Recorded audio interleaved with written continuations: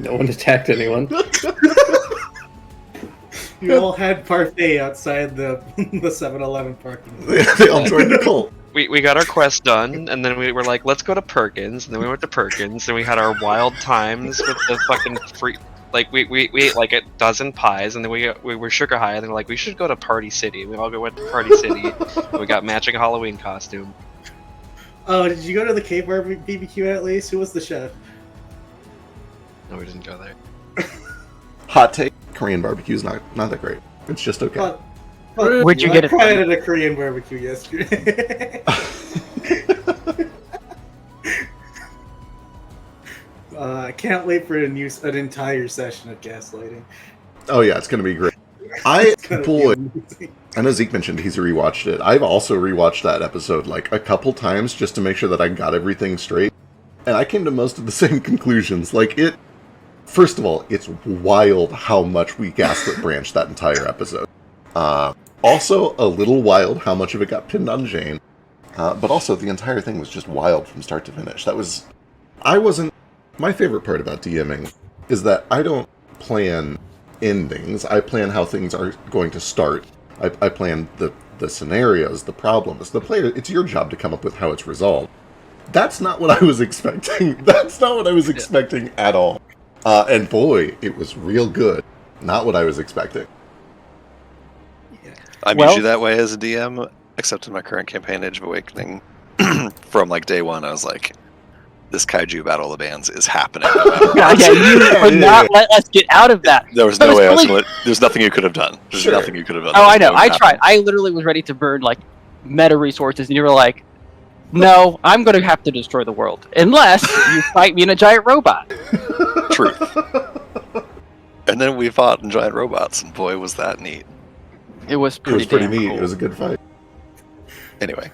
Hello, welcome to Wildfolk. When I did it, everyone said it was stupid. Did anyone say it was stupid?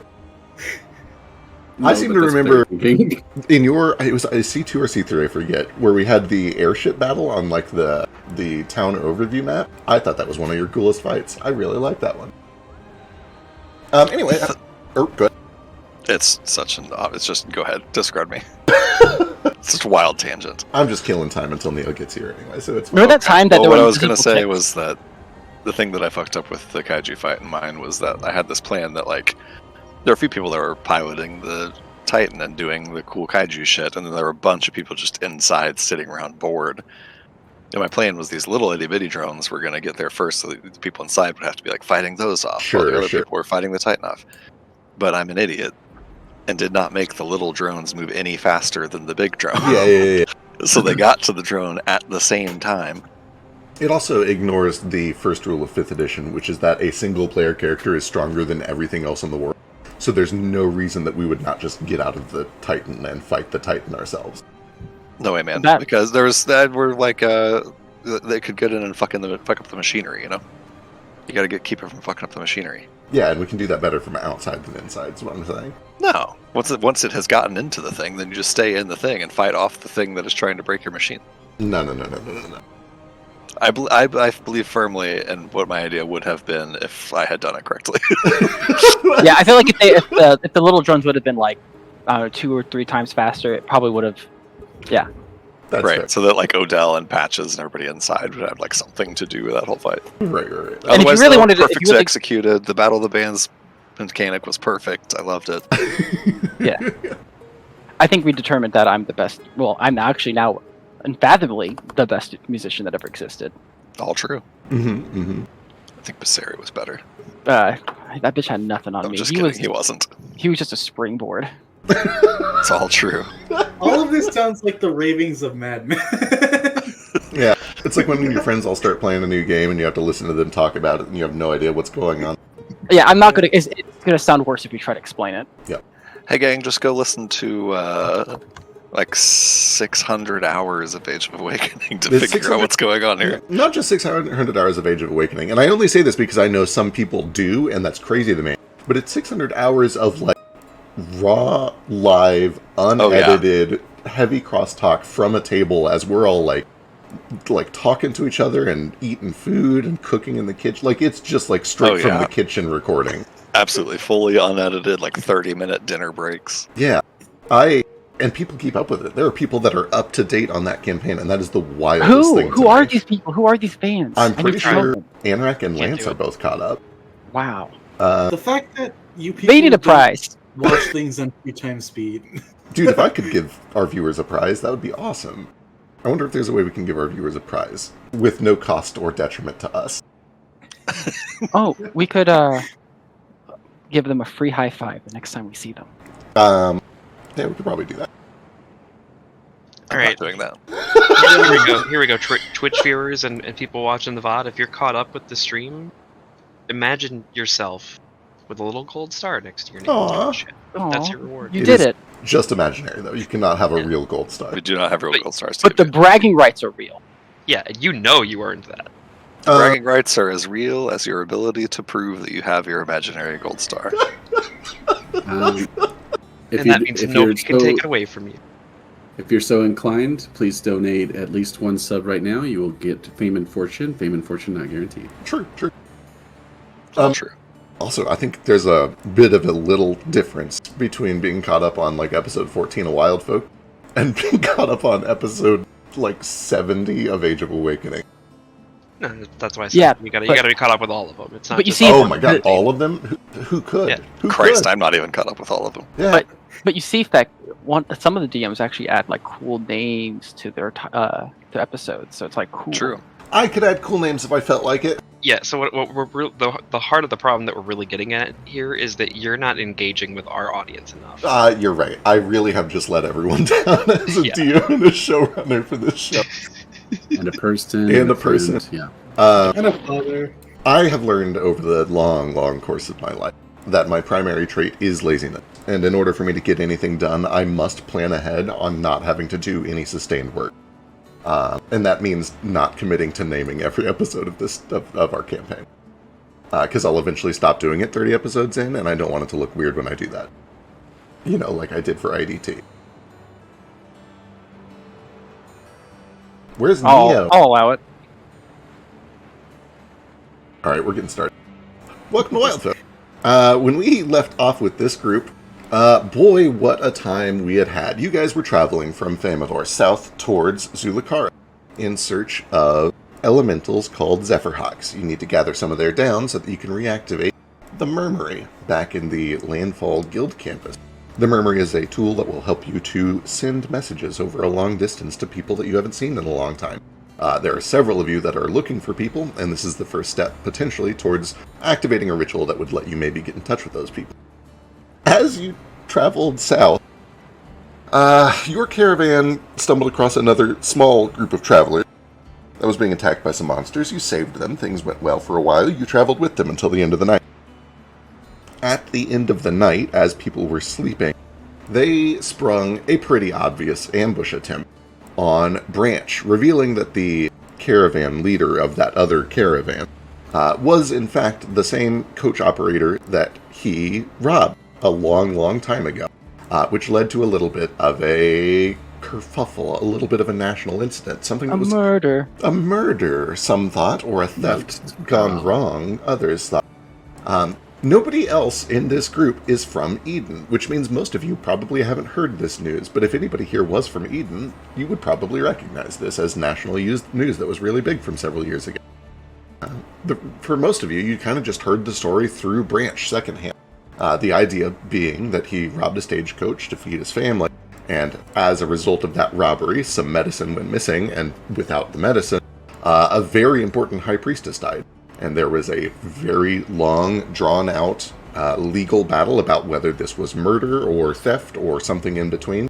And ultimately, through what was arguably an act of God, it was decided that he was only a thief and not a murderer. They took his arm and sentenced him to 7 years of service for the church.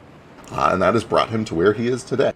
But the coach, the stagecoach operator that he robbed, revealed that he had also suffered a lot of negative consequences as a result of all of this, and having lost a lot of his family, saw nothing better to do than to get some revenge now that fate had delivered Branch back in front of him.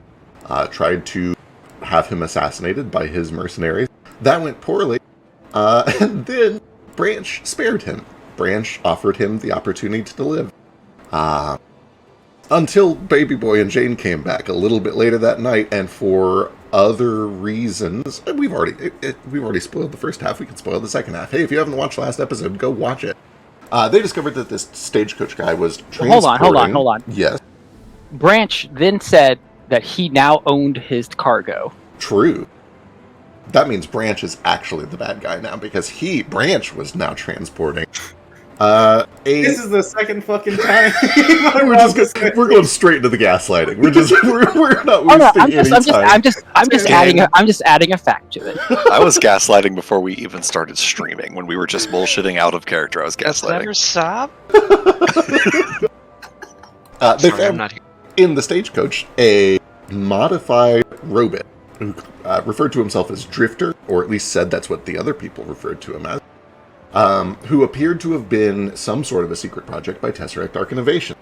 This freaked Jane out, who was like, these guys know things they shouldn't know. Tesseract is going to be after us now. We got to kill him. So they went back to the cave. Jane hesitated, and when Jane hesitated, Baby Boy pulled the trigger.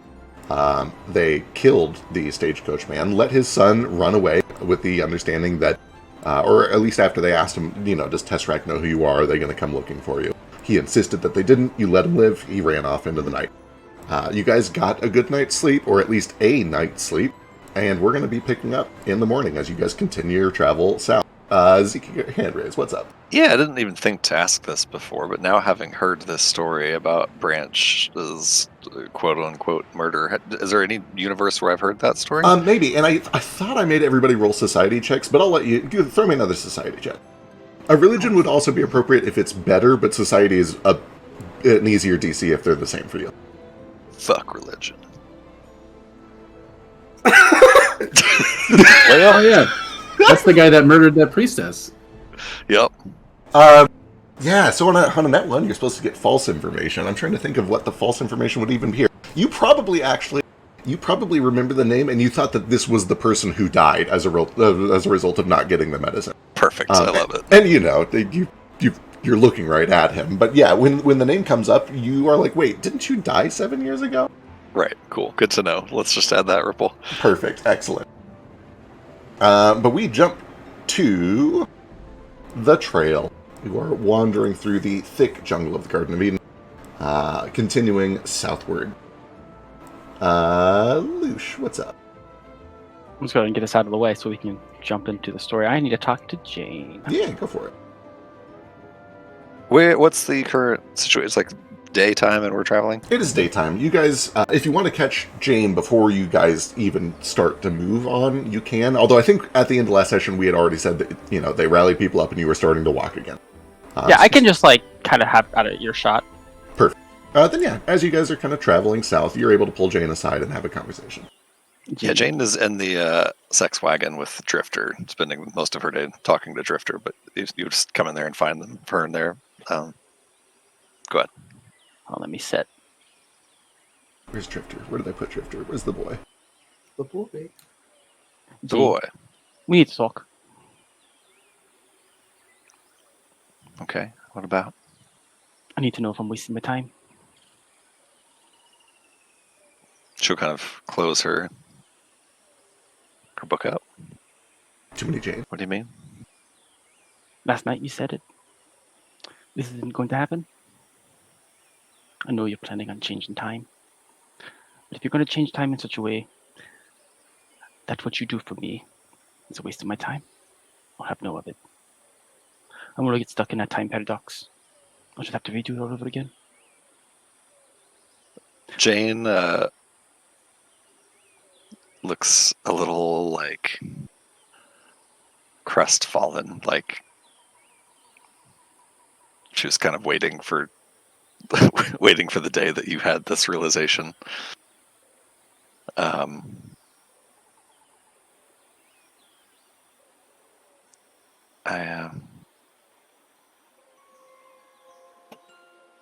you've been kind to me, and I don't see any point in lying to you.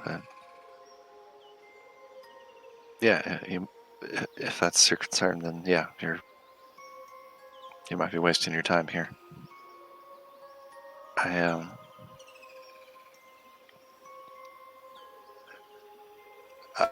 I'm not gonna be here. This is not my life. This is... She has like, her eyes kind of start to water, and she looks like she didn't sleep very well last night, and she gets her bag out and rifles around in it, and from the very bottom of it pulls out a little pouch filled with red sand that you gave to her and gestures it in your direction. Says, I still don't know what you even wanted me to do with this, or... But you're not wrong. I won't be here to do it for you.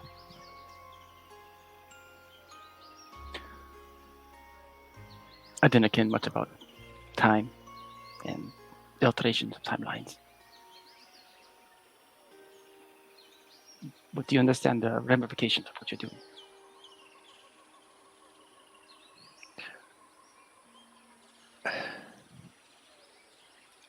All that I understand is that there is so much more that we don't know than what we do. And I have to believe that somewhere in all that unknown is what I'm looking for. Speak plainly, Jane. Do you? I'm saying that I intend to undo everything that...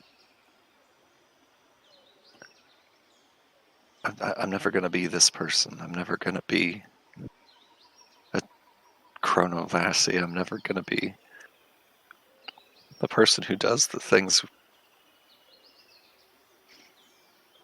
that we just did.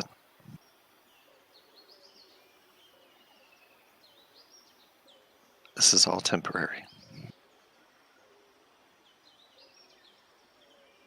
And I don't know what happens when I turn things back. I don't know if you'll get to keep whatever answers I can get you, but that's the truth of it. I just don't know. Kind of like... Sorry. Good. I still want to see your home. I still want to know what this is. And she gestures again at the bag of sand. I think that if the sands of time are this incredible relic of chronomancy, then they might have answers that I need, but I won't lie to you. This could all be undone. I will say that if what you need is an arcanist who is willing to dabble in this kind of time magic, there ain't that many people, or many reasons why people mess with time. He holds a hand up and gently pushes the sands back to you. This was a down payment. I don't expect to take it back.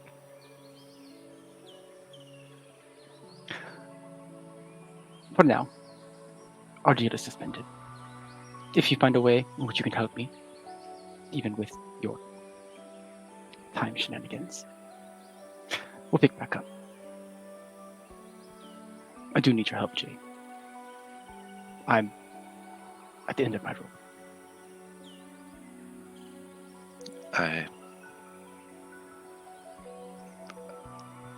wish you would tell me what you needed.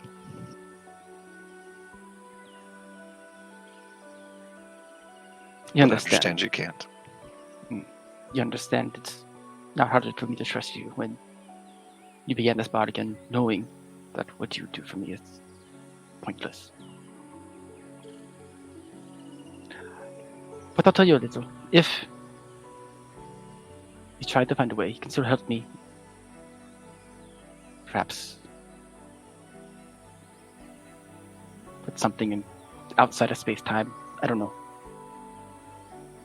She nods, as if there is a way for me to help you that doesn't compromise what I have to do, then I will.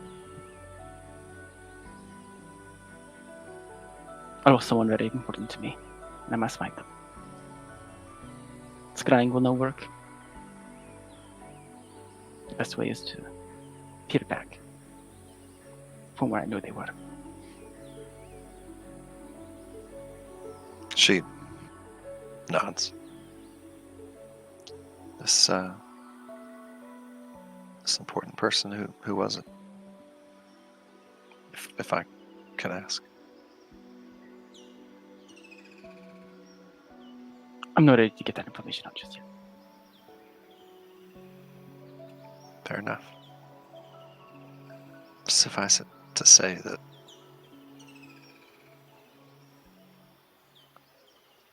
I need to get back somebody that I lost to, and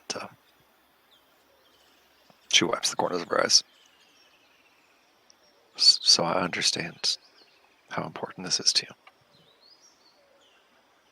Again, you were. It's the only reason why no one really fucks with time, you know?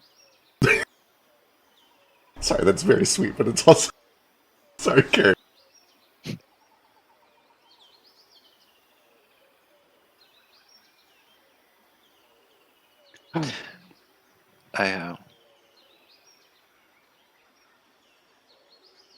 There's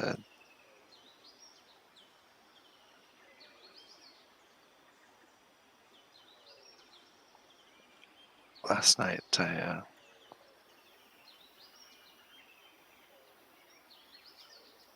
sorry to have made you a part of all that.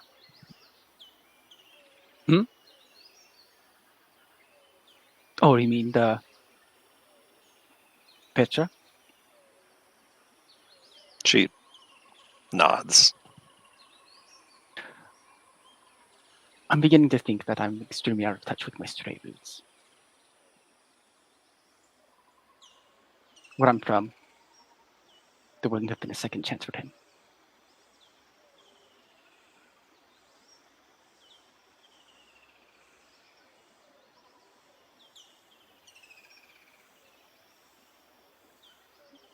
I'm thinking I may need to work harder at blending in more.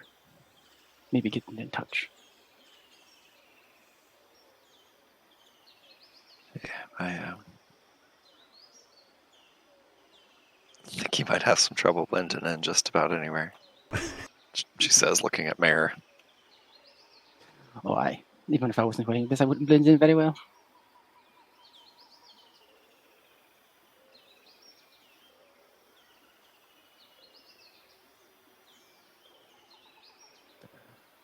I must say, without too long suspension, I must rescind my guard.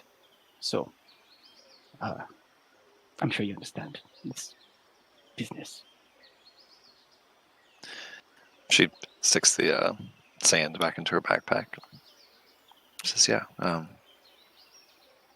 I don't consider you in any kind of debt to me, any obligation to take care of me. I can take care of myself.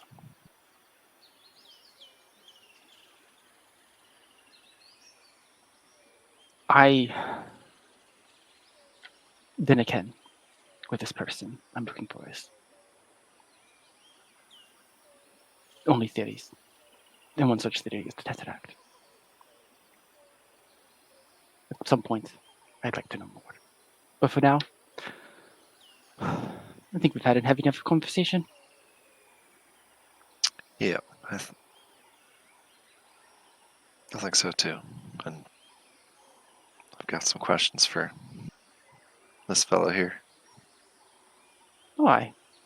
And like gives you like a slight bump to the shoulder. Chin up.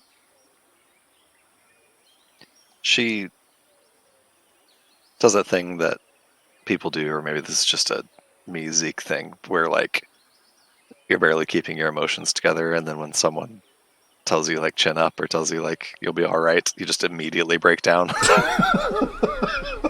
She starts like sobbing, probably almost like involuntarily, like leans her head into your giant ass furry chest. He'll like put his arms around you, kind of give you a pat. Like he does try to comfort you. Baby boy, no perception check required, kind of rolling off of this conversation and your check from last night. It's very clear to Baby Boy, even as detached as he is, even as aloof and from another world that he is, you recognized the hesitation on Jane yesterday, or last night, I should say, early this morning. It's very clear to you now in the light of day that that hesitation was not uncertainty. It was Jane is not comfortable with the ramifications of what Jane believes to be true. Oh yeah, I figured it was more like not. It was more of a. Does she want the weight of murder on her shoulders? Can Right. she handle that? That is. Well, I picked that up. Don't worry about that. Okay, all right, cool. That is definitely the vibe that Baby Boy's picked up. Meanwhile, while that extremely heavy conversation is going on, two people in this party had a wonderful time last night. Fetch and Sketch. As the day goes on, you are continuing to kind of serve as the guides, the survivalists, the de facto leaders of this caravan. There is a caravan master who's been in charge of things, but he has largely deferred to your advice and the advice of the four other cheeky people that you've been traveling with, as you choose routes that are safe and that are going to be a little easier for the carts to not get stuck in, a little bit less traveled by monsters. And as that entire conversation, as the day is going on, Afoma does kind of look over to the two of you, and she asks, "So you two, you're twins, you're Banamapasi. You must have. What did you do back home? They must have put you up for something special. Do you know who your parents are?" We do. They got taken as prisoners of war at the same time I did, so we really weren't assigned anything yet. No, we. Unfortunately, our village didn't survive long enough for that to happen. Yeah. You were in training, at least, though. You both seem to have some magic. Certainly. Of course, yeah. I have to admit, I'm a little envious. Is it everything that it's cracked up to be? What, spellcasting? Well, the spellcasting, sure, but I can do a little of that. But the... Again, I want to be very careful here. I don't want to come across as too jealous. Does it come easier? The magic? The magic, Spirit? but also the emphasis, the recognition. Were you treated differently? I have known you for a night, and I look up to both of you already, as I assume that you've been dealing with that your entire lives. Oh, I see. They want to know, who am I speaking with? Is it a she or he? She. This is Ufoma, the tigress. That's right. Oh, cute. She wants us to know what it's like to live a privileged upbringing, but I don't think we had a privileged upbringing. Maybe we did. I guess it depends. That's definitely the impression you're getting, is she seems to believe that you did. That said, our upbringing was not quite as privileged as the upbringing of even an average child who lived on the back of that great beast.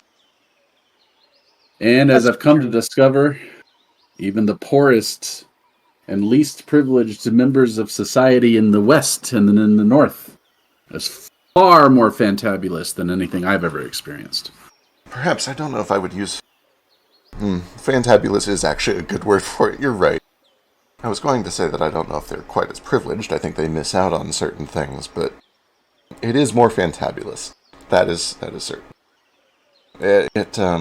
I'm sorry that things broke down before you were able to really, I guess, spread your wings. How long ago was it? How long have you been alone? 2 years, has it been? Give or Yeah, take 2 years about. But Yep. Well, you won't be the only ones. Maybe when we get there, you'll find others. There was, it's an epidemic. It's a national crisis. We've lost so many people in the past decade. I think And not to put even more weight on your shoulders, but I think a lot of people are expecting people like you to maybe be the answer to that. I don't think there is an answer to that. Really?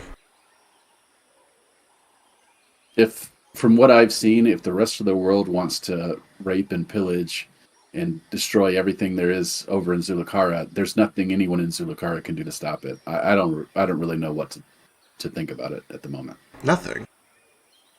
Nothing at all.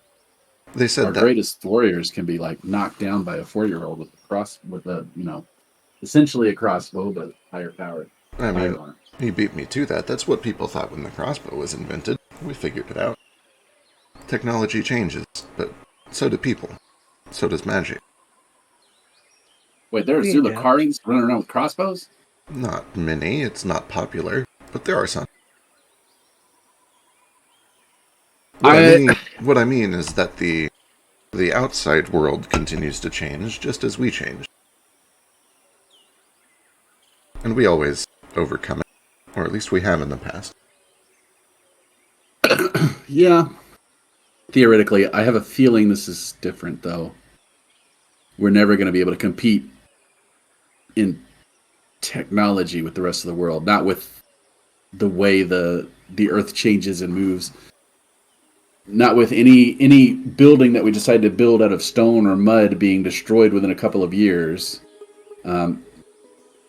Until there's a way to control the Earth, there's no way to establish industry in Zulukara.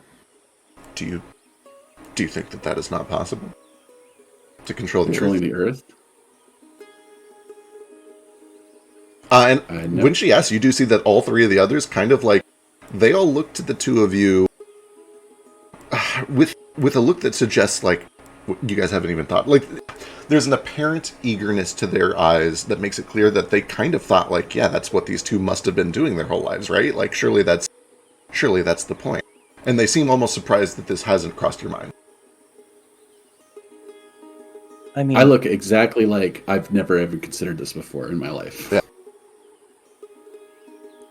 the last 2 years have changed my mind a lot. I mean, Surely being out there and seeing how things change, I don't see why we can't. Surely if it was possible, somebody would have done it by now, right? I mean, people have certainly tried, but I mean, is the same not true of these firearms? It has been possible this whole time. They're only just now figuring it out. That may be somebody's destiny. I don't know necessarily it's my destiny. Maybe it is. I have to pray on this. I think it might be our destiny. Why else are we here? I mean, if it wasn't our destiny, I would still be back at the circus or dead. We wouldn't have found each other.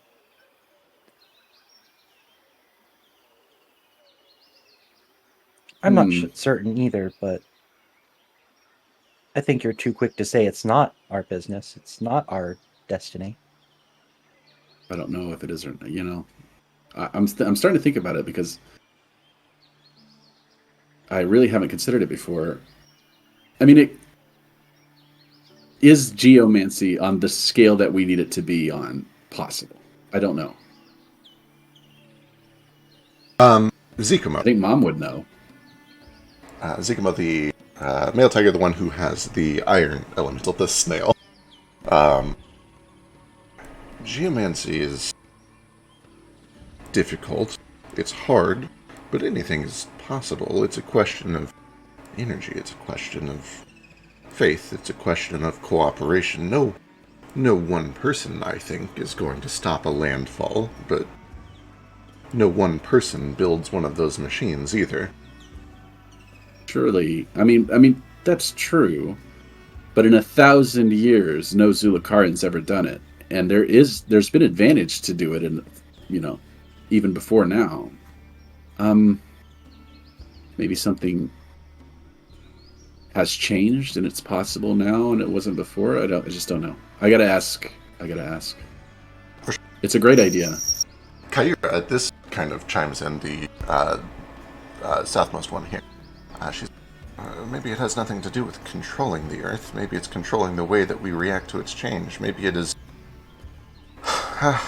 When we invented the boat, we didn't control the water.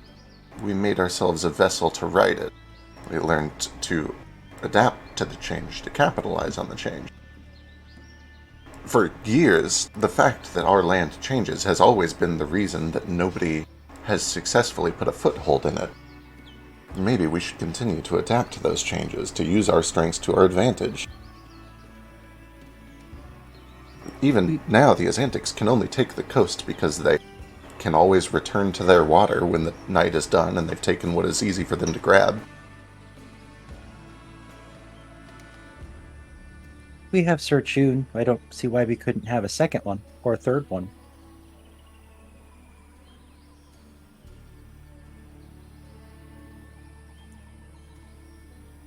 That sort of rides the Earth, That's does it not? What's the origin of Sertune?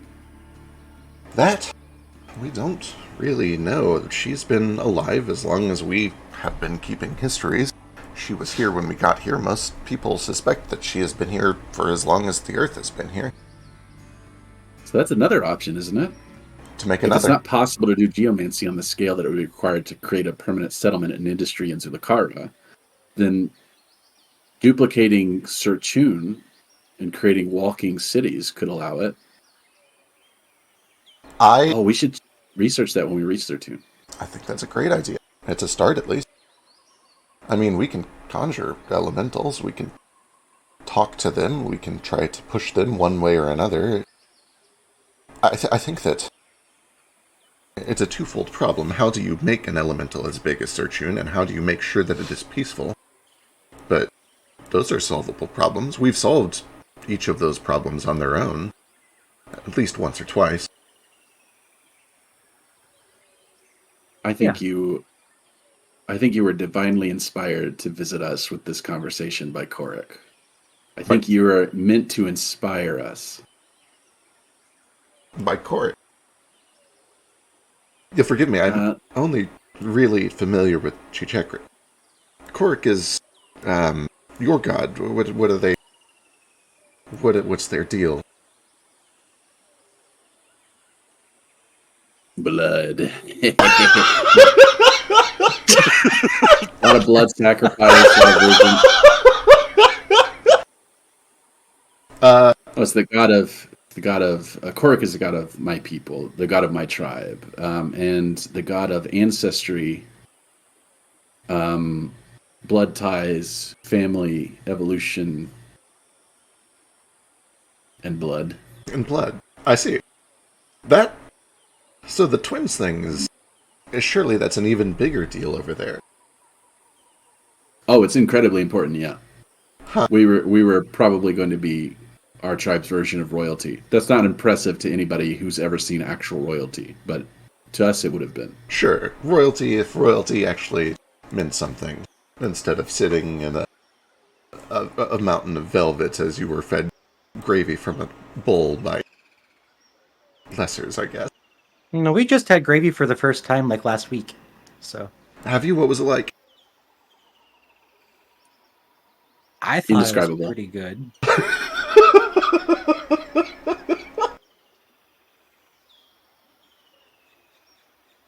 It's like water, but instead of being boring to drink, it tastes like meat. Meat water. It's like meat water. Thick meat water. Sounds delicious. I can't think of a more appetizing phrase. It's more like meat gruel, isn't it? Oh boy. Ew. Yuck. As all of this is going on, Brand, you've had a hell of a night. Poor Branch. What is Branch Poor doing Branch. as you have kind of caught a little time to yourself? Sort of just either walking or riding on the back of this cart. What's going through Branch's mind? What's Branch up to right now?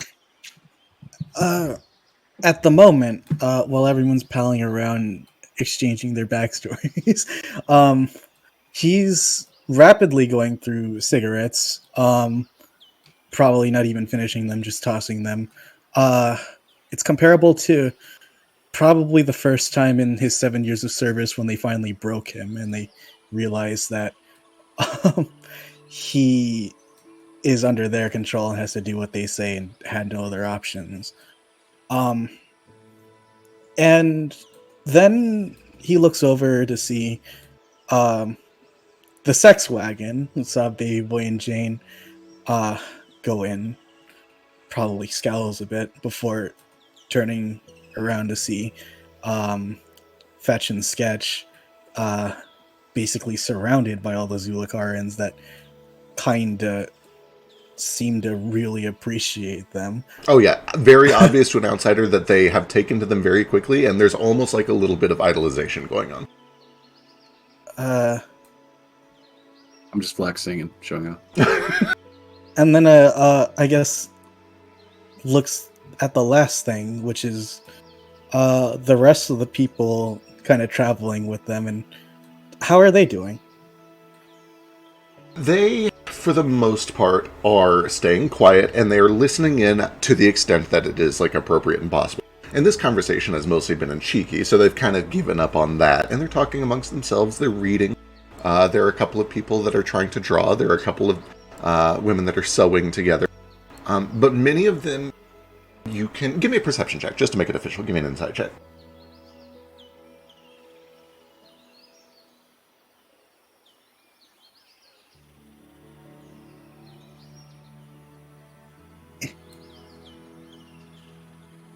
They're scared. They are terrified. They are going on what is, for most of them, the most dangerous journey that they've gone on in their lives. Most of them are doing so out of necessity or out of a desperate clinging to hope that maybe there's something better for them waiting outside of this garden. Most of them know they're going to a desert that is full of undead, that is only marginally more safe than their home. And most of them were looking up to all of you as guardians, as people who were capable, as adventurers, people who are more able to deal with the dangers of what lurks in these trees all around you. And they've seen you fight, and they have been impressed by that.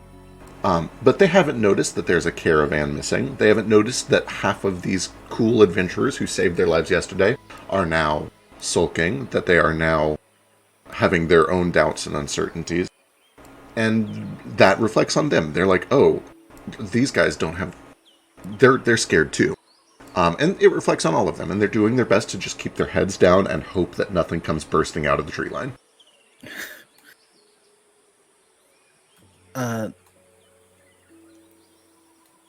Well, the first thing Branch does is just mutter under his breath, fuck it.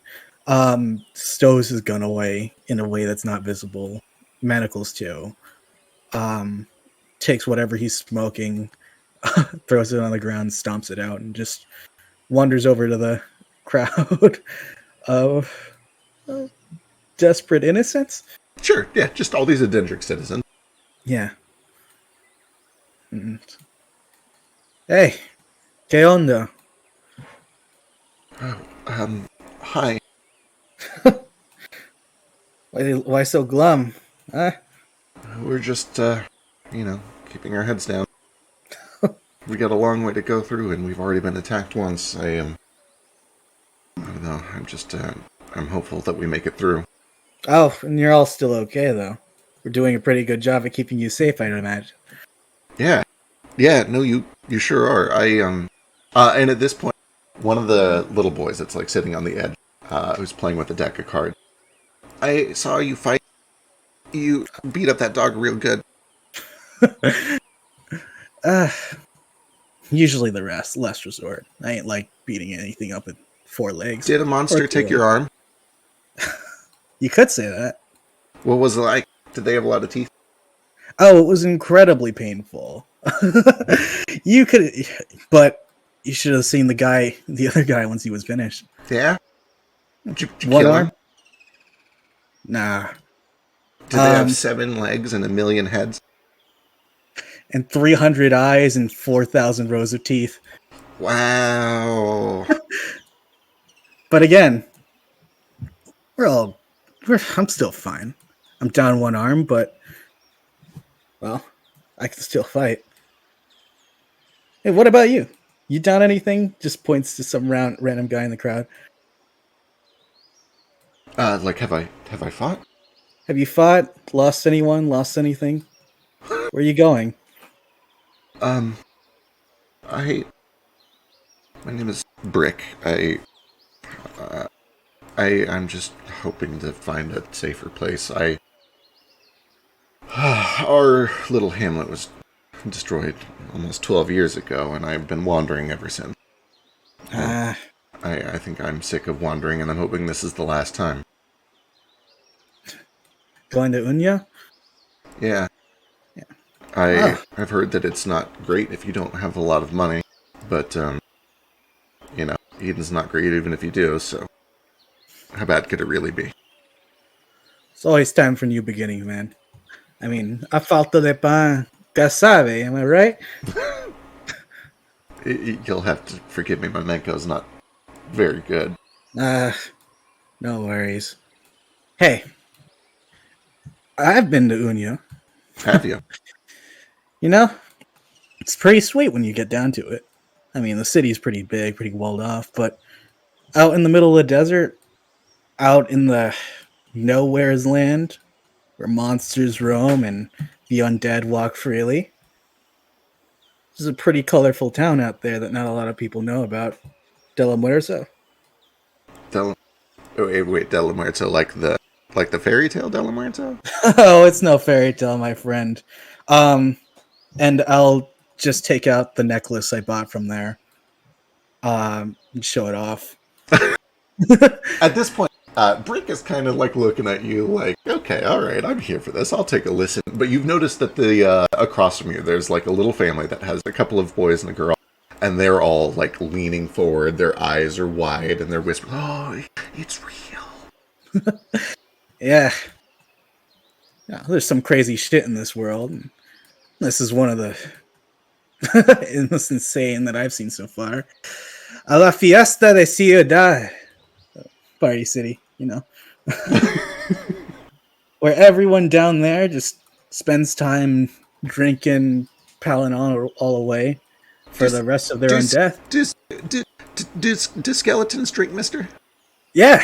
Oh, they love it. It pours down their ribs and and onto their shoes and all that. I'm going to use 2 spears, 1 in each arm. That's more than I could ever hold. But can you... Come on, why don't we see what you got? You got both arms. No way you can't take me, right? Now it's his turn to gaslight. This boy looks up to his mom, and the mom looks to you like, are you going to hurt my 6-year-old son? I'll give her a wink. Okay. He's gonna steal that arm. The mom kind of looks down at the boy and says, well, you're going to need your sword. And he, like, excitedly runs over to a little duffel bag and starts to fish out a little wooden sword. It's not a sword, Mom, it's a spear. And you can see that he has, like, whittled down the tip of it, so it's essentially just a pointy stick. And he'll go over and he'll, like, pretend to fight you for a while. Yeah. And I'll do some, like, light trips and, like, you gotta move like water and shit like that. Like, pretend I'm about to get hit, and then when we're about to wrap up, I'll, like, pretend that he got me and like collapse to the ground in a kind of childhood performance kind of way. But yeah. This is so wholesome. This is the wholesomest shit. Like, this is actually way more Rich has just wholesome gone than I through was some expecting. trauma. Rich has just gone through some trauma. He's like, I just need to. Yeah, this is good for Branch. Can I make a performance check? Absolutely, please. Credit, so he thinks that you're actually dead. Hell yeah. Well, It's a little iffy, but it's good enough to, you're not doing anything crazy impressive, but you don't, like, hurt the kid or anything like that. You have a totally normal time pretending to play fight with this 6-year-old. Yeah. All right. Is the general vibe, like, everyone's a bit better now that, or, like, how do they feel? You can definitely tell that a lot of people are feeling a little more comfortable knowing that, things are okay, that you're still paying attention to business, and you're not letting whatever happened last night. They don't know what happened, but they assume it couldn't have been good because people are missing. But it's a relief to see that you're still a person. You're still looking out for them, and the mood has definitely improved a little bit. Okay. I guess I'll just pat the kid on the head and like, gonna be a fine warrior one day. That's really where you want to go now. Maybe an explorer. Yeah. Wouldn't recommend a cop though. No, Not cop, guard though. And no, I'll of send course him not. I'm not going to be a guard. I'm a good guy. that a boy. I'll send him back and just blanket announcement to like everyone like, hey, come on, we're here for you if you've got any trouble. Come on, you can talk to me if anything goes down weird. But I'm gonna take a bit of a rest for now. Later. And if I guess we have the time still on sketch. I will actually catch you real quick before you go over and talk to Scout.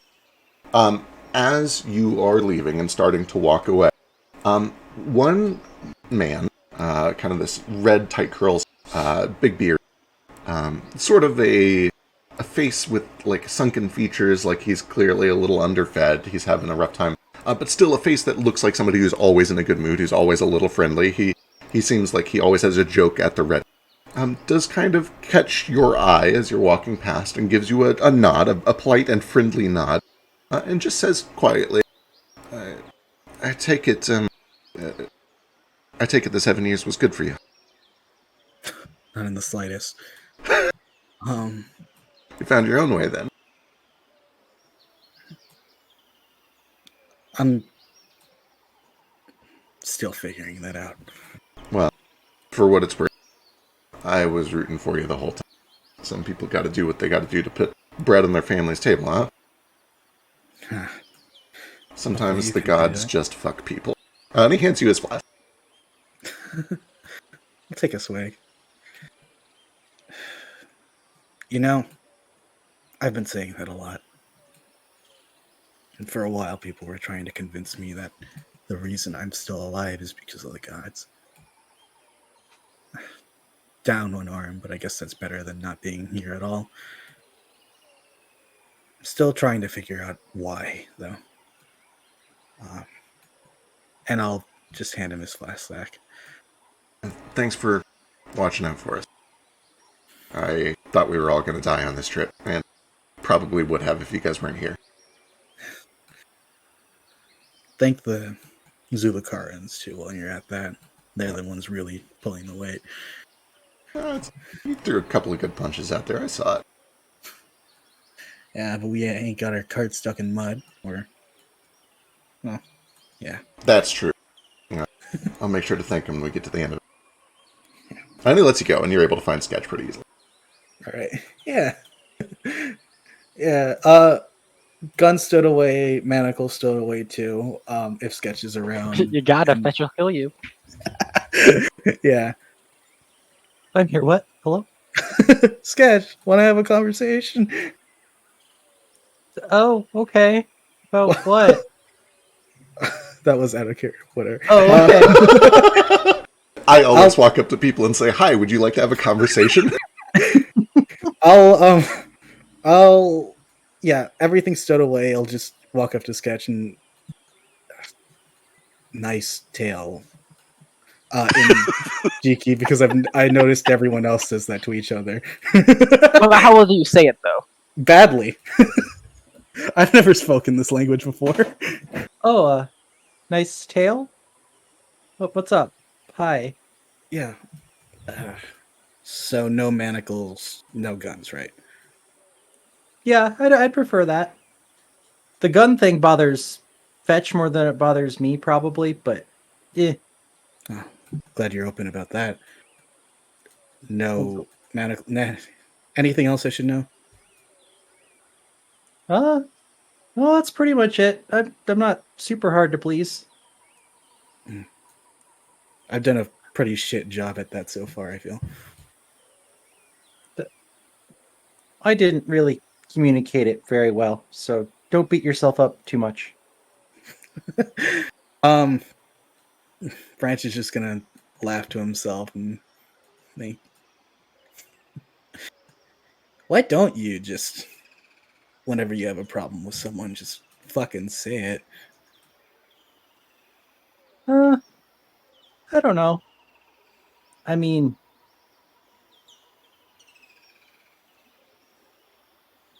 it might just be the whole previous employment thing. If I complained there, I kind of just the complaints fell on deaf ears, and after a while, you just kind of give up. I know the I, feeling all too well. yeah, if you've seen the weird outfit that I have with me, I didn't want to wear that. I tried to talk him out of it. The only reason I wore it is because it's kind of cute, even though it's a little racist. I guess that's as good as an excuse as any. Yeah, I mean, if I was going to have to wear it anyway. Hey, listen. 7 years ago, when I first got my arm cut off, they kind of didn't give a shit. They gave me time to recover, time to learn how to walk without feeling pain, all that. But I was crying and screaming the entire time, telling them they could fuck off or um, let me go and all that. That sounds like you. You don't seem to hold back very much. I appreciate that sometimes. And you weren't like that? Do I seem like that kind of person? Nah. Honestly, No. more often than not, I see your brother talking for you. Yeah, that might be another reason I don't speak up very much. He does a lot of the talking, or he did. Was it the cat afterwards? Well, no. At that point, I was talking for myself, but I don't know how to tell Fetch that I can. I'm younger just by a little bit, so he's always been the older brother for me. All right. Well, I got a younger sister. Oh yeah? Little Amana. One day, she got tired of me ordering her around. Called back to a little story I used to read to her to try and get her to sleep. About some fucking monsters overthrowing the government or whatever. I don't know what that was all about, but once I told her we were going on a job and stealing some stuff while I was doing a performance. She'd done that up quite a bit, and childlike innocence kind of is really good at covering up ill intent, you know? Well, I could see that. she got kind of sick of it one day and just lashed out at me. Screamed until her voice went hoarse, and I never really wanted to tell her what to do again. That's fair. I don't know if I'd want to yell at him, but I should probably say something. It's like with the manacles. You didn't really know until I told you, so. When I was younger, I guess mom would just tend to pick up on things. And, mom's not going to do that forever, / right now. You know where she is? The general direction. She's, that way. That's why I'm here. We're trying to figure out where she's at. I wish you all the luck in that. Thanks. You smoke? Certain things. What about this? If somebody answers the question, do you smoke with what? They've already answered the question. Yeah.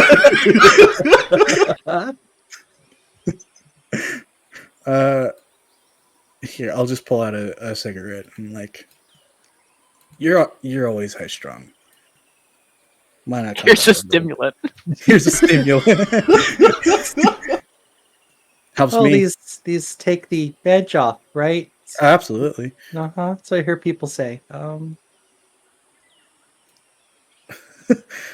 second, I'm rolling so I can make a decision. I'll try a little bit, but I don't want to take a whole one. Suit yourself. and I'll pass him the Zaza. Amazing. Um, I'm tipping my hand here. I don't know if tobacco is an upper or a downer. I assume it's an upper. it's Pretty sure it's a controlled stimulant. breathing mostly.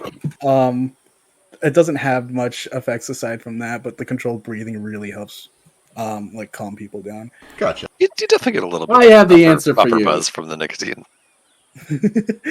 Yeah. It's the nicotine. It's a stimulant. It wires you up. It makes you more anxious. However, if you are in withdrawal from nicotine, you're already addicted, and you're starting to feel that withdrawal because you haven't had one in 4 hours. Now you start to feel nervous, and smoking one relaxes you. That's why it's Okay. So you get a little of both vibe. That makes sense. Yeah. It gives you anxiety that you can then get rid of to feel better. right. Oh, it's like when I drink But a if Monster you- because I haven't had one in a little bit. If you're not addicted to nicotine, it's not going to calm you down. Right. Okay. Right, absolutely. That makes sense. So Branch is just addicted to nicotine. Yeah, spoilers. Anybody who smokes is addicted to nicotine. That's the whole point That's of nicotine. the whole point. All right. Hey kids, don't smoke nicotine. Don't be like Branch. Oh, I didn't realize we were living in an autocracy here. Yeah, geez. Liberals. Ugh.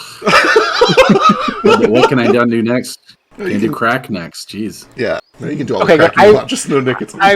I kind of just pulled a government name signing out. I'm glad that it actually fit with what I actually wanted. Yeah. I'll give Sketch half a cigarette. Oh, Sketch is gonna get through one puff and hand it back. Oh, Amazing. that's something. Here, I'm okay though. I'm gonna actually smoke something else in a little bit, so I don't want to get too much fire in my lungs. And yeah, Oh. You gonna share that? well, it's not mine to share, but we could probably ask. I mean, you've had a pretty rough day yesterday. Thoko kind of looks over, and then Cheeky is like, "We have a lot. We could."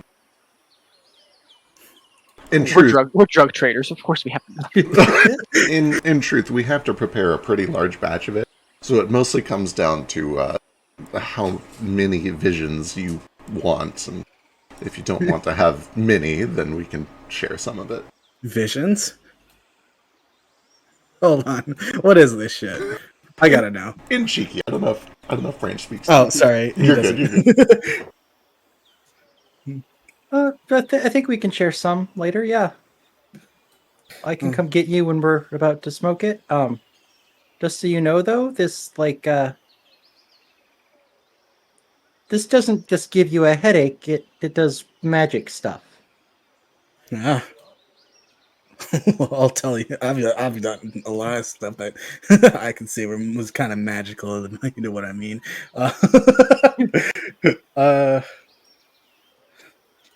Yeah. But not like magic, like marijuana magic, like actual magic. Not Mary Jane magic. No. No. All right.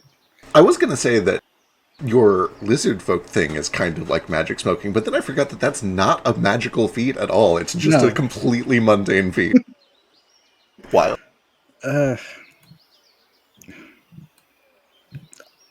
Thank you for not leading me to die in a cave last night, by the way. Yeah, just because I'm mad at you doesn't mean I'm gonna leave you in a cave to die. It's a little extreme. Everyone else thought the opposite this morning. Oh, Not for me, for the other bastard.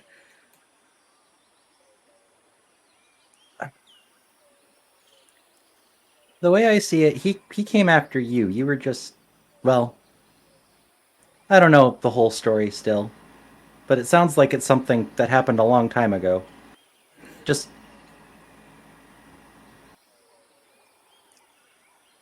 be careful about what you do, because you never know what'll happen in 5 years. Yeah. Good luck finding your mom. Thanks. I hope I do. I'll come Hello. get you for the does it carrot weed? Is that what it's called? Carrot.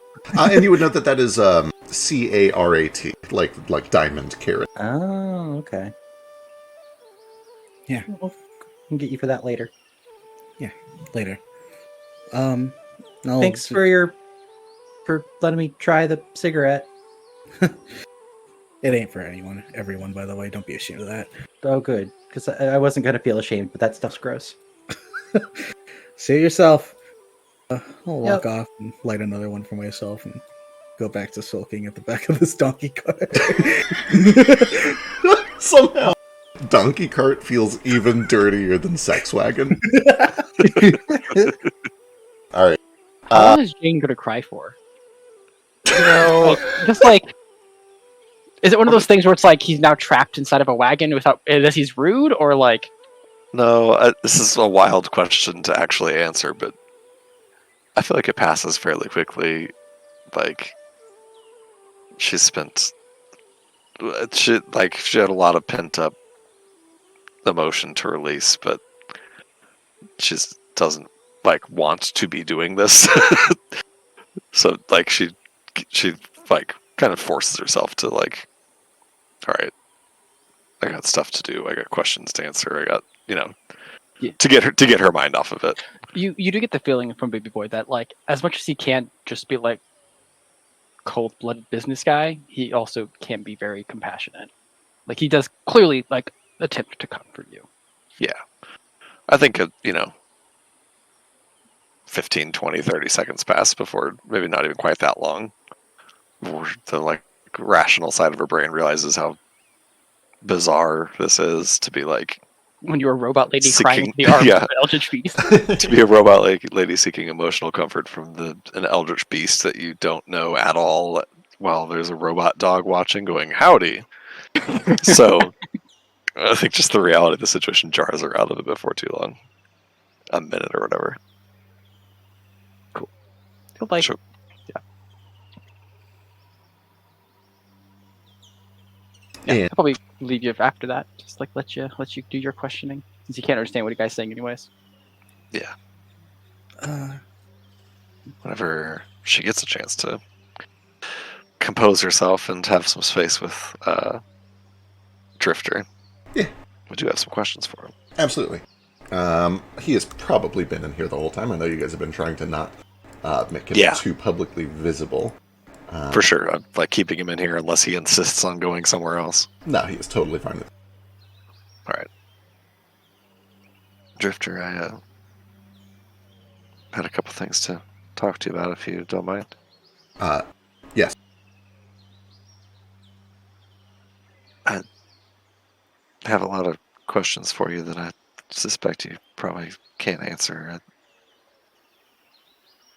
Last time, when we talked last night, you said that Drifter was your name because it's what they call you. Who is they in that statement? I do not know. They were mostly human. Do you remember anything? Can you tell me anything about what you remember about them? There were maybe 6 or 7 voices. Silhouettes seen through glass. Dark, I suspect intentionally dark. They would speak of me as if I had failed. They said that I failed to accomplish what they were hoping to accomplish. I deduced that they were trying to make me suitable for some purpose that I was no longer suitable for, and I inferred from their conversation that I had drifted from whatever values they attempted to instill in me. They called me Drifter or a Drifter, and I went to sleep. I woke up in the cart. I suppose you don't remember how long ago this was. I do not know. Alright, then. She just writes down a few notes in her book. I think that one question kind of answered most of the questions I have. Well, I guess one more thing. She'll rifle around in her backpack and pull out her healer's kit that has the Tesseract logo sort of emblazoned on it. Have you ever seen this symbol before anywhere that you remember? I have seen it on a number of magical devices within this cart. And looking around, you can see, like, the wheels are enchanted to be a little more rigid. I'm sorry. Oh, yeah, okay, yeah, this is the sex wagon. It is etched into the corner of the glass there, and you do see there's a very small, almost microscopic etching. I have seen it on a number of your supplies. I have seen it on a number of things carried by the other people in this caravan. I infer from your question that you're asking if I've seen it by the other people in my memory. I did not see it. Okay, yep, that's mostly what I meant. I guess the other question I have for you is more about your behavior, your programming. We're headed into some dangerous territory, and I know that you are adamant that we do not harm and we do not kill. If we are attacked by something or someone, are you going to prevent us from defending ourselves? Subdual and defense are important methods for preventing violence. I subdued your friend when he killed that man. I attempted to subdue you when you finished the job. Say that we're attacked by a beast, an animal, some sort of creature, and we aren't able to scare it away or subdue it or chase it away, and we have to kill it to defend ourselves. Would you stop us from doing that? It is difficult for me to imagine a scenario where the only solution is to kill.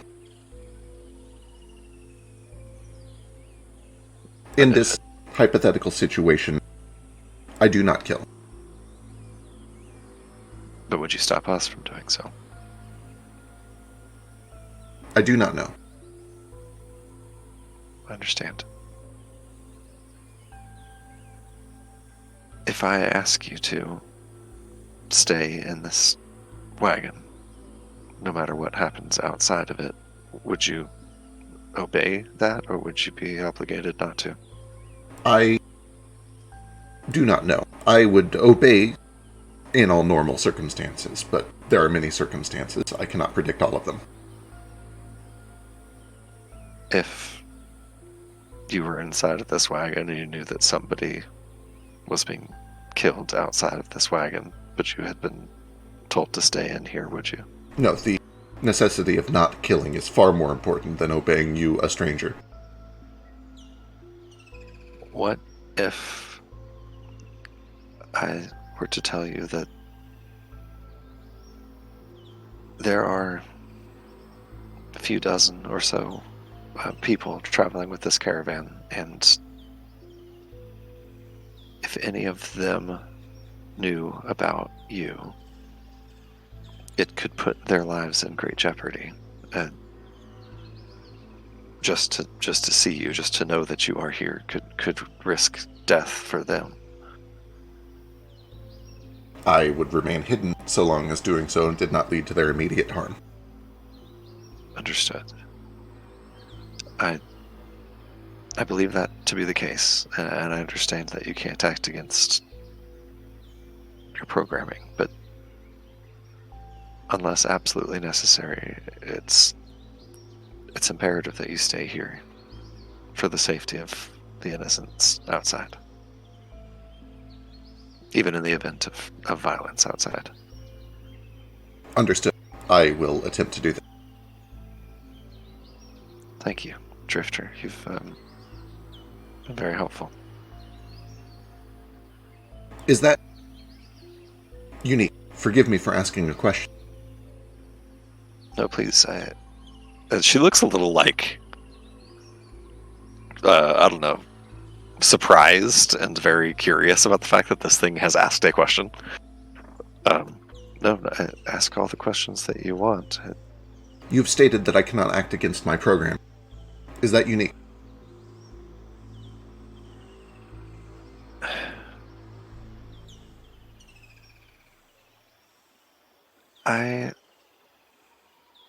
Well, I guess first, do I know the answer to that question? Like, is it unique?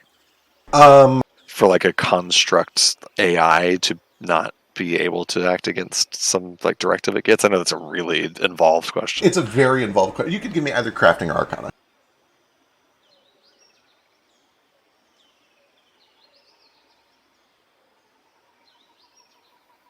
Uh, 18 is good enough to understand that there is a wide range. A calculator cannot act against its programmer.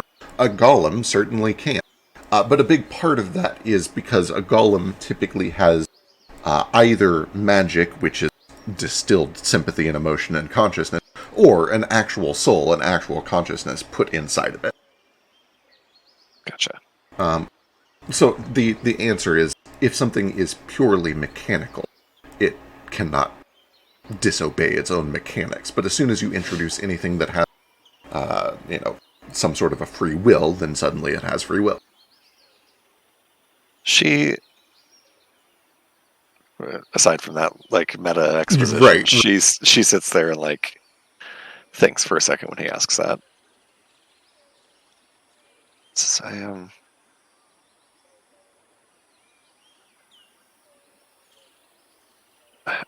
honestly can't say. There are some very simple creatures that can't act against their own survival instincts. Insects and the like are hardly more than automated processes. And then there's people, which in some cases act against their directives more often than they follow them. I don't know where you are on that spectrum. I don't know exactly what you are, how you work. I think the fact that you wonder, the fact that it interests you whether or not your behavior is normal, the fact that you feel some sort of remorse that you've expressed for not meeting your directives, I think that says that you are more person than insect. I see. Thank you. Sure. Thank you. She'll eventually sort of wipe the corners of her eyes from still having a little bit of stain on there from Baby Boy, and then make her way out of the cart to get some fresh air. Are you implying that you got a stain from me? Well, just like the black dye that makes your fursuit all black. No, I meant tear stains. Gotcha. I know, I was just being facetious. I'm a very clean boy. Branch, what's up? I guess when Jane finally exits the cart, and her and Baby Boy, if Baby Boy interposes, show up. I guess it's finally time to confront. And I'll just walk up to Jane, be like, "Hey, congrats, by the way." What's that? Got away with murder. I couldn't do that.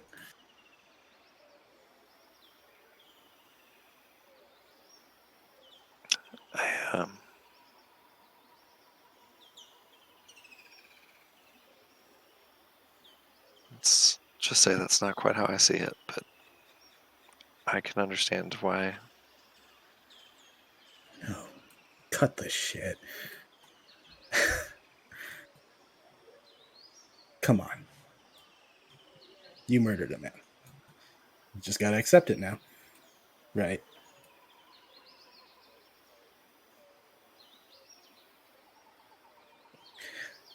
I've been thinking a bit. You're the one who said that knowing what would happen, knowing what they knew, knowing what was in that cart, and I'll give a glance to the sex wagon, knowing all of that, could put us in grave danger, right? I'm sure that's the idea. Not that specifically, but Mhm. So what else are you doing to keep us out of it? out of danger, you mean? Yeah.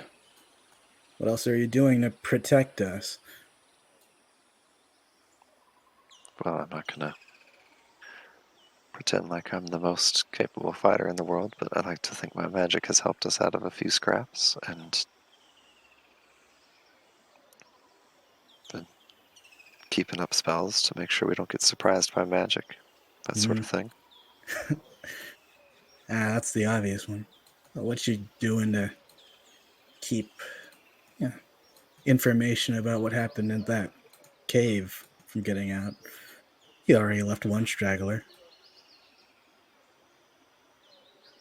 She careful to make sure that it's just you and her that hear this. Says, I think that you and I already both saw what I'm doing to keep us safe from this information. Oh, I don't think you're doing enough then. Because if any of us gets back to me, I won't hesitate to rat you out to whoever you're afraid of if it keeps my fucking ass safe. You know, I don't even think Petra knew your name. Or Baby Boys or Thatcher Sketches or literally anyone else in this fucking caravan group. He only knew Bradley Chursall. And we're going off on an adventure to try and communicate remotely to some people we can't see. What's stopping the two assassins? They seem pretty capable from talking about a contract, sending that message to someone else with my name on it. What's stopping whoever you're afraid of? Before we killed them, of course. And what's stopping that from getting back to whatever you're afraid of?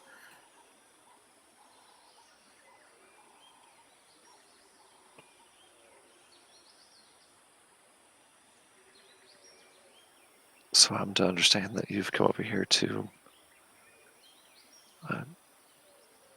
try to make me feel bad for what I did, and then also tell me that I didn't do enough. Is that right? I'm over here to make you understand the stakes about what you did. You got away with murder for a bit. Maybe you can handle the rest.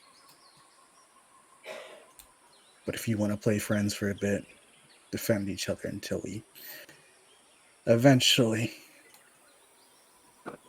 have to cross swords again. By all means. Let's pretend we're friends until we're not anymore.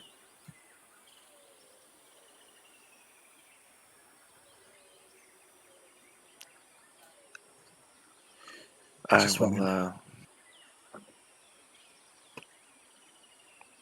pass on the whole pretend and we're friends thing, but I will do my best to keep you safe.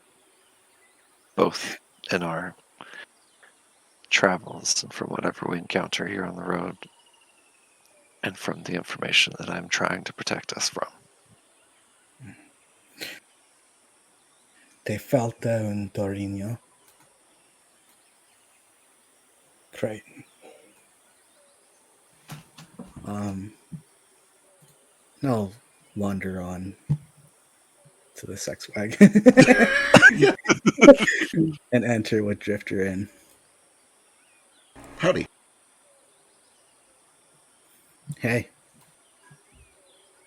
What did she tell you? She told me that it might be unsafe for me to be seen by the others, so I am to remain inside. She told me that it is possible for many things to disobey their programming. Programming? Yes. You're a dog. I don't know what programming means in that sense. It is my understanding, from what I've inferred, that I am not quite a dog.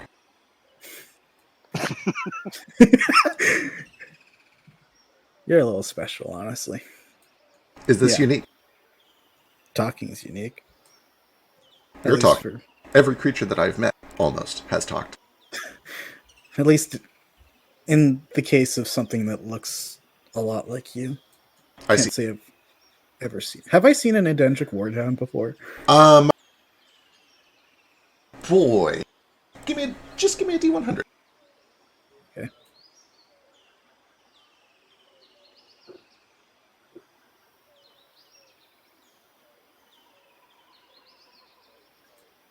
You certainly would never have seen one like in Famador. They are enemies of the state. You are at war. If they were there, they would be either prisoners of war or, like, killed on sight. Where you may have seen one briefly is while you were on a mission over to the west, kind of into either Patakak or maybe down south in Nuixi. It's possible that you would have seen one in a place that is more neutral territory, and you would have kept your distance. It would not have been a friendly encounter. It would have been sort of like an on-the-road, just ships in the night, let's not start shit, don't get close to each other, like, you certainly would not have interacted with one. All right. Can't say I've seen many of you around, but people are usually afraid of you. You're kind, I guess. I don't know what else to call it. My kind. Other robots, machines like you. I see. Why are they afraid? They like to weapons. They're weapons usually hurt Weapon? people. You're not a weapon though. You ain't hurt anyone yet. I do not At kill. least anyone who don't deserve it. I have weapons. These are quite sharp. I am heavy. The mass of my body could be used as a weapon. But you ain't using it.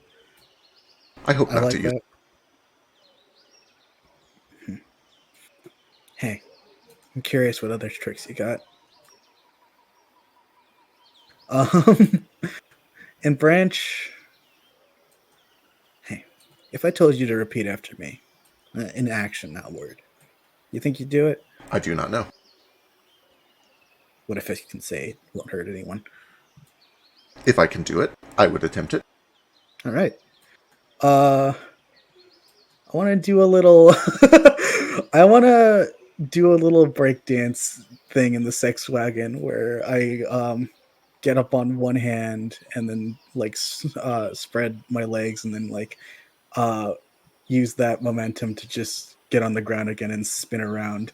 Give me a performance check. And I want, yeah.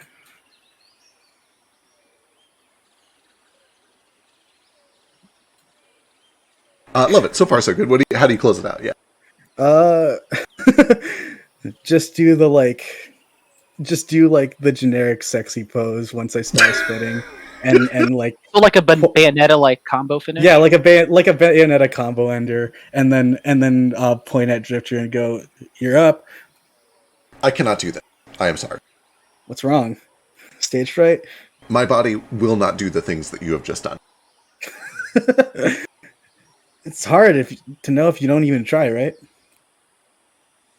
On the contrary, I can predict almost every step of what you just did, and it will not be compatible with my anatomy. How about one other thing then? And I want to. I've seen this one before. Circus freaks, try this one. I'll just get on my back and like, why don't you try and like flip over me so that your back is facing my feet, and then I can juggle you with my legs. You think you can do that? I am very heavy. Might as well try. I do not wish to harm you. God damn, I can't teach the dog how to break dance. Branch is gonna get this dog to hurt him and break his own like tenets. For a while, I want to try at least figuring out if I could make this dog do any like fun performances with me. Give me a diplomacy check. How much better or worse is your intelligence than your charisma? My charisma is +2 and int is +0. Okay, so give me a diplomacy check and subtract 2 from it. Okay.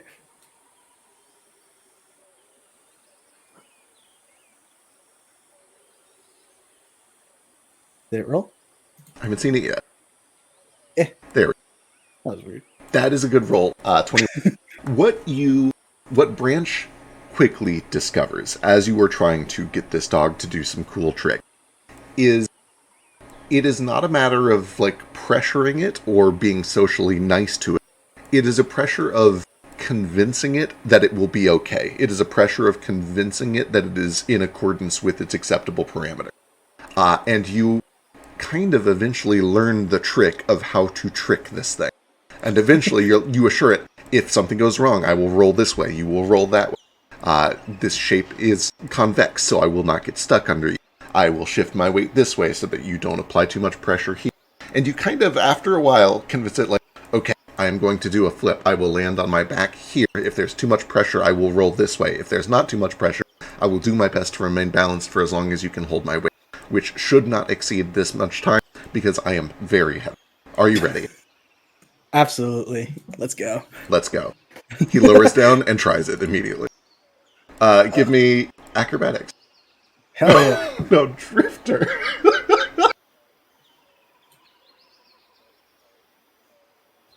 Oh no, Branch. Can I use the hero point on that? This is Absolutely, you can. okay. You're gonna get crunched. Oh, that's better.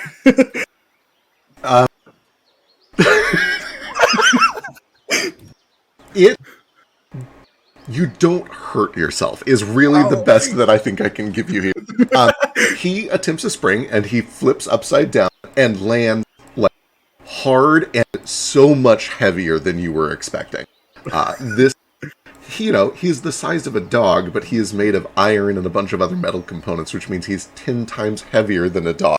You are able to not get crushed under this thing and roll it off to the side, and it kind of lands with a heavy smack against the inside of the door.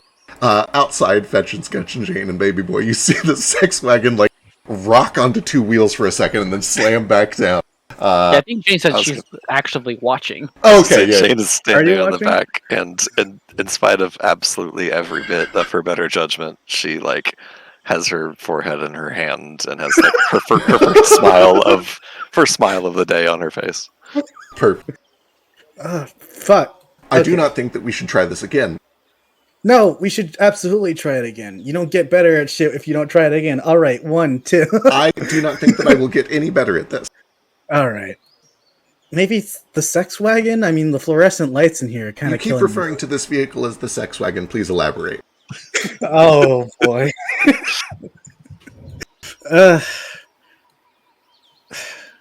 Good Go luck, ahead, Triton. elaborate.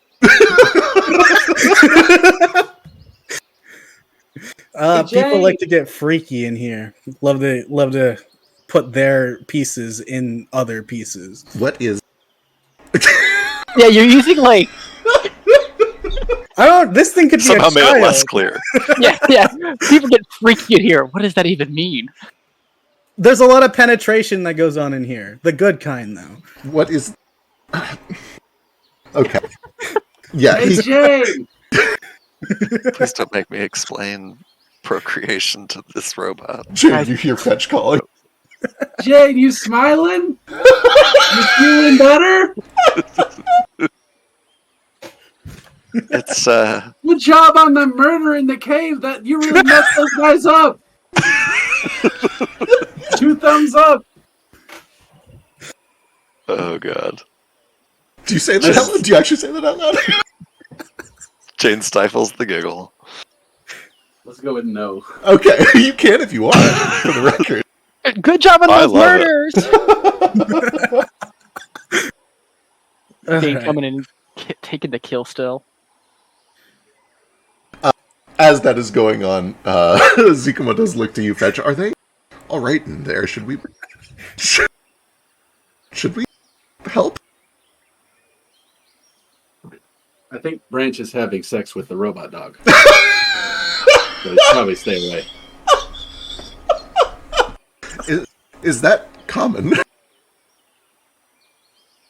I don't know, man. You get kind of worked up, and then anything starts looking like a, I don't. What do I have to talk about? I've heard many strange stories of the Northern Territories. I've never. I suppose it shouldn't surprise me that is what they would use Wexasassy technology for. Let me just tell you this. All I know about that robot dog is that it's programmed to obey. That's all I know. That's all I know. Oh God, gross. Jane looks at Drifter and says, "If I help you with magic, will you try it one more time?" Give me a diplomacy check with intelligence.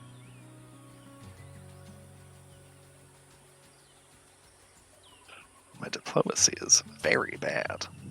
I know it's not. I'm trained in it. You're trained in diplomacy? Hell yeah. That's what. Ooh, It's I the imagine you're gaslighting in- skill, and yeah, it's plus like 3 more, so 26. So as part of the process of going through this, you have to convince it, like, what is the spell going to do? How will it help me? What is the purpose of all of it? But eventually you are able to kind of convince this thing that is worth giving another shot. So yeah, what do you do? This is going to be such a minor help and probably not help that much, but she will get her spellbook out and begin to spin her top, and it spins faster and faster, and she sees just like where Branch is going to land a moment before he does, and where Drifter is going to land a moment before he does. I will cast Diviner's Sight. Excellent. I roll a d20, and he'll get to pick between this d20 and the one he actually rolls for his check, so it's probably not even going to be much better, but we'll see. I assume that the... Yes! Okay, when the target intimidated can use the number you rolled instead of rolling. Yeah, absolutely. Okay, I gotta... Give me a moment. Jane just sees the dance a moment before it happens, sees the moment of Branch lining it up, and perfectly gives... I don't know if she she probably gives Drifter that foresight. I don't know if that's how the spell works. Let's see. Or if I get the foresight and I have to describe to him Yeah, where you to land. target one willing living within 30 creature. feet. He might not be living. Drifter's living.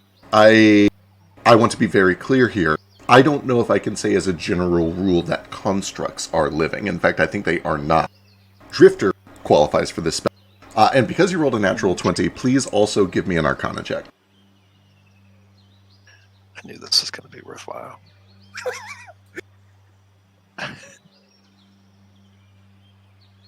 What a horrible roll. Don't forget that you have a hero point. There's no universe where I use my hero points on the Drifter breakdancing check. Yeah. I guess it'd be on the understanding Drifter check, but Yeah, you know what? Yeah, she I'm a only fucking uses, knowledge wizard. I'll use my hero points on the she understanding only Drifter uses her check. hero point for bougie things like cold-blooded murder. Yeah. Hey, man. Oh, that's a net 18 for 30. I forgot to actually make an Arcana check with it, but Give me just a moment. if it helps, I could instead roll trains. Same 18. Here. That is still a same 18. Okay. 18 plus 12 is 30 on your Arcana check. As you go to cast this spell, Diviner's Sight, and as you impart it to Drifter, the spell takes incredibly well. And with a natural 20 on your Diviner's Sight and then a 30 follow-up on Arcana, it is clear to you that this machine is unusually receptive to chronomancy in a way that you would not have expected based on anything that you've seen it do or any of the study that you did last night, which was also very thorough. I think that was also a 30 plus check. With a 30 after a natural 20, it reacts with a faint pull in the same way that your stopwatch does. It almost seems to want to draw this chronomantic energy into it. And as a result, that happens, and while Jane is processing, oh my god, what just happened? Drifter does a perfect, beautiful, natural 20 backflip onto Branch. Branch, give me another acrobatics check. Hell yeah.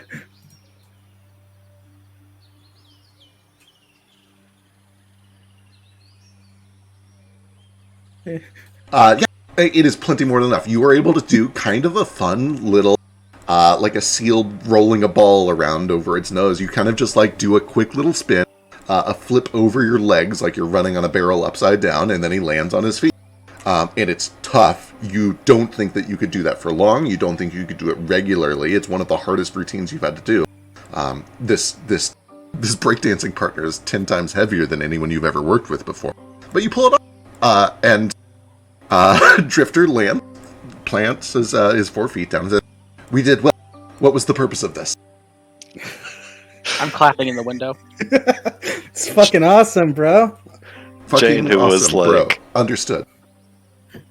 Jane, who was like finally a little bit out of her funk for a moment and ready to enjoy some levity, now is like slack-jawed again and deep in her academia again. We're back. We got out of that happy place. We were there for too long. Yeah, Classic Jane. I enjoyed that happy place for about 12 seconds. It's time to get back to work. I kind of hate your guts, but that was sick as hell, Mama Tiempo. She is like staring at Drifter, the smile completely gone. It's like, yeah, it was that was something. That's what your people call dancing. I thought they're just seeing the sex wagon bounce again. Kairo But- kind of looks over to you, Fetch, is like, "Oh, that's nothing. We can do better than that, right?" Absolutely. I have Your seen dance is how, alone anyway. I have seen I how don't- you dance. It's quite impressive. Oh yeah. That's how I dance when I'm with only one other person. I seem to recall there being many people involved. True. Okay. Where's my dancing skill? Go What's show- dancing? Performance, yeah. If your dexterity is better than your charisma, I'd let you use that too. You can adjust that accordingly.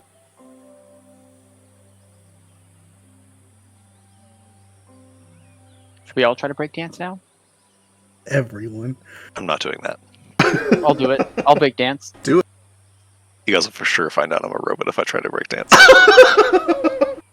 Mine's not bad. That's pretty good. That's not bad. At least some of my tentacles to hold me up too. So it's Amazing. like a spider break dancing. Mm-hmm. An upside down crab trying to break dance. This is the weirdest East Coast rap crew I've ever seen. A literal beastie boy. Okay. Where's that fetch dance? I want to see it. Oh, watch out! I'm not actually I'm not trained in performance. All right, here we go. I believe in you. Modifier plus what? How do I? I'm just rolling it. Just roll it and Screw we'll it. adjust it manually. Oh. So 16. 16? That's pretty solid, actually. It's definitely a very different style. I assume that you're doing sort of like a rite or a ritual dance sort of thing, which is probably very unusual for a lot of the non-cheeky people here. But you tell me, what does a fetch dance look kind like? of a. So it's not a dance you can do by yourself. So it would be a dance with all the other cheeky people, Wonderful. and it's kind of like a combination of. It's kind of like a group belly dancing thing that goes around in circles that get bigger and smaller and bigger and smaller, and then like start out. Yeah. And lots of jumping. I don't know the name for it, but I know that they're like the ones where they line up and they each do different arm motions while they are visually aligned with their bodies, so it looks like you have multiple kind of arms branching off from the same torso. Maybe, but that kind of thing specifically only works on a stage, and I don't think Fetch's people have stages. No, I think they that's just get around in the town center and like all dance around. I dig it. Excellent. Hell yeah. And unless anybody else has anything It's really... very sexy. Oh my god, yeah. Incredibly allure. Unless anybody has anything that they want to do this very What did moment. you say? Incredibly what? Is it? I think you said incredibly illiterate. Alluring. That makes a lot more sense. We're going to jump into our little travel montage here for a moment, unless somebody has anything that they want to do right this very second. As you guys continue to make your way southward. I keep detect magic up while we travel. Good. Me and And I Mary. do also, depending on how long this travel montage is, I would like to spend some more time with Drifter now that I know that, but that's not Sure. urgent at all. We'll probably just get through this day because I think that they wanted to do the carrot weed tonight so that they could figure out where Sir June is. Yep, totally fine. We kind of just skip through the rest of the afternoon, and presumably you can have some of the conversation then, but we'll jump to it as soon as we can. Until eventually, you cross a couple of rivers, you go past a waterfall, and make camp. That feels very similar to the previous camp. Guys, I could have shown you a Colt or two. Oh boy, the internet is really having a time. Oh, yeah. Yeah, we heard. Well, we heard the lack of you. Oh my goodness. Lord help me. Whoa, look at that Oh my God, look stream. at- That's beautiful. Oh no, it says to log back in. Whoa, email. Yeah, just log in. If you want to access the game, just Everyone log email in. him. Don't email me. It's his email address. Quick, everybody. Never send me an email. Send feck links to stuff that you find on Etsy. Please never send me Etsy links to my email address. Send feck all your best bird facts. No. I already have all the best bird facts. You cannot beat me. So what's the best bird fact? Hello, list Bones. one. The best Hey. bird fact, and You this can't is even just name one. this is an objective truth, is that birds are dinosaurs. They're the non-avian dinosaurs, yes. What's the last thing you guys heard? Where did we even leave off? Before You said, I don't know what you said. You really didn't get far at all. You got like Okay. 2 words in. You guys set up camp. As you're setting up camp, I've been kind of buying time so that Sketch can get back, because this is a big deal for him too.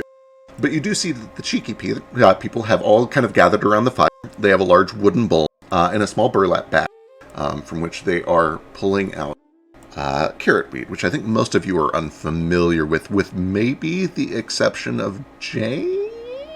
I can roll for it. Yeah, give me I can move Jane. Yeah, I think he's still has I'm my the character. puppet master now. And like, I can't move that, Jane. what? I can also move this chain. Okay. Yeah, hang she on, let me also- pull- I let also me pull had- this Jane. And we're Who gonna killed bring out a Jane? new Oh, it's okay. We're gonna Hell get yeah. Jane number 3.0. Let me pull out a new Jane and see That if must you be guys one can of move this Jane. the 5 or 6 copies they made of Jane. I guess this would be 3.1 Who can- or 3.2. Who can move I this can Jane? get this Jane. I can't move it. Cool. We updated Foundry and it broke a bunch of shit, so I'm sure we'll be dealing with this for the next several weeks. Are we allowed to watch this ceremony? Do you ask? Yes. Can I make a what the fuck is this drug check? Yes. You can give me Arcana. You can also give me Nature, but I think the angle that Jane would know this through is Arcana. That makes perfect It's more sense. common you don't What know. about if, though, I have agriculture lore? Is that applicable? You know what? I'll just bump the DC. You give me either one, and I'll bump the DC down by 2. In that case, I'm going to go with Arcana because it's like 3 points better. Yeah, I do still think that the way that you would know this is probably through Arcana. Mother of Can I God. make a check? You can. Your check will be harder given your background, but you can give me an Arcana check. Can I give you an occultism check since they're using it for a ritual? Yes, but it will be even harder. It's a 2 versus a 7. So. Right. 24 is good. I still can't think of an angle where Baby Boy would know this through a cult ritual. This is, to be very clear, a very nature, very primal ritual that is sometimes used in arcane ways. Almost never used for occultism. There would also be an angle through religion here, but occultism is kind of like the one way that you wouldn't know this. With that said, though, Baby Boy, when you ask what they're doing and if it's okay to watch, they explain, specifically, it would be, Zikamo explained, we have many rituals that are private, but this is not one of them. In fact, it is key to this that many of you will see what we see, and that is the point. It is called a seeing. We will go first, and we will see how it goes. If there is any left over at the end, we can perhaps share some. In the meantime, you are welcome to watch. What are you trying to see? Most importantly, we are trying to see where Sir Chun is. That is the main reason that we're doing that. But it must be prepared in a large batch, and, well, when you make a large batch of bread, you do not let the rest go to waste, so here we have it. I'm sorry, Feck. Did I miss a bit of narration? Did I know anything on a 16? With a 16 on Arcana, you don't know exactly what this is, but you know for sure that you have seen You've seen it used. The context that you probably would have seen this used most is students who are trying to cram for a test, and they grab a bunch of spells, they do a bunch of like magical uppers essentially. It has a divination element to it. It is something that can be used to learn quickly over the course of a night. Intriguing. Okay. What time of day is it?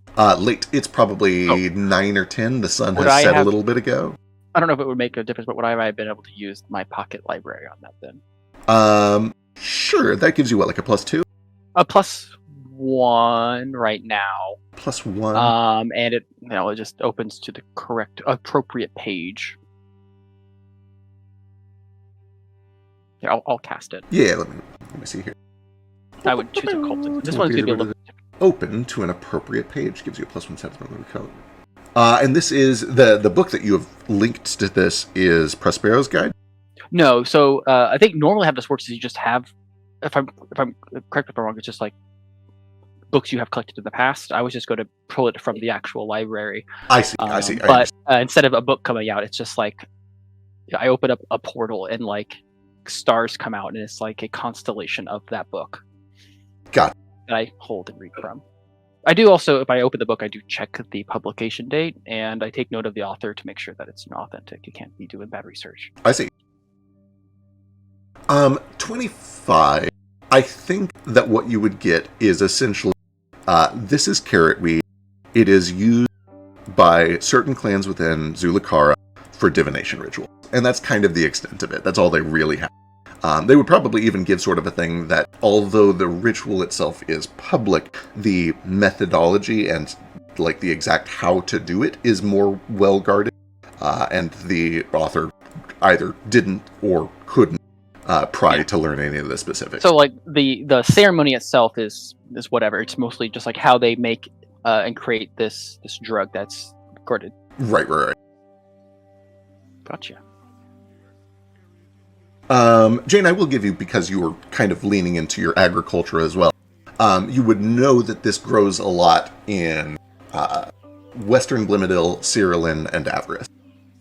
Okay. Cool. Good to know. She'll, presumably having finished talking to Drifter, come out to kind of see how this goes down. She's interested in it. If she's allowed to watch. Yeah, absolutely. And you get kind of the same spiel that they gave to Baby Boy, which is that they're going to go first, and they've made a lot, and it will not keep forever. So if there's leftovers, they may be able to share. And let me I'm going to take the fattest riff off of it, so you don't. Oh, good. Sketch is back. Wonderful. Here I am deciding if Jane would even do it. Oh, I want to do it so badly. I do love time, so. You might get more or less of it depending on what happens. Right.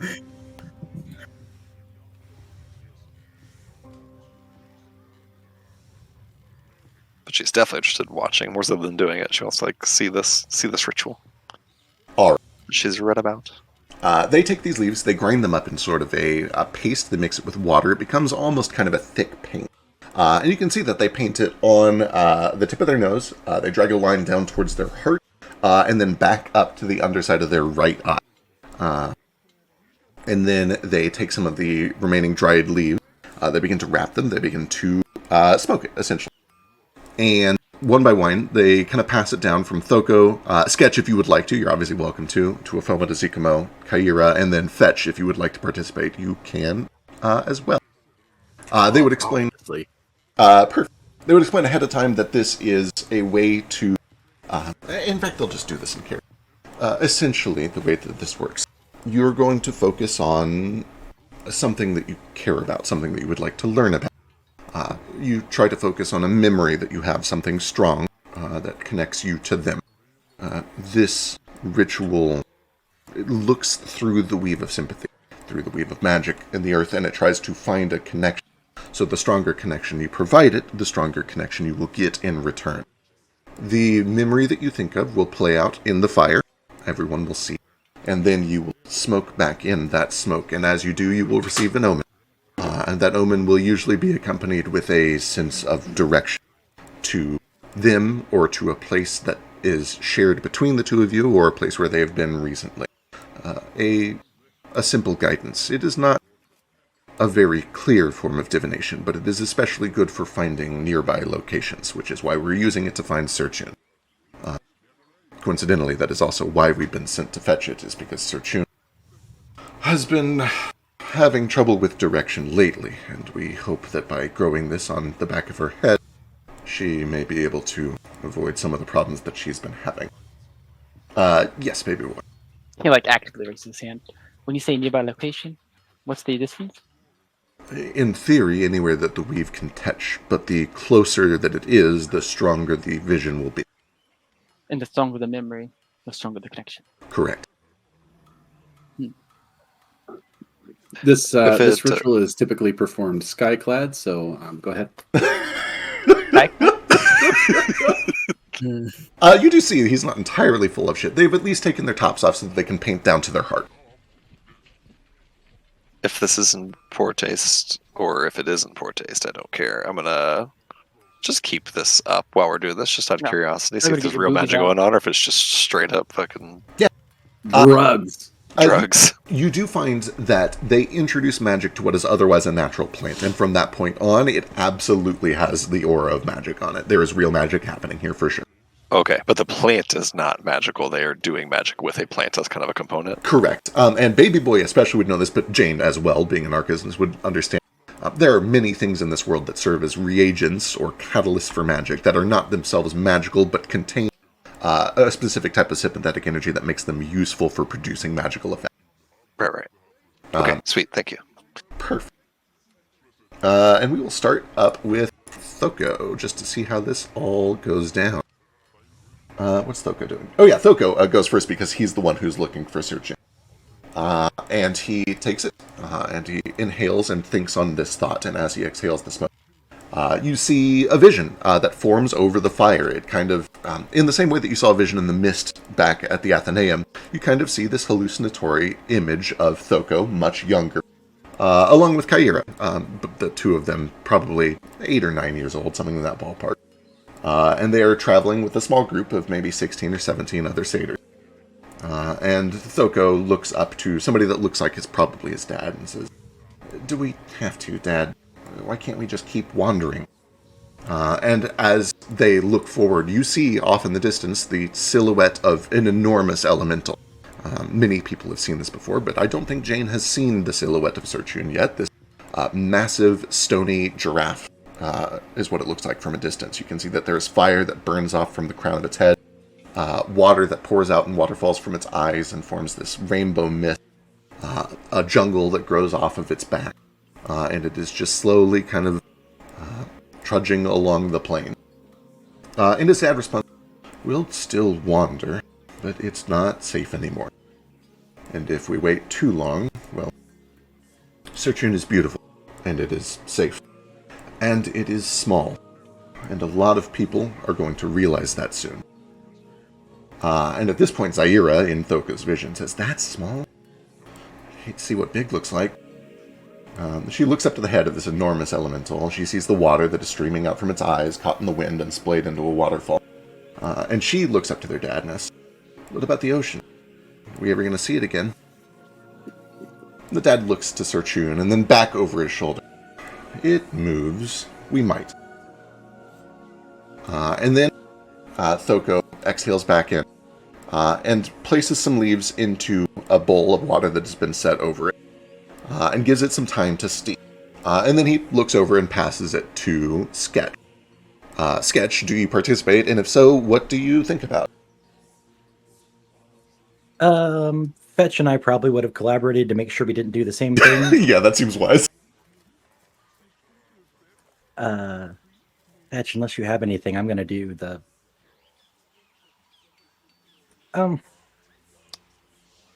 This might be a bit intense for anybody who's watching. It's going to be the, the moment I was captured as a prisoner of war. So that's going to be fun for everybody. Yes. Weird thing to Just get kidding, I excited didn't say about. Yes, you do all see these visions in the smoke, yes. Thank you. All right. You take Unless you want to do that, and I can do something else that's less scarring. No, go ahead. Okay. Yeah. So I just take a big inhale of this, right?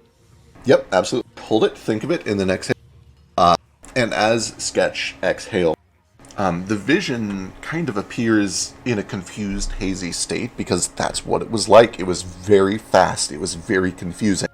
That is the nature of these shock strikes. They are capitalizing on confusion. You see in the dead of night, Sketch waking up as your mother Switch kind of shakes you by the shoulder and says, "Get up, Sketch, get up, get up." Why? It's not morning Get up. yet. Oh, okay. And runs out of the tent. And as you emerge, you see everybody has kind of gathered around the fire, and they're quickly dousing it. They are pouring mud and water over it as quickly as they can. And after a few seconds, as the smoke billows up into the sky, all that is left is starlight that is looking over the grass. There is just a blackness and a softness and a calm and a quiet. And your father... actually, I should ask you, before... Which one of these two people are you focusing more on in your memory? Which one are you trying to get information about? And...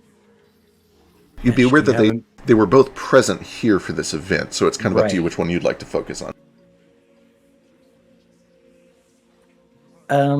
With the whole bracelet thing, probably Switch.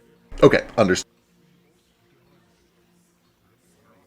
Yeah, we'll focus on Switch. There is a tense 5 to 10 seconds where everyone is looking out over the grass. It is clear to you, although everyone is silent, that they know something is out there and they're trying to look and they're trying to find it. And what happens next happens in the blink of an eye. It's very fast, but for Sketch's memory, it happens in almost slow time. You watch as someone point. Several people draw bows and fire. Several people launch boomerang. And you watch as Switch begins to pull her arms apart, and there's a spark of magic that begins to form. You see lightning crackling between her fingertips, and launches just an arc that dances across the land and ignites grass. And you hear the shouting of several Azantic soldiers who are illuminated by this arcing lightning as it just rips through in a flash, and they drop. Everybody begins to charge forward, and then, as neat and clean as can be, there is just a pop, pop, pop, pop, pop, pop from the grass, from all around in all directions. And in the blink of an eye, you watch as almost everyone in your family drop. You look over and you see your mother clutching at her shoulder. And give me a perception check. God, how do I roll on this young character sheet? And I'll just do it with my normal self.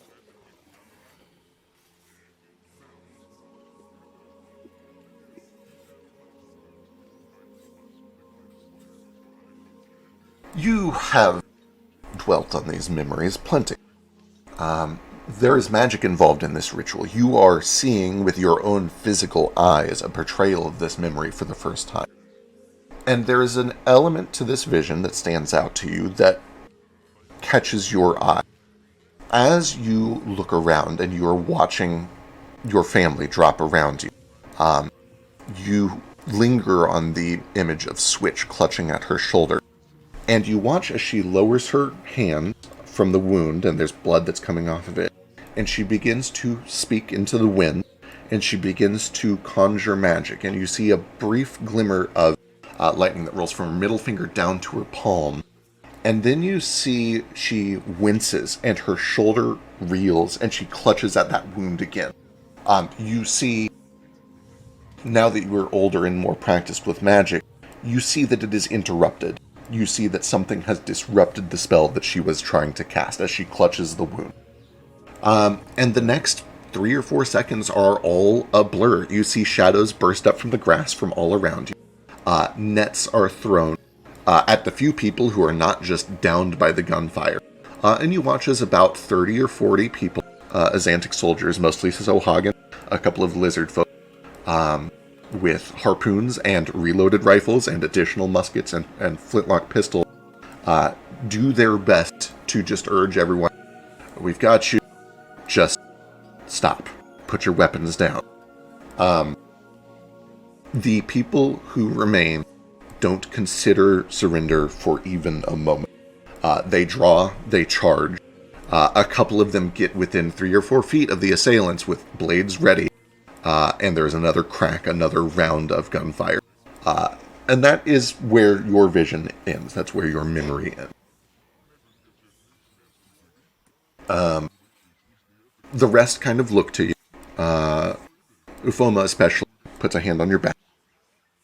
And Thoko kind of tries to give a moment of respect, but then says, okay, leaves in the bowl. Leaves in the bowl. Got it.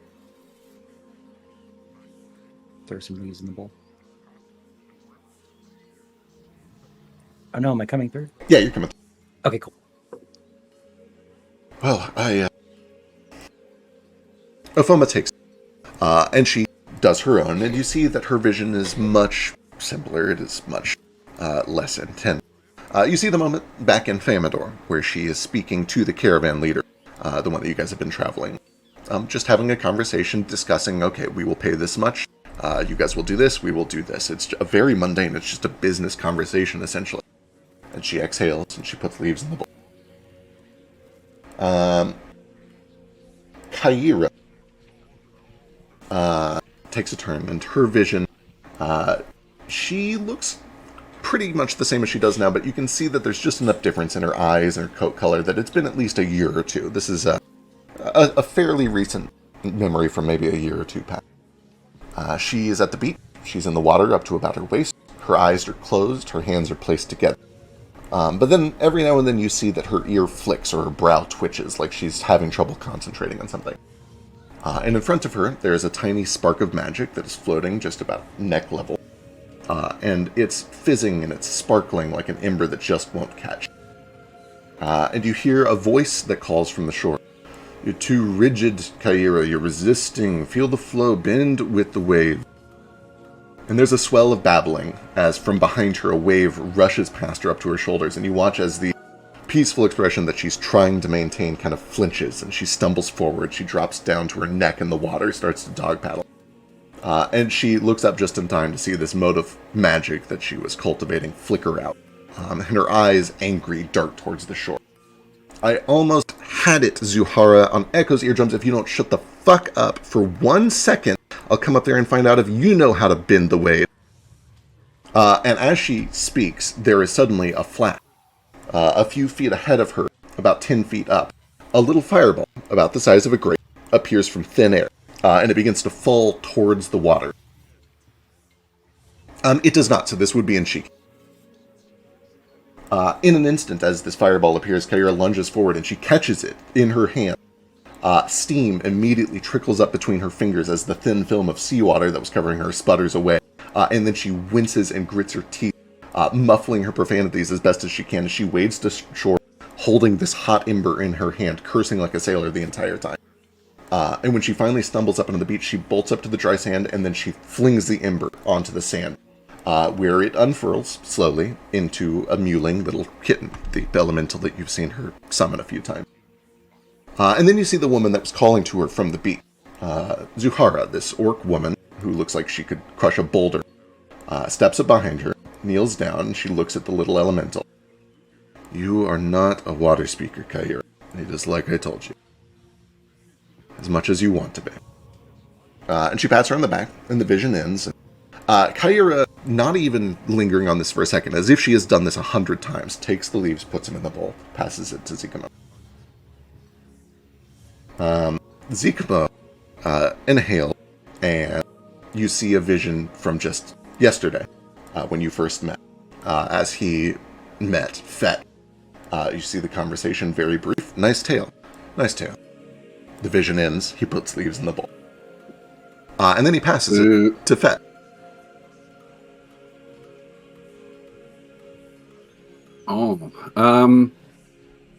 I'm going to think about the first time I tried gravy. No. Do it. Can I get 2 visions? If one of them's gravy? Maybe if there's enough left over. Zikama says maybe do the important one first. So, Get showed me what I missed. I'd not seen that vision before. So I'll show Sketch what he missed, and I will think about the coming of age ritual challenge event, whereupon I was able to capture my seed. Perfect. Is this the scene at the volcano, or is this actually out at the hunt? Oh, I got to see it earlier. Right? That didn't happen at the volcano. I already had it. Right. Then we see a vision appear of a younger fetch, not too much younger. It's kind of the same as Kair's, where it's maybe a couple of years ago. With a small group, maybe 6 or 7 other hunters. Mostly Tabaxi, mostly Karuki. In fact, I believe it would all be Karuki. And you tell me, what are you hunting? I know that this is sort of a big man-eating plant, but how do you go about doing this? What does your group do as you try to subdue this thing? They go into a pretty dense part of the savanna terrain. It's extremely sort of dry, cracked ground, and they go into a gorge where there's relatively more life than elsewhere. But it's extremely dangerous down at the bottom of the gorge. Not only do you have stone walls everywhere, but difficult terrain, boulders and landfall debris and all kinds of stuff that's been overgrown with plants that are alive thanks to the unusual shade in that area and the fact that it's a gorge. It collects water.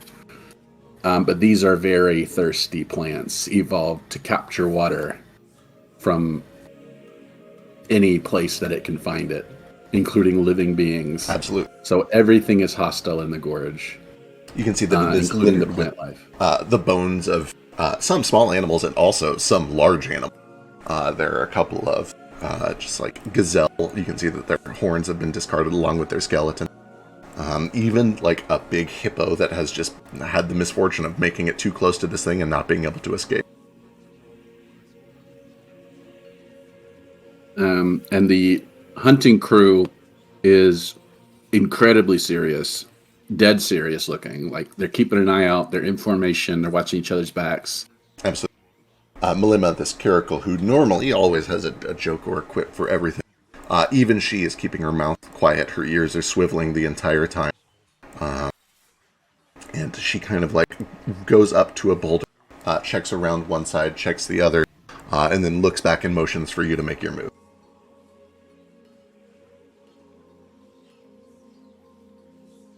And I will. I think probably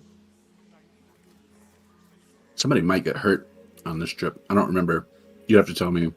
But the goal is nearby. We're close. Because some of us have started accidentally stepping on or brushing up against these hard, like wooden balls covered in wooden spikes, which are siege, but we need a living one.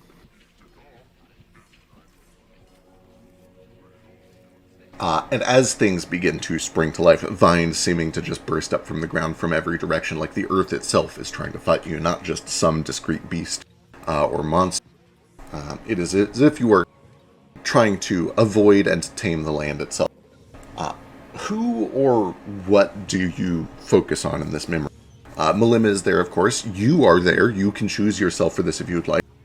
You also might have reflected on the essentially combat training and hunting training that you received from Pick, or the magic training that you received from Switch. There are many options here.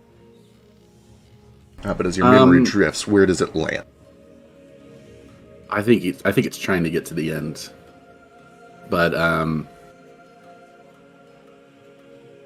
probably more physical. Excellent. Less magical. Yeah. Then as things begin to spring to life, you almost, this memory slows down. We see just second by second as your eye twitches one direction, but your ear scans the other. Your head is on a swivel at all times. Your entire body is a constant dance of leaping over and twisting free from vines as you begin to put to practice many of these lessons that earlier in your life Pick had taught you through mock battles and even through combat with himself. And now finally being able to put them to use against something that will not just not take it easy on you, but will very quickly ensnare you and kill you if you fail. There is an exhilaration and a fear that you learn to turn into performance. You can almost hear Pick's words in your mind. Use the terror of understanding that today could be your last to ensure that it is not. Every time your hair stands on end, that is a warning, it is a blessing, it is a gift. When you feel your blood race, that is Cork whispering to you what you need to do. Listen to it and do what it tells you. You tell me how you subdue these things, how you finally claim what you need. The whole hunting party goes in. There's an enormous, monstrous plant creature covered in these wooden spikes, and its flesh is as hard as wood, which is not super hard, but it's pretty hard when you're talking about a plant, you know. Absolutely. And when you're trying to cut it with spears and knives and things, or damage it with claws and teeth, wood is a formidable armor. And it's whipping its thorn vines around. Everybody in the hunting party is all covered in blood. And I think with quick, sharp thinking, Fetch goes for his extract water spell.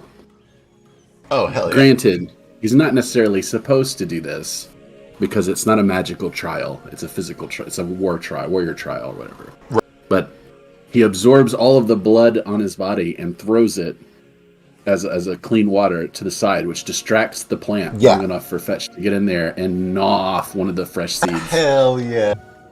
You watch as the condensed blood, almost like a beacon, causes this massive writhing tangle of vines to just lash out.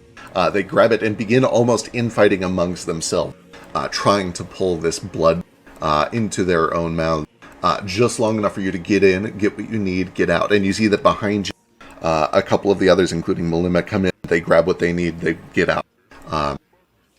And you escape to the grasslands off to the side. And from the top of the gorge, look down, you look at each other.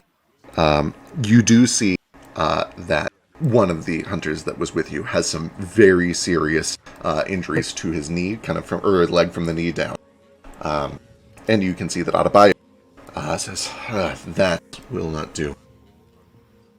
We will take care of it when we get somewhere safe. You may need to, we will help you walk. The vision ends. Any motions for you to put can I add in the last moment? Yeah, absolutely. At the very last moment of the vision, everybody's attention is dragged in the same direction as the hunting party hears an enormous loud thunderclap from the distance. Hell yeah. Perhaps even the same thunderclap from Sketch's vision. Absolutely. As Fetch finishes, they look at how much is left. There is enough if you would like to try. And looks over to Jane, Baby Boy, and Bran. If there's anything that you would like an omen about or direction to, simply think of the memory, inhale, breathe out into the fire. You gotta have the vapor rub first. True. Yeah, you gotta draw on your titty, Jane. Yep. A few Well, questions. I think your mic is up. A few questions. Yeah. One, so these visions that we see in the fire are memories, correct? These visions are memories, yeah. So importantly, this is from your perspective? It is your perspective, but it is magically enhanced. There is an element of clarity here that your own memory might not have. It is a more clear So I guess recollection of your memory. importantly, do you appear in your own vision? Or does it come from your eyes? In the visions that you've seen so far, you have seen the person from kind of a third-person perspective. So yeah. And if that influences... to be controlled. I see what you're getting at. Oh, boy. Give me... This is a ritual. Give me an occultism check.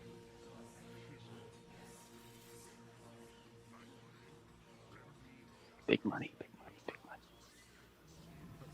money. You, having seen 6 of these other visions happen, get the impression that you can not shape it once you have submitted the memory, but if you submit a memory whose scope is limited to a certain period of time, it will not show things beyond that time frame. So in other words, if you pick a memory where it is safe for people to see you, they will only see that image of you. I understand what you're getting at here, and I think I know the vision that you want to do, and it's up to you whether Baby Boy is in the state for that, in that memory. Okay, so what you're saying is I cannot control the perspective. It would be Correct. I would be seeing it. Correct. You will be seen in this memory. The best that you can do is submit a memory where you think it is safe for them to see you.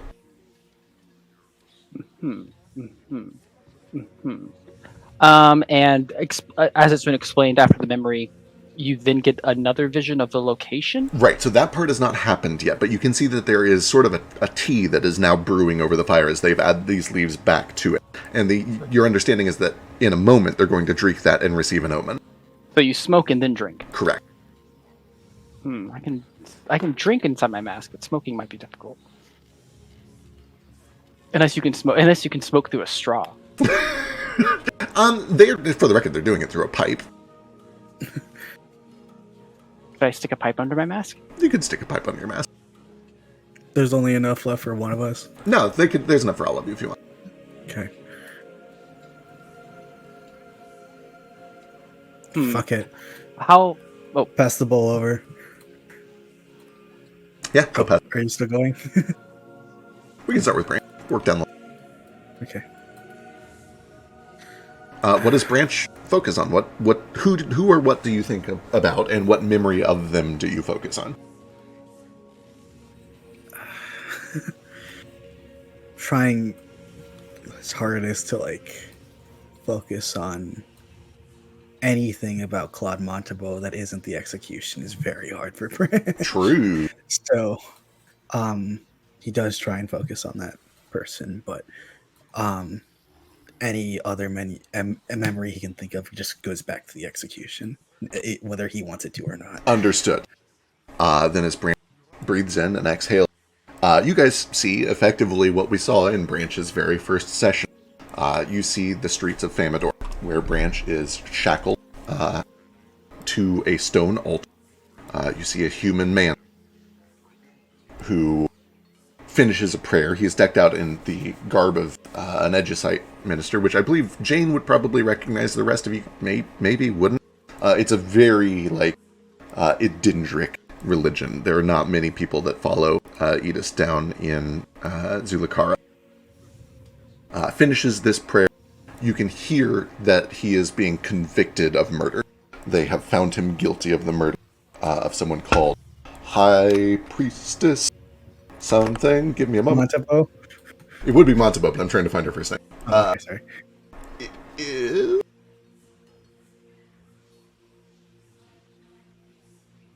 Eleanor. Essentially, reading off, you've been found guilty for the murder of High Priestess Eleanor Montebeau. And for that, we send you to the Maker. This old man raises this enormous hammer over his head. The obvious intent being that he's going to Gallagher Branch right here. There is suddenly a crack, the sound of an earthquake that rocks the city in Famador.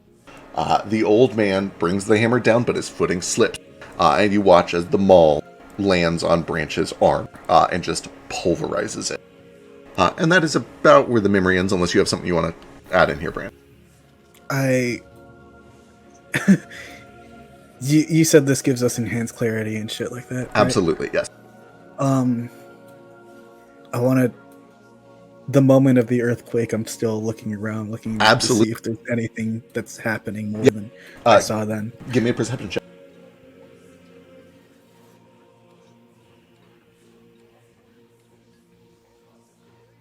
Oh. Ooh, that's quite good. Branch, having suspected that he might get an opportunity here to see something that he missed in the moment, because, there was a lot going on, is not looking at himself or even at Montebo very much. He's looking around to see if anything funny happens with that earthquake. Did somebody cause it? Was this an act of God, or was it the act of some mage trying to change the outcome? There are many different conspiracies and thoughts and ideas that come to his mind. And as you look, you don't spot anything out of the ordinary. The earthquake, as best as you can tell, is a very ordinary earthquake.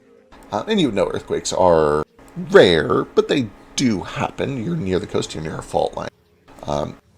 They're still oftentimes seen as acts of God, especially when they happen at important moments like this. They certainly interpreted it as an act of evil. But it's not like you see a mage hidden around a corner that casts the earthquake spell or something like that. I think the only thing that, really maybe stands out to Branch that he might not have noticed in the moment is over your shoulder, you do see that Wince is up on this terrace, looking down, watching the whole thing, unable to intervene or go against his order. And that from down on the street, you see that Luce is watching from in front of a tavern. You just kind of get a clearer picture of all of these faces that were present. It's weird because in the moment, all you could think about was yourself and Montebo. And watching it from the third person, you are able to see more of the people that were there to witness it. The mixture of relief on some, anger on others, grief on others. It's just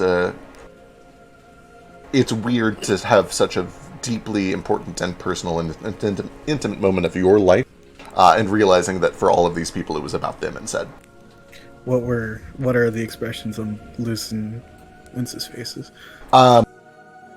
You rolled very high in your perception. They are keeping straight faces because they know that they have to.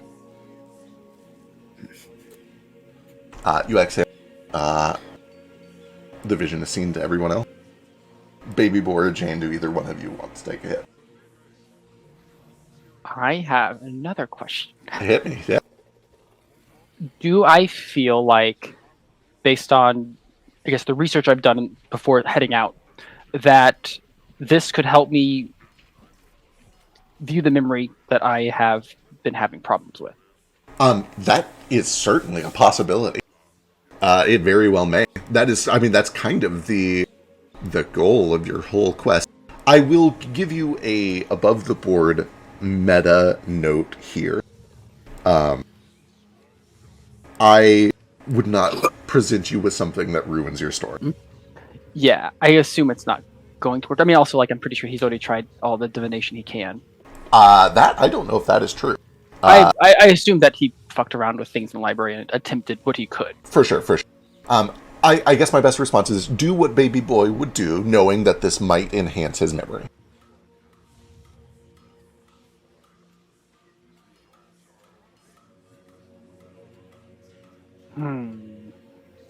I'm gonna. I'll pass off to Jane and then I'll have her come back to me. I still got Understood. Jane, would you like to do?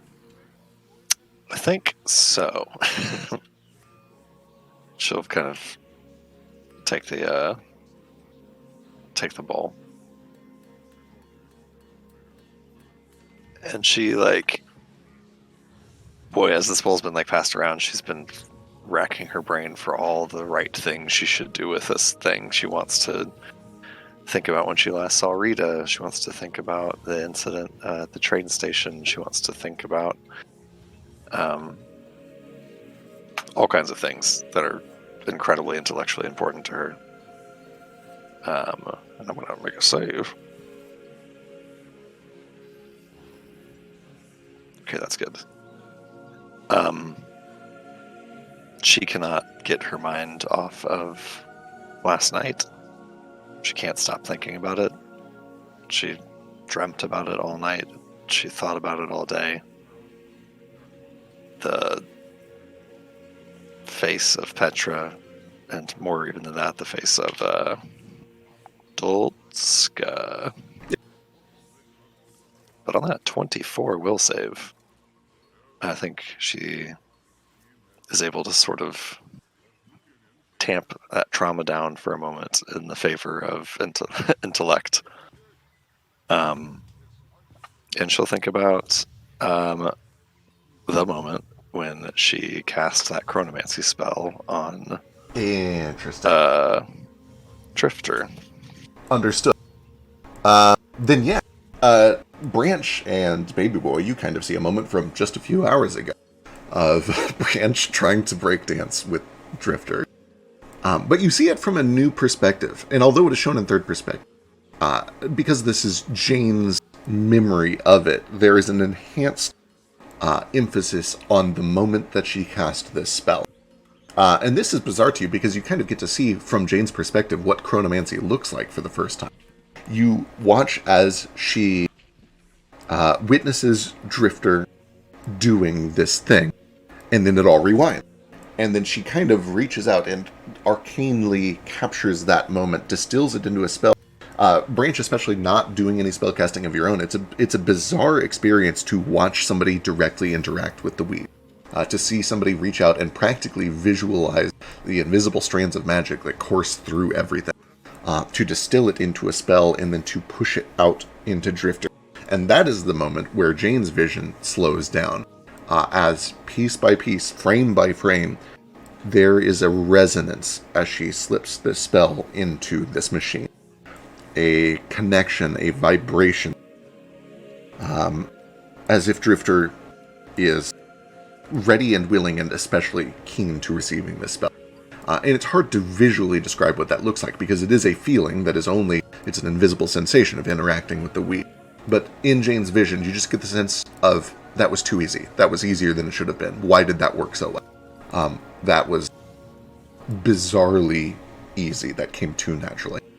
And a lot of the others just kind of watch as it plays out, and you guys do the trick. And Branch does a very impressive kind of balancing act with Drifter for a moment, and then Drifter lands on his feet. There's practically a ta-da moment. Everybody applauds. Everybody was like, oh, that was good, that was good. Jane I'll Parley's take like it a now. fucking psychopath, like replaying, wasting this incredible divination magic to rewatch a breakdance from earlier. But she's watching it like very intently with no hint of like enjoyment or amusement on her face. For sure. And because it comes from your perspective, there's enough of an obvious emphasis on the moment of spellcasting that the people do realize, like, oh, something must have gone wrong in that magic.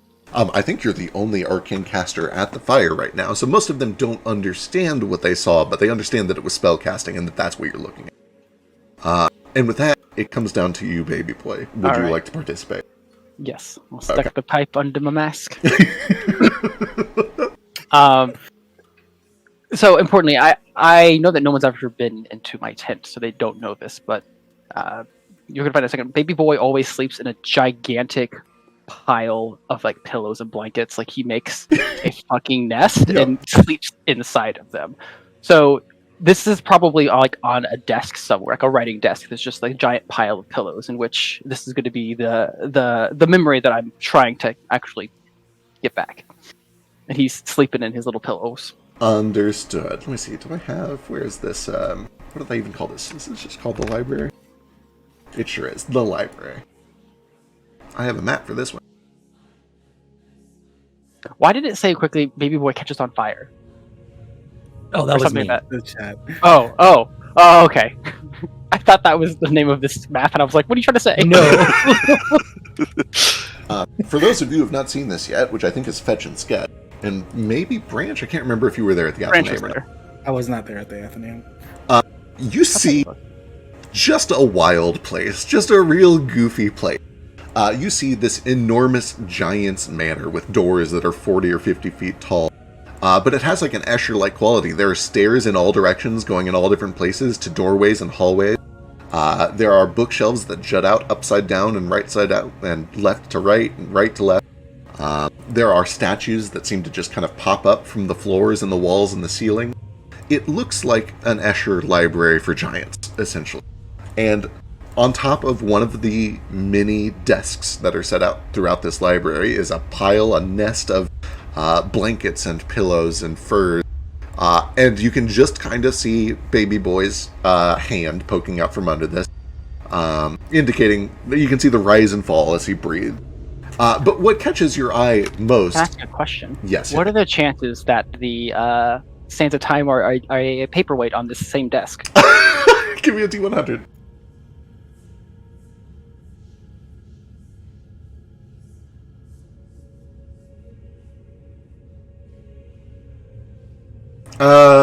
Not on this particular desk. You would know that that is kept in one of the artifact rooms, and although you are allowed to go in there supervised, which is important for your job, he doesn't really like it when you sleep amongst the artifacts. Yeah, he's not going to do a lot of things. Yeah. And for many of you, as weird as this entire environment is, the thing that catches your eye is this crazy thing, whatever the fuck this like 50 or 60 feet tall, this vaguely humanoid shape that is just writhing with tentacles, made of an embodiment of light and energy, that looks down and kind of gently with just the fingertip kind of rustles the sleeping pile of blankets and furs. And you hear just kind of a muffled, ooh, ooh, and from Baby Boy's perspective, you can just be like, I'm sleepy. Like, leave me alone, I'm tired. I'll be back. I'll be around for a little while. And then he walks up. Damn it. Oh, I was hoping to be more clear. Whoa. Is any of this clear to you? Because this is... Baby boy, I? What?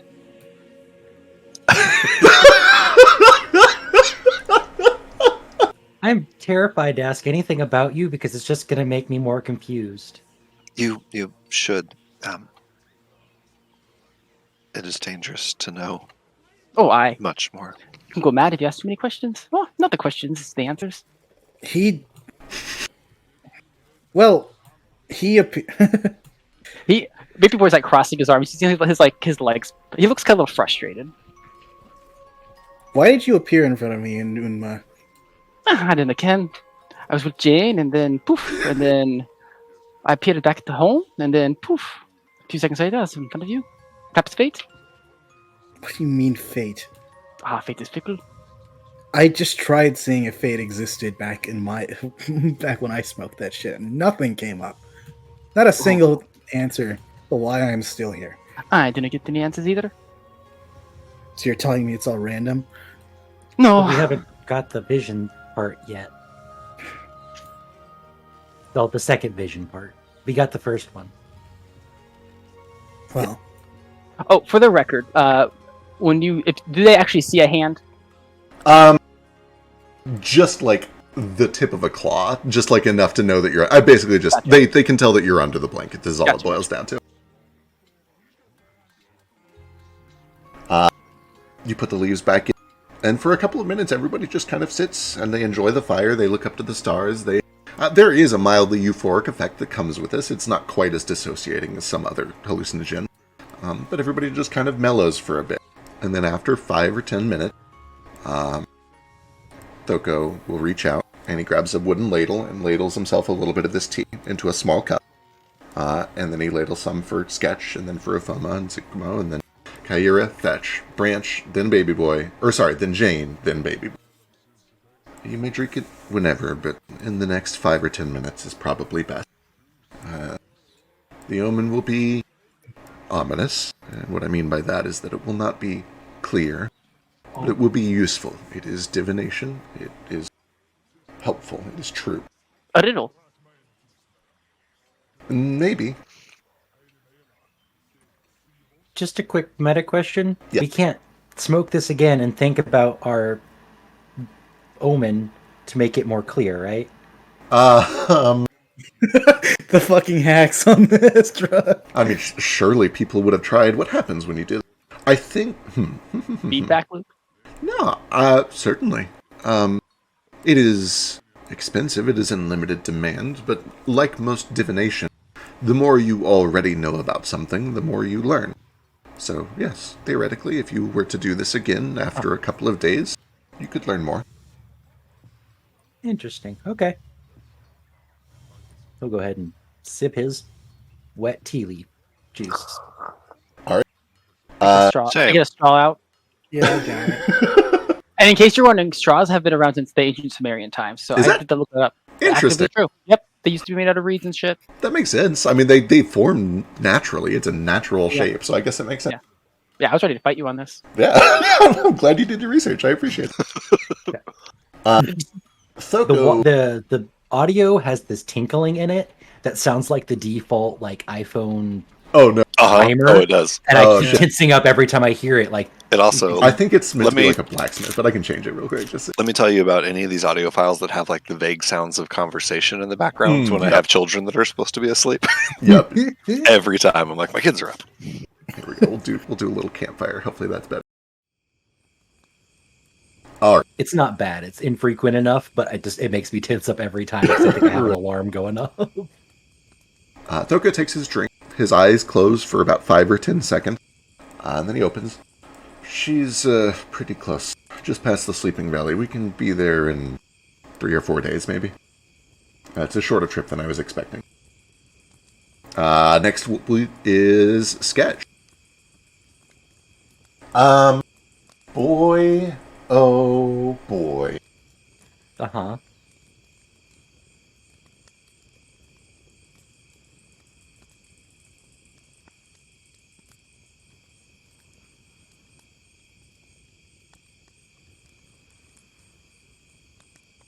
Sketch.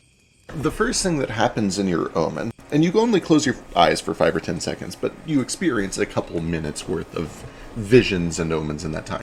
And the first thing that happens is you actually see a scene that Fetch remembered a couple of episodes ago, but you have never seen personally. You see a conversation between Fetch when he was younger and your mother on a rainy day looking out over the plain, where she had a conversation about what happens after you die. And what happens when what is the term that Fetched used? It was not a spirit weaver, it was a spirit Caller. Spirit caller. The spirit, or the conversation about what a spirit caller is, and what happens when a weaker or stronger spirit is absorbed by another. What happens to animals when they... and if you want to rewatch that, you can... essentially, you've canonically seen that in character now. And that is the first part of the omen that you receive. The second part of the omen that you receive is a vision of your mother in a cell. It appears to be modern, it appears to be industrial, it appears to be civilized. It is not a place in Zulakara, it is a place that looks like the outside world. Give me a perception check.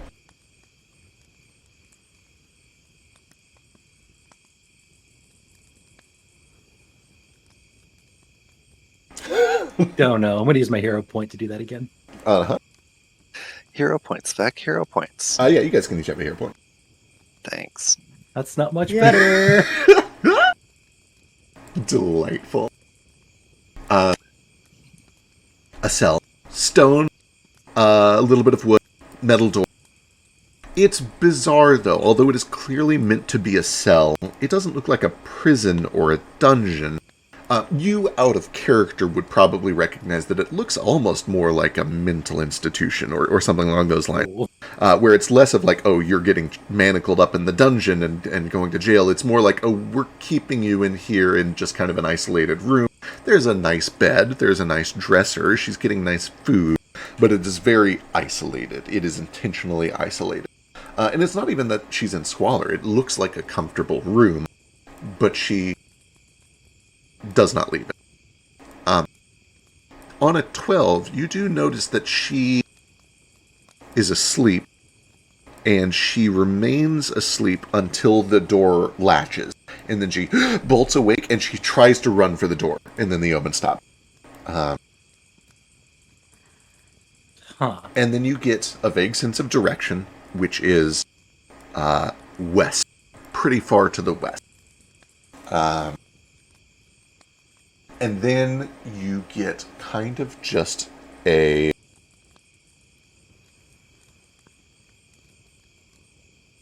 picture of Jane, a picture of Fetch, and an understanding that there is a shared interest. The idea that this creature, this woman that you've been traveling with, is flawed it would be unwise to trust, but it is not unwise to cooperate. Your interests are, at least for the time, aligned. All of that happens in the span of 5 real seconds in the real world, and then you open your eyes, and Ufoma does the same thing. She turns over to Zikamo and kind of just whispers in cheek, "He's fine. I told you. Keep your head down. We've already got enough problems. Don't need to invent more." Zikamo takes his drink, eyes closed, eyes open, looks back over to Fetch and just kind of smiles. Kaira, drink, opens her eye, reaches out a hand and kind of familiar appears, easy enough. And she kind of reaches out timidly and quickly just brushes her hand through the fire of its scalp. She smiles a little bit and then dispels. Fetch. Fetch, fetch, fetch, fetch, fetch. That's me. That's you. You receive 2 visions. The first vision that One you for each eye. receive, one for each eye, that's true.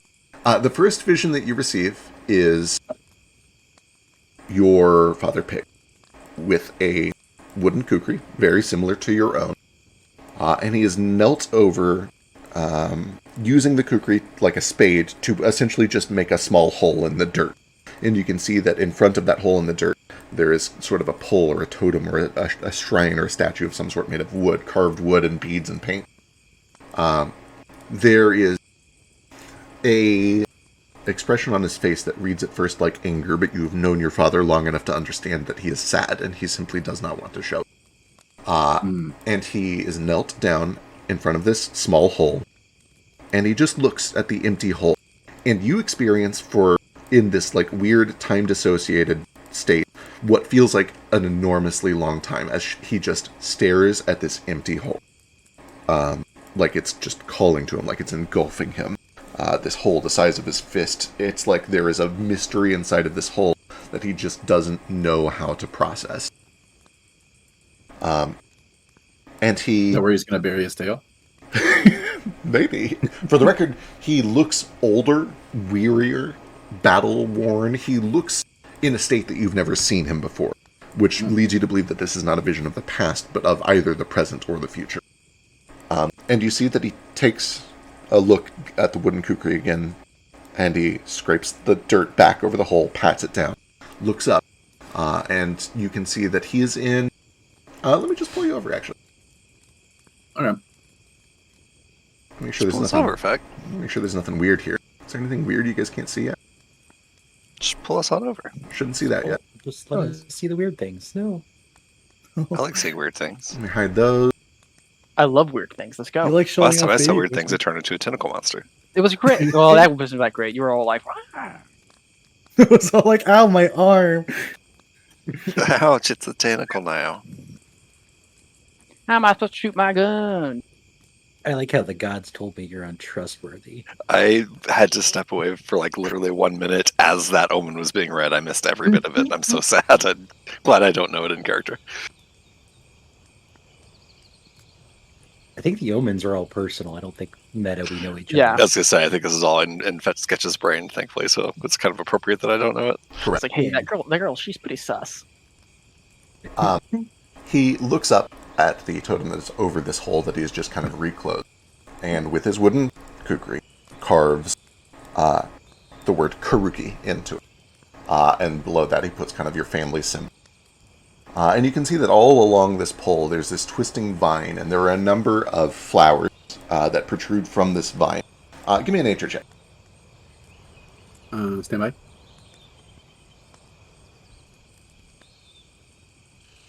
Oh, good at everything. You are just good at everything. You recognize these flowers. You've used them plenty of times. You're very familiar. These are roosting songbirds.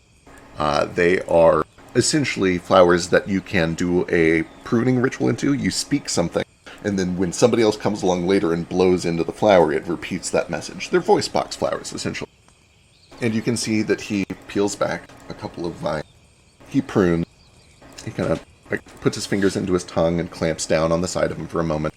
And then he leans into the flower and begins to speak. My name is Pick. I'm from the Karuki clan. And then that omen ends. You see another vision of men at work, Azantic men at work, along the sides of a canal. This enormous construct of concrete, of wood, of iron, even a little bit of steel. They appear to be a bunch of Azantic naval raiders who are working along a canal somewhere. The environment is not quite temperate. It would be almost tropical. It's dry. You could give me a survival or a society check to try to identify it. You mean one of my best skills or one of the skills I'm not trained in at all? Yeah. Choose between those two. Okay.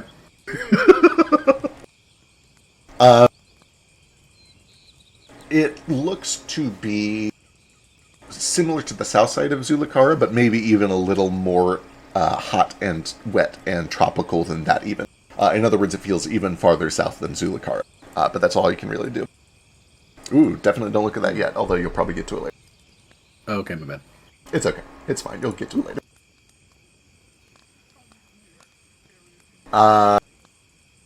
Those are the two visions that you get. You get a vague sense of direction, which is not too far south. And in fact, it kind of strikes you as unusual because you get, it's just a little bit south of the Sleeping Valley. It's about, 3 or 4 days. In other words, it lines up with what Thoko said Sir Chun was. You get the feeling that this is drawing you towards Sir Chun. That takes us over to Branch. Yeah. Boy, oh boy, Branch. Branch.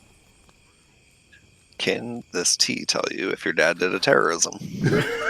My fake dad. Your adoptive dad, of You're my course. adoptive dad. The point being, did he do a terrorism?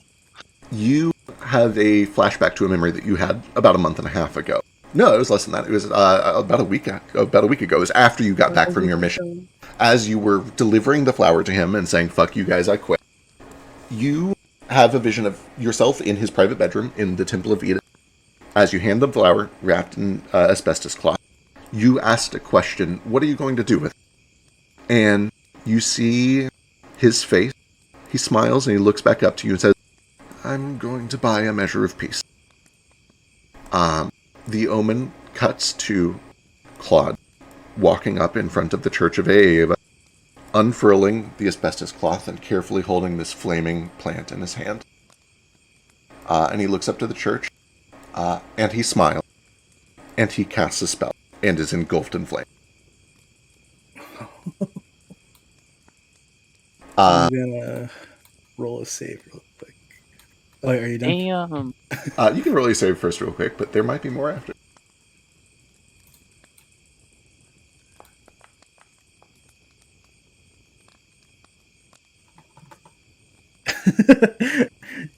$15's kind of bad, right? It depends on what you're saving against, but it's not great. I'll just start crying, but trying not to get anyone else to notice. But yeah. As the flames engulf you, they linger for a long time. And I don't know if you in real life have ever had dreams where you die, and if they're the same for you as they are for me, but there's almost that feeling of you experience what it is like to burn to death and to feel happy about it. And then you wake up, and you look down, or rather this omen looks down, and you see charred flesh wrapped in bandages. You feel pain on some parts of your body, and no pain on many of the remaining parts.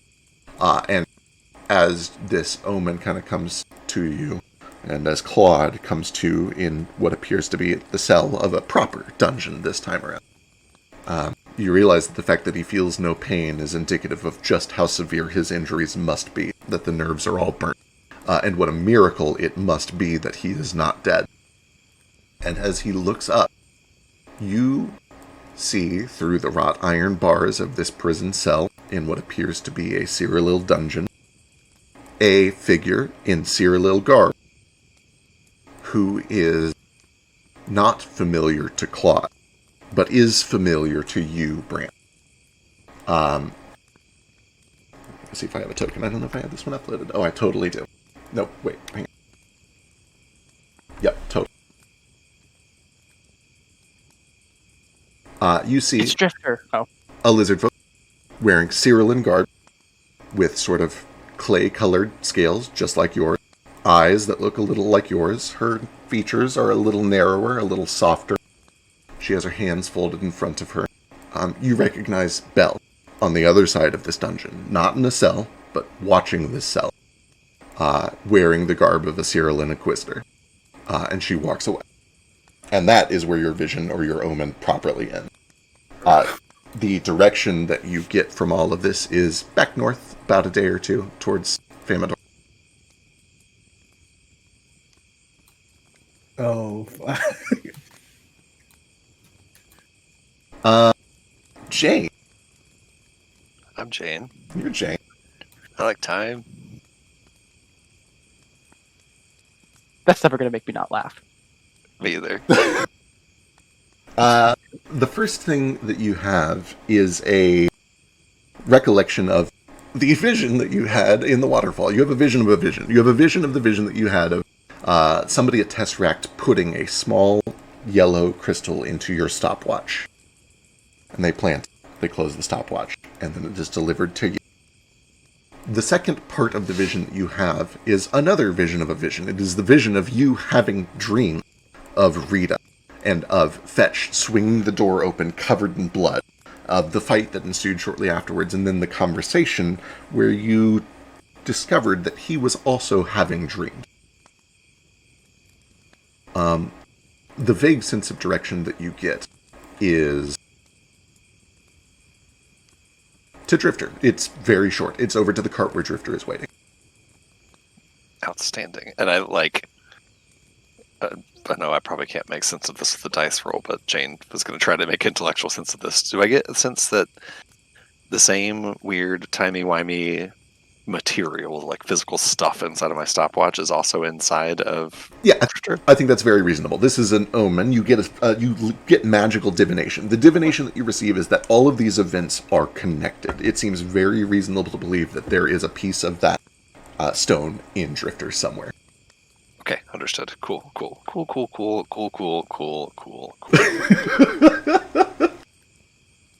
Baby boy. Oh boy, I'm ready to get either nothing or something spicy. Hit me with that spice. Let me go read a thing real quick so that I don't lead you astray, because I have to be very, very careful with this information that I'm about to give you. Good thing I'm not astray. Fetch and Sketch all got, you guys should probably work together. Branch got, my dad's a terrorist. Let's see what Baby Boy gets. Rita got, it's over there, next to you, and it's probably made of the same thing your watch is. Baby Boy's I now wish I wouldn't have squandered my divination on that, because I already had that, was my running theory, but now I've had it confirmed with magic, so that's good. That's nice. There were 1 million things I wanted to ask about. Yeah. I was very tempted not to just do a scene that we already did. But yeah. If I hadn't rolled truly a 20 or higher on that will save, I was just going to do last night, the killing from last night. And I felt like maybe that would get me some information too about whether Doltzka's going to live or whether Tesseract is going to fuck with us as a result of all that. But yeah. I was between this one and trying to find that cave. Also, we do gotta find that cave. I stood up earlier and I accidentally touched my keys, and now my cat wants to go outside, so she's wailing at the front door. Which is unfortunately 20 feet away. Alright. Here we go. Let's see how this goes. Oh boy. You have a vision of your master having one of those meetings like the one that we witnessed during your introductory episode. In this meeting, you see he is speaking with a number of astral creatures, these starlit entities projecting into whatever domain that you're in. And you can see that there are about 13 or 14 of them. They are accompanied by mortals. These mortals are not masked. They are listening. They are looking. They are watching. These mortals, there are 13 or 14 of them, an equal number, important. In each of those mortals' hands is a flower. Give me a nature check. Oh no. Describe it to me. I'm no good at flowers. I'm so good at flowers. Just describe it to me. Wonderful. I'm going to use a hero point to try again. Absolutely. Is it the same? Is it a similar flower to what we're doing right now, or that wasn't a flower? Was it? No, it does not look the same as the one you're doing right now. Wow, phenomenal. You see a flower. It is long and purple. You've seen enough details that you could potentially try to describe it later, but you don't see it super clearly. The emphasis is not on the flower. You hear your master speak in his voice. I do not know if this will work, but I hope that it does, and I will monitor it carefully. If it does not, we all know what must happen, what will happen. It is not avoidable. My information is not insurance against the inevitable. All things that are not must not be, and we know what that means. We see they turn, they leave, they walk. Time passes. Another vision. Important question about that vision. Yeah. Was Argus there? Argus was not there. Do I recognize any of the other mortals? You don't recognize any of the mortals that were there. It is noteworthy. The mortals that were there were almost all Ferox. It was 9 or 10 Ferox, a Tabaxi, a lizard folk. And were they wearing any occult symbols that I instantly recognized? Not occult, but because you're incredibly good at recognizing symbols. Many of them are wearing navy blue, turquoise, and various symbols that look not too dissimilar from what Ruko wears.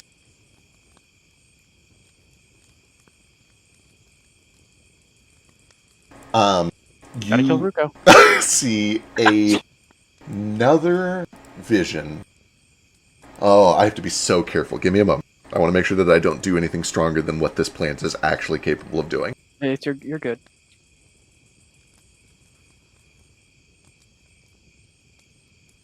Also, at some point, can I have that in writing at some point? Yeah, I will try to send you a summary. Let me make a note so I don't forget.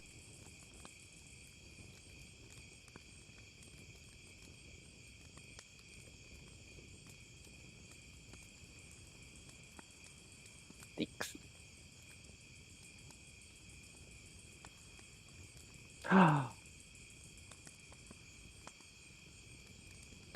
Say what? You see this scene, frozen in time, except for the snow, which continues to drip. You see it for about 2 or 3 seconds, and then it goes away. Do I see Jane and give me a perception check. Dog, what the fuck? Do I feel like I need to do better because I have another hero point I can burn? With an 18, you see Jane talking to a man who looks to also be Wex's assassin. They appear to be close. But they're talking, and everyone is she frozen in time? Frozen. Everyone is frozen in time, including Jane. Including Jane. But it's still snowing. It's still snowing. The snow is still moving. Everything else is frozen. Huh. Whack. With that, I believe all of the omens have been delivered.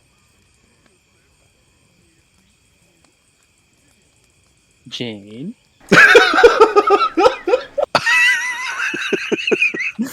Sorry, she's not laughing. She is like looks over her shoulder in the direction of the wagon where Drifter is, but then looks back at you. I had the vision of you. Is that so? She says and thinks curiously, remembering what she saw in the smoke of your smoke. You were on a train station in the snow.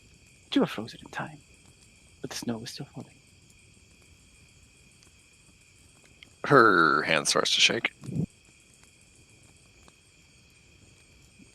It's okay. That's what you saw? Ah, just one of the things I saw. What were you looking for? What did you think about with... Ah, you're a clever girl, Jane. What do you think? For the record, his vision was public. The Yeah. focus of his memory was whatever that sleepy time, wake up, wah wah wah wah wah thing was. Right. Yeah, I'll be home soon. Wah, wah, wah, wah, wah. Right. I just like can't. Boy. Jesus.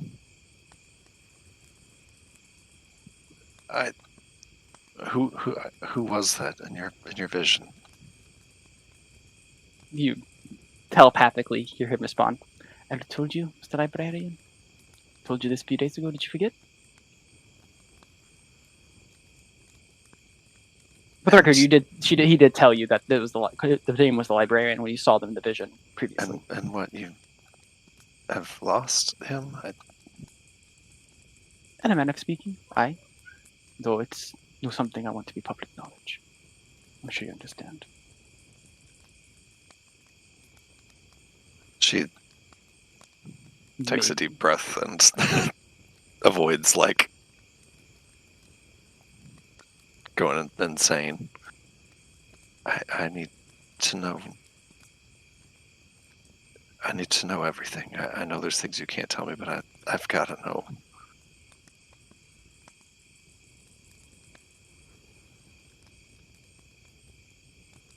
At least everything about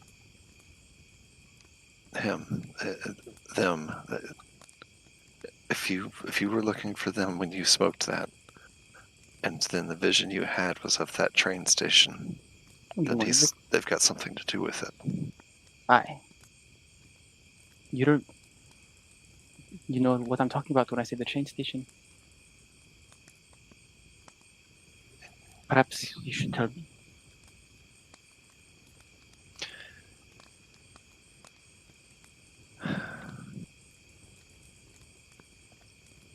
Yeah, that's probably a good idea. My cat is losing her goddamn mind. I don't know. She is running from the bed where Elijah is sleeping and then bolting into the room and scaling her cat tree. Real quick, we can pick back up on that conversation, but I do also want to point out when you go over to sit next to Fed, Thoko and especially Kaira kind of look to you with an expression like, should we join you, or do you want some time? In other words, they look sympathetic and they kind of want to go make sure that you're both okay, but if it would be better for the two of you to have a little time, they will let you have that. I look to Fetch and maybe look back to them and then put up like one finger. Yeah, okay. Yeah, they will say.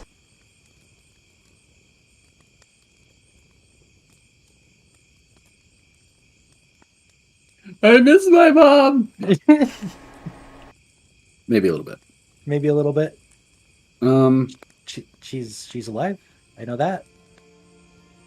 I've never seen that vision before. Why didn't her spell look like it should have worked? Right. Oh, I never answered that. Keep talking. What happened? I don't know. God never answered. Yeah, sorry, I'm looking. Hang on. That's really important. It is.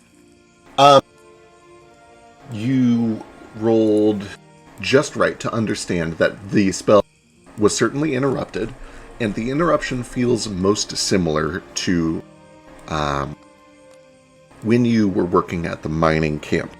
You know how you had those shackles that would alert if you started to run or if you started to get too far? Yeah. They had a similar...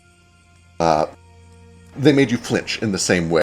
There was kind of like an invisible jolt when you tried to do something you weren't supposed to do, and it was disruptive. And the expression on their face, and especially the timing of between when she tried to cast the spell and when the interruption kicked in, was an expression that you have experienced before. They had to take these cuffs off of you when they had you try to do... I'm talking so bad. When they took you underground to have you try to do the things that they tried to have you do, They had to take the cuffs off of you so that you could try to do those. And if they didn't take the cuffs off, you had a reaction that was very similar to what you saw happen there. Notably, she didn't have cuffs on. Right. Why would she be affected like that?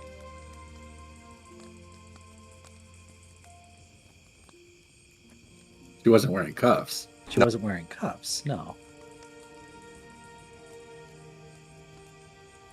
The cuffs would, sometimes make me feel that way if I ever tried to do any spell casting. Huh. Makes no sense. It doesn't make any sense. Was it the... Okay. So, we can imbue magic into weapons. Do you think the bullets were magical somehow? And after she'd been hit on the arm. So that makes sense.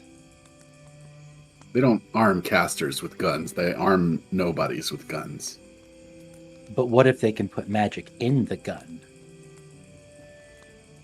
Then you can arm nobodies with magic and guns. I take my shades off.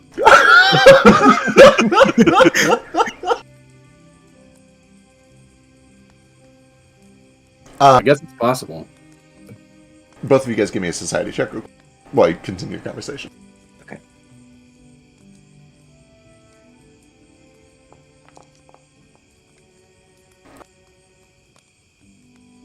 So it's society.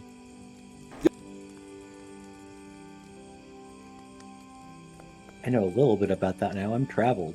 Perfect. But not much more. Carry on. Bro, Jane did a murder. She messed that dude up. Did you see the corpse? Holy moly. Yeah. There's a little bit of a hesitation there, but then she just shot him again. Rude. My reputation. Uh-huh. Yes. We're just lying all over the place now. What do you mean? I saw the body. That's true, you did. I just meant more than everyone's like, Jane did it. I'm just like, over here, I did it. We're all Whatever. totally overlooking the fact that Baby Boy shot first.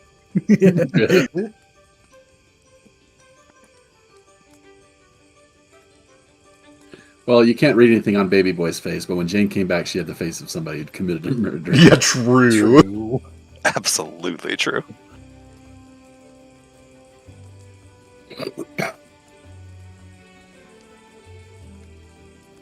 Weak. Wonder what weapon the seed would form for you if you activated it. Sketch.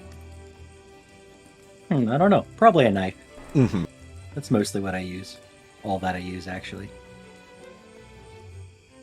We tried doing a blade juggling act for a while, but if you fuck that up, you're fucked up for a little bit. Oh, they don't care for the record. You guys did a lot of blade juggling. I'm gonna pull the seed out and give it to Sketch. It's pretty heavy, like Oh gosh. like a billiard ball, about the same size too, but spiky. Okay. Made out of wood. Sketch, if you want, you can give me a nature check to try to activate. Sure. You need to squeeze it so that the spikes go into your hands. Your blood will awaken it. Oh, I'd like poke it into me? Okay, I guess. Yeah, it hurts. It does hurt. Damn. And you flinch and you kind of fight through it. And it takes a long time. The fact that Fetch can just do this whenever he wants suddenly becomes a lot more...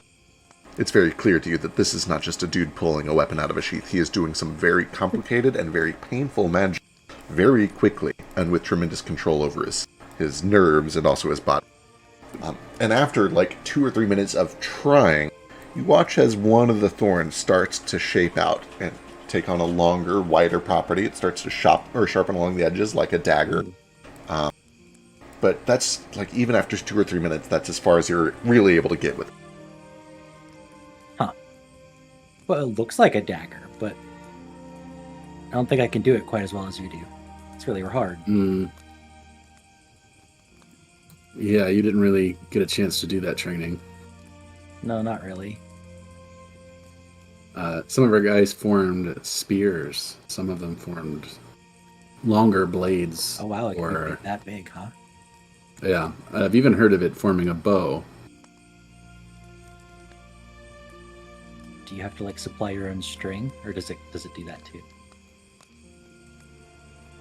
Apply your own strength. String. String for the bow. Oh, for the bow. Yeah. I have no idea. That I've only heard of it. It's probably myth. In the myth that you heard, the seed formed the bow, and a strand of blood solidified to form the string. Oh, dude, that's sick! Why did I think of that? Sketch, you got to get real good at archery real quick. Okay, I could probably do it Start practicing right now. right now. Okay. Of course, we'd have to go try to find a man-eater and get you your own seed. Yeah, I mean we're here. That would be Not the that time I to don't do it. have an extra seed for you. It's just that without having done the trial, you're not really supposed to use it. Can we? I'll show you the second seed. Can we see you all fucking around with your seed? They're right next to you. Hmm. For its When you worth. first got said me one, when you too. first said, "I'm like caught my seed," and then the volcano. I really wasn't sure. I didn't watch that part of the Assume intro. that I guess. whole thing has been intentional. Yeah, because he said it really cocky and Suggestively, smirky. yeah. Yeah. Yeah, we know. It's business. Well said. It is my seed, It's okay? your I'm seed. handling my seed. You're giving your seed to me right here in You're front giving of your seed to everybody? your Yeah. brother. Oh my god. You put your seed in your brother's hand. Christ. What do you want me to Went call it? inside I'm him? begging you. You just like carry Wild. around some of it too. That the same thing from your vision? Do you want me to call it my wooden tool? No, it's a seed. It's fine. Keep going.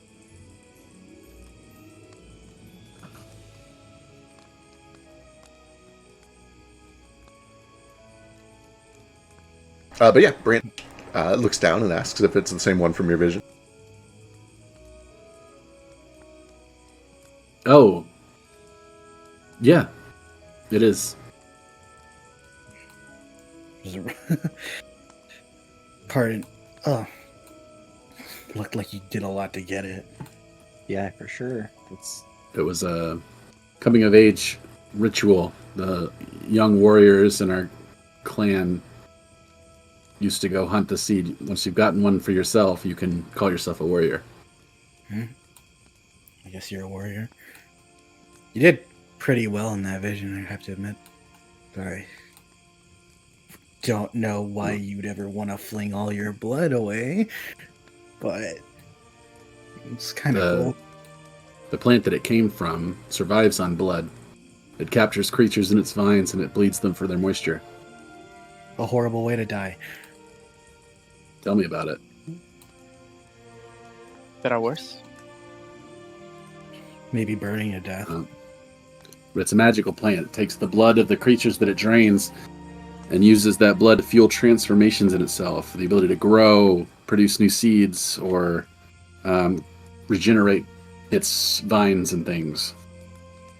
We just kind of take advantage of that natural magic and point it in a different direction. What's it do for you then? Yeah. It's more of a traditional thing than anything else. If you ask me what it does for me, it produces a kukri. I'll grab it, stick myself with it, and have it form the kukri. Ah, I could get a kukri anywhere. I can get one made of brass, bronze. I can get one made of steel, or even more exotic materials. And they would all be just as good at this, or actually better. But This is the heart of my tribe's warriors. as a small note, and this is a little in the weeds and also a little invalidated by choices that we've made to modify this system. The kukri that it makes can channel magic. You can use it to cast spells as if it was a spellcasting focus, which is a that's little true. less important for you and also a little less important because of the house rules that we're using. But it's still an important note. Give me like 7 levels. I don't have any spells. you know what? Magic Listen. seems kind of cool after tonight. Mind if I see it for a bit? Or is it a bit too personal? It's sharp. So when I let go of it, it turns back into a round ball. Like again, same size and weight of a billiard ball, and I'll toss it to you. All right. It's very heavy for a seed, even despite its size. I'll like wave it around my arm like one of those bullshit Fujiki balls. And like do it. How's it Are you work? contact juggling with my seed? Yeah. Yeah. How's it work? You put it in your palm and you squeeze the ever-loving crap out of it. It will spike your hand and cause your blood to run into it. It will absorb it very quickly. Branch is a pretty strong left hand considering things. I'll try and squeeze it. Sure. It's already got 2 boys' blood on it, so we're sharing needles here. Beware. As you squeeze, you feel a sharp pain as it jolts in. You feel blood trickling down your wrist. Branch has never done magic before. Give me a nature check.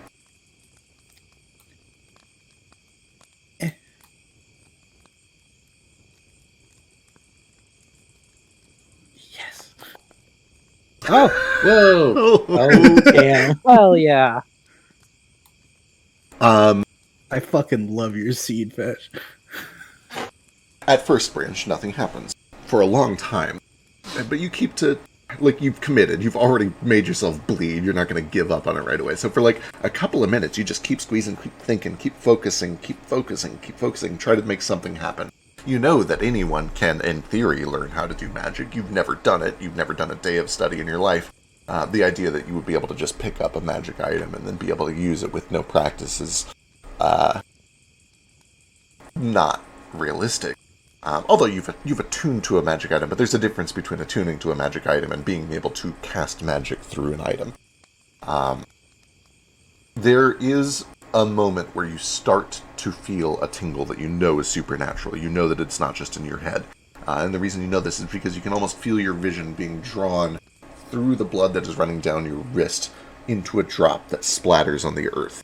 And as it splatters on the earth, you almost feel your consciousness drawn deep below the dirt until you find a river of blood that just gently flows like oil underneath the crust of the earth. And as it ebbs and flows, you can almost feel your whole body start to rock side to side with it. And then you kind of get caught up in the excitement of like, oh my god, I'm connecting to magic, and whoop, you're pulled back out. And your hand hurts, and the seed is not really doing anything.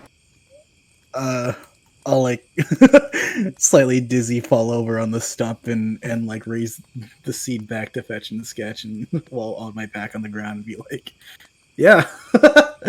Do you is it always like that? I mean, a little Yes, painful, Corey doesn't but like you. what? You weren't able to activate it. I guess it's no surprise you've not been trained in it, and you're not blessed by Korik. I ain't blessed by anyone, but I saw like under the ground. There's like a river of blood underground or something. What? Where do you think we all come from? Your mom's uterus, but like, Oh, does her uterus super create bloody. blood? I didn't think so. but like, shit, dude, that's pretty cool. I'll toss you your seed back. Yeah, everything is blood. You have blood on your body, and when you are injured, it spills onto the ground. You don't have less blood tomorrow. Tomorrow you have the same amount of blood once you've healed. Where did the blood come from? Your body didn't create it. It came from the things that you intake, the air that you breathe, the food that you eat, the ground that you're walking on. You're absorbing it from Korik at all times. Jane has an aneurysm. That's what makes you Yeah. alive. Baby boy also is like,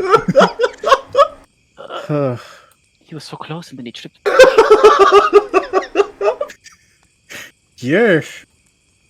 You sound like some of the Edgesites. I think that's rude. I don't know what that word is. No, My entire education happened in a TP. Okay, give me a break. Have you ever heard of organic chemistry? nah, that's just who I used to work for. And honestly, the enthusiasm they had over all this god shit, it's kind of charming sometimes. organic chemistry sounds like the chemistry of your organs. So, like, if I eat different things, my stomach feels different. Oh no, it's more like entrail divination. You pull the entrails out and you see what they do. Right. No. Those are the future. It's a small note, probably worth making, mostly for Sketch's sake.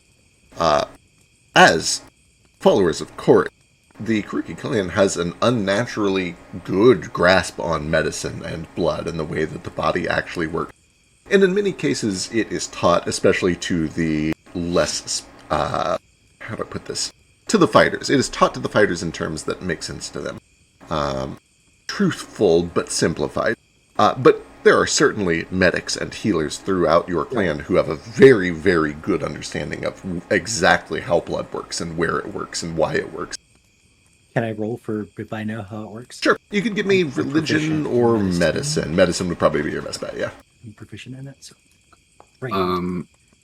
I'd like to make clear Damn it, I'm using my that hero my point. training, I got through the basic classes. Oh, and yeah. Then my school got blown up. So Yeah, I didn't really yeah. finish. Yeah, Fetch's, for the record, Fetch's understanding is, it's perfectly on par. And yeah, Sketch, you would understand that, although Fetch's understanding of it is a little simplified, he's not wrong. The body naturally replenishes blood through the fuel that we eat. You would also understand that blood, both very literally, but also to a certain degree metaphorically, is a conduit for magic. It is very frequently used in occult rituals, sometimes in religious rituals, because it harbors sympathy incredibly well, and all magic is ultimately derived from sympathy, which flows down below the earth into a river called the Weave. And although the river is not physically blood, the magic is a river, and it is often carried by blood into the earth. So in other words, that vision that Branch had, probably indicative of the idea of magic through sympathy being pulled down into the Weave under the earth. I do have a question, Ian. Yeah. Has Kurik ever been mentioned in any religious studies I was forced to do? You're trained in religion, right? Give me religion. Yeah.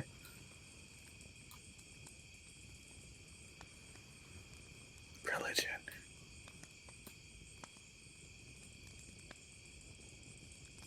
Why is the thing not appearing? Oh no. Oh, no. I'll just give you a d20 plus 5. Yeah, that's fine. Plus 6. Plus 6, 11. You've heard the name, you know that he's a god of blood. That's probably about all you would know off the top of your head. God of Blood wouldn't be my first choice, but hey, it's kind of.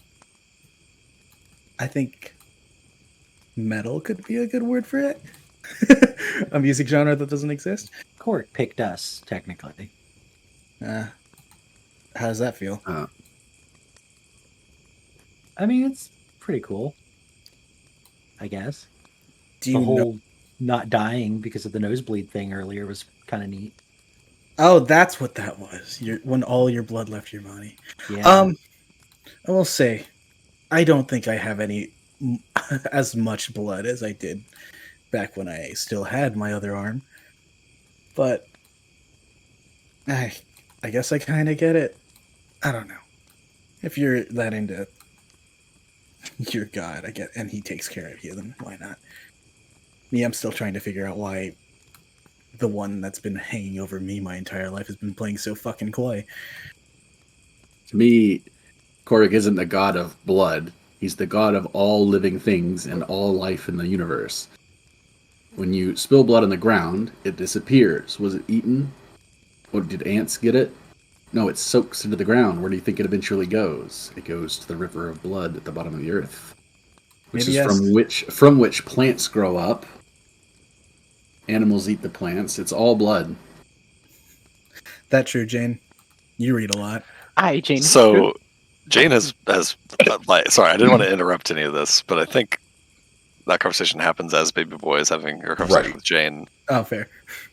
and when Baby Boy and Jane agree that there's some things they need to talk about, she just says like, "Not here," and we'll Then listen to Fetch say all these then aneurysm-inducing and facts. listen because she doesn't want to just like get up and walk to her tent after having received this hospitality. Right. So I think we do still arrive at that moment. Do I know what Jesus? You can Do I give know me- that when people bleed, it doesn't soak into the river of blood on the ground? Are you trained in religion at all? No. You can give me a religion check, and then I'm not going to make you roll to understand that there's not a giant river of blood under the earth. But you can give me a religion check anyway to see if you know anything about that. I'm 13. You know that Korg is the god of blood. That would be high enough to understand that god of blood also, it kind of encapsulates all of life, and especially family, the circle of life, the continuity of life. There's clearly, there's a little more going on than just, all the blood goes under the earth where there's a giant river. There's double speak happening. Right. I think it's more symbolic than literal. Yeah, for us, everything, the life is kind of like an energy. It's kind of like mana going into, oh god, what was it called? The weave. The weave. In a way, the energy comes into our bodies and leaves us through blood and other things. Everything's connected together like that. Yeah, well, your god is fake and ants are fake. I hope ants eat you. how can they eat you? Think. But shut up. Wow, that's kind of rude. To be fair, my understanding of it literally comes from picture books for children. Oh, I forget that people lie to children. All the time. Jane, where were you when you were Not so 16? much What were you lied doing? as it is simplified. I'm sorry, what was the question? When you were 16 years old, what were you doing? When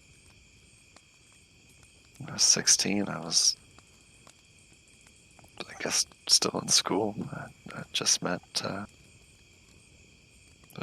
Book. I was living in... Maybe you're a bad example since you were in school at 16. I mean, I assume that there's a schooling system in Wexus Aspect. Is that correct? Oh, absolutely, for sure. Okay, great. I was at home with my parents. Going to school, spending most of my nights staying as far away from home as I could. But imagine when you were 16, you had never gone to school. You stayed on the farm, you lived on the farm, everything, your entire life was on the farm. And when you're 16-year-old, the farm is gone, and you're on your own. You never went to school, and you never learned anything. If you imagine that correctly, then you'll understand where I'm coming from. I'm not a smart man, but I'm doing my best. I'm trying to find my mom. She's to the west, pretty far, but she's that way. The omen told me. Oh, we're going to find out soon. Yep, we'll find more specific. I don't really know enough. I'm going to turn in. I think this went to my head a little bit. Thank you all for sharing, for the hospitality, she says to the Ufoma and company. Of course. And they, I mean, again, you've spoken Shiki to them. You've been respectful to them so far. They give you a nod. They're happy to have you. Aye, thank you. I'll thank them too. And before baby boy wanders off, I'm actually gonna put a hand on his shoulder and we need to talk. Oh, good. I was hoping we could. Just a really quick thing on the way off. I'll just look to Branch and say, you can have my tent. I'll take the sex wagon tonight. I got kind of used to the sex wagon. You can Then I'll catch up take shortly. shifts, I suppose. Actually, me and the Cheekies were wondering if we could borrow it.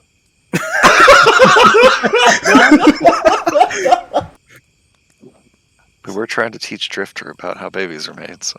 We're trying to teach Drifter how to breakdance. Are We you also kidding are me? trying to hide Drifter. Jane, I'll be there in a second. Good night, Jane. Good night. Sit back down.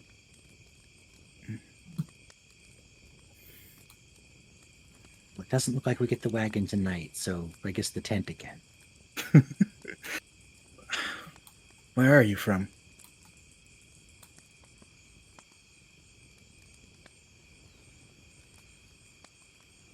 What Me? are you?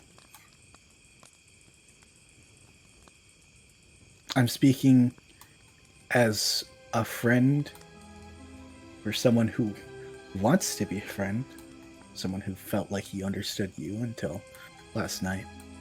Pretty complicated situation for me, if you could understand. I think I do. You've been I- really hospitable to me. You've put up with all my shit. Haven't left me yet. I fear there may be our societal upbringings might be at odds here. Where I'm from is not so forgiving. You saw my vision. I did. Mine. So you understand that where I'm from wanted to pulverize my head with a mole. I did, and I saw that they didn't. Is what happened much better. For you? Aye. You're alive.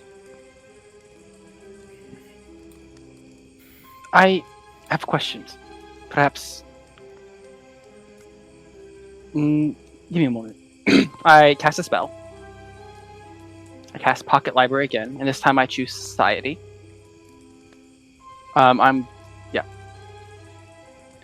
And I'm specifically looking on information on like morality, between the societies of the material plane, including that of murder and crime.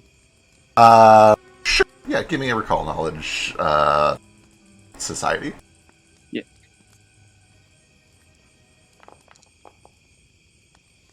+1 to that. I'll burn a hero to make it better. Sure. 16. You have a pretty decent understanding that in almost every society that there has ever been, murder is seen as wrong unless it is to prevent something worse. Usually, the most common argument being self-defense or war. And importantly, where does this morality stem from in these societies? Oh boy. With a 16, that's going really, really far back. Okay, You would know that with a 16, most people have a natural biological understanding that killing things doesn't feel good and being killed doesn't feel good. So to a certain extent, it's just a biological, natural feeling that people have that murder is wrong. But with a 16, you would also know there are a lot of religious decrees, there are a lot of societal decrees. Most of the societal forces in the world kind of take what most people kind of understand to be true on their own and codify it. Sometimes they give justifications for why it's wrong. Sometimes they apply mysticism or divine tenets or anathema or rules to why it is wrong.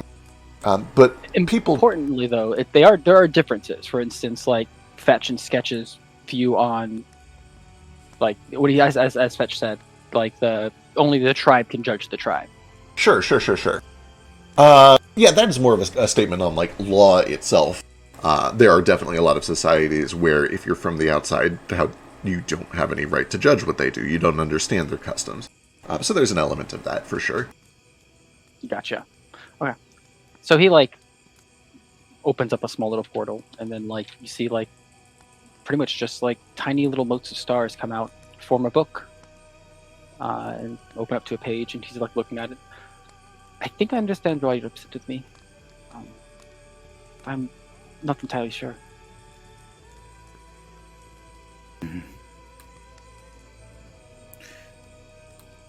Could you maybe I was being a bit rash, but because so often are the reasons why someone does something usually outweigh the action, or don't outweigh the action itself, right?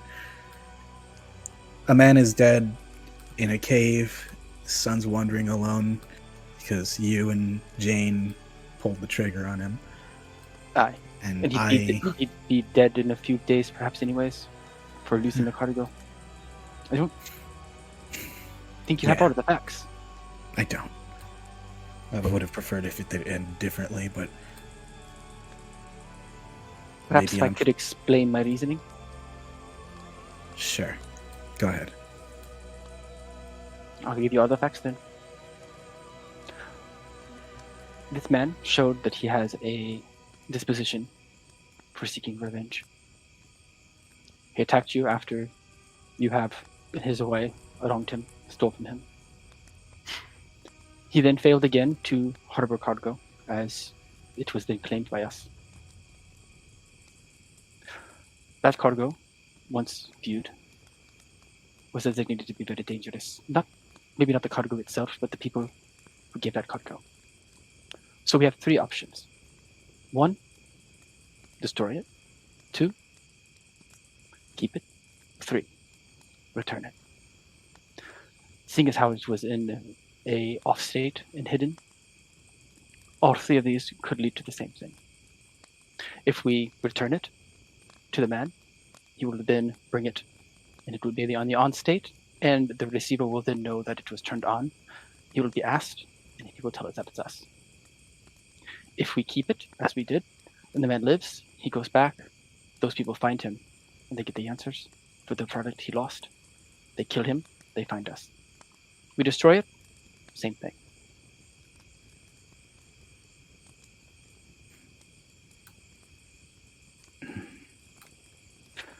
Letting the son live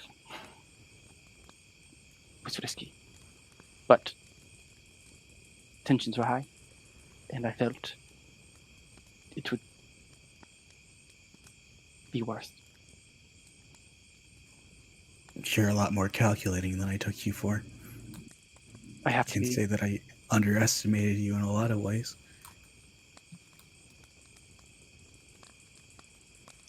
Well, as I said, where I'm from is no so forgiving. You show mercy, it will be taken advantage of. If I let someone live, what is to stop someone else from thinking that they can try and just get away with living, putting me in more danger? You saw the vision. You saw my vision, right?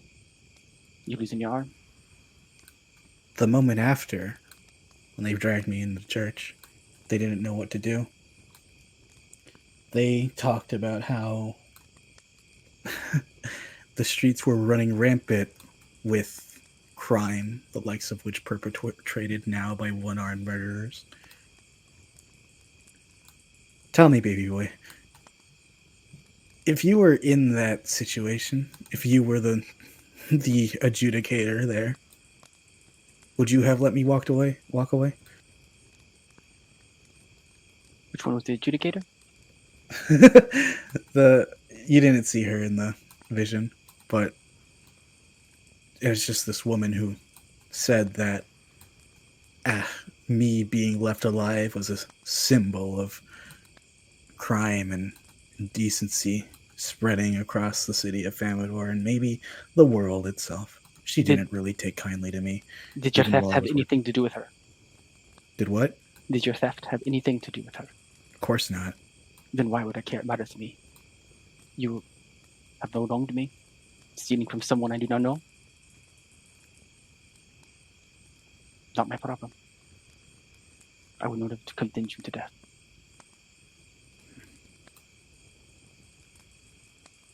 Do you think the laws that bind you outweigh anything else? If I were to wrong you, would you kill me?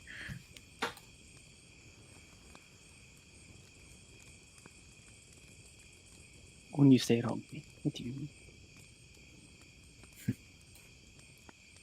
If I take your arm, do you take mine?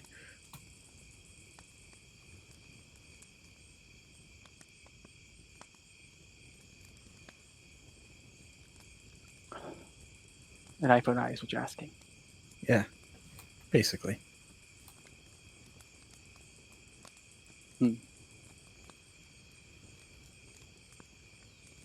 You specifically? Or just you in general? Why does it have to be? Is the answer different? Well, business becomes complicated when friends are involved. A slight smile goes on Branch's mouth. like fades quickly. I've been told when you have an enemy, destroy them unquestionably. Make it so it's known that your power is nothing to be messed with. Is how we survive. I've shown mercy in the past. He like reaches up, rubs, kind of like right under his like right breast. Almost died of it.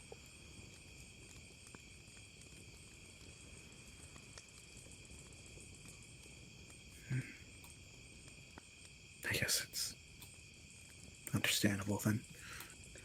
But I understand that I'm no home right now. We're not in the society that I'm from. And perhaps I should get more in touch with my stray roots.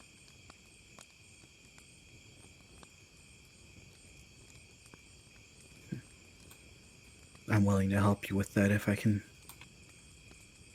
If you can course. assure me that if it came down to it, you'd be on my side. Because honestly, the thing I lack the most in life is that right now.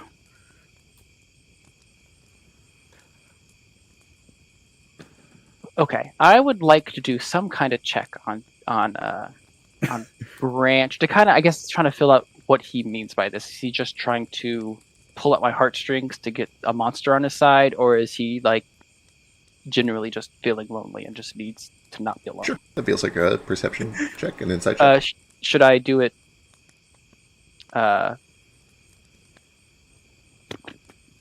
Blind or something? I'll leave that up to Branch because this is kind of a PvP social check. You guys can resolve it however you like. So, Sidro, how would you like him to do this? You want him to like blindly roll it to me, and then I'll tell you what he gets, or how do you want to handle it? He can blindly roll it to you.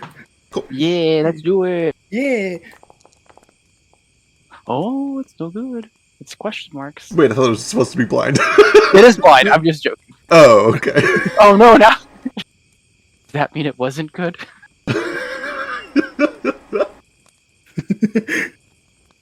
Sidro, I will send you on Telegram what he rolled. Nice.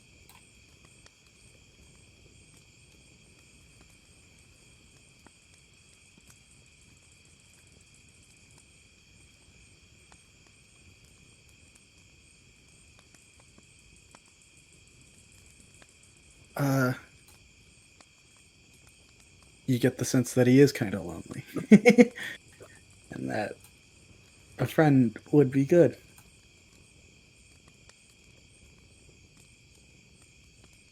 Branch. I've always been told to not pick sides. Picking sides can be quite dangerous. When you pick a side, you gain enemies. Last night was the first time I've ever picked a side. I surprised myself. When he told us to leave the cave, leave you to him, I chose your side. People died.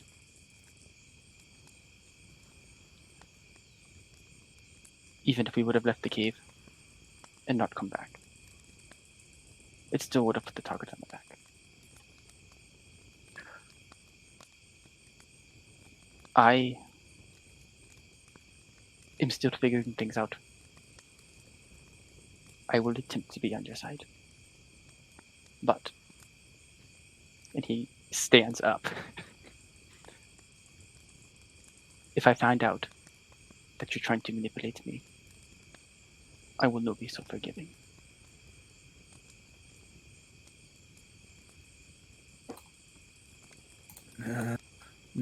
Branch will also stand up and, I guess just take you in for like a quick like hug, but at the same time like same here. He's a little shocked. Like, so, like, you have the feeling that when he stood up, he was trying to be intimidating, and you just go in for a hug. And he, like, clearly is like, "Oh, this isn't what I was expecting," and then he gives you a little pat on the back. Okay, now I have to go see if Jane's trying. I cannot say too much. Oh, Jane. All right. Oh, Jane. He He says he just walks over to find Jane. Oh, hold on. Is that all? Yeah, Okay. go handle whatever you do with her. We'll have to discuss how murder works because I'm very confused on the morality of murder. God created us for war, and now they're like, oh no, stop killing each other now. As Baby Boy is going over to speak to Jane, Fetch and Sketch, was there anything else that you wanted to get done tonight? Not a thing, but a who. Ooh. But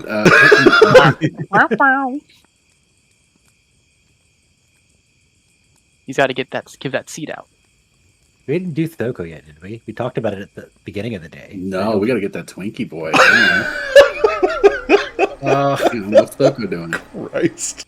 You guys apparently.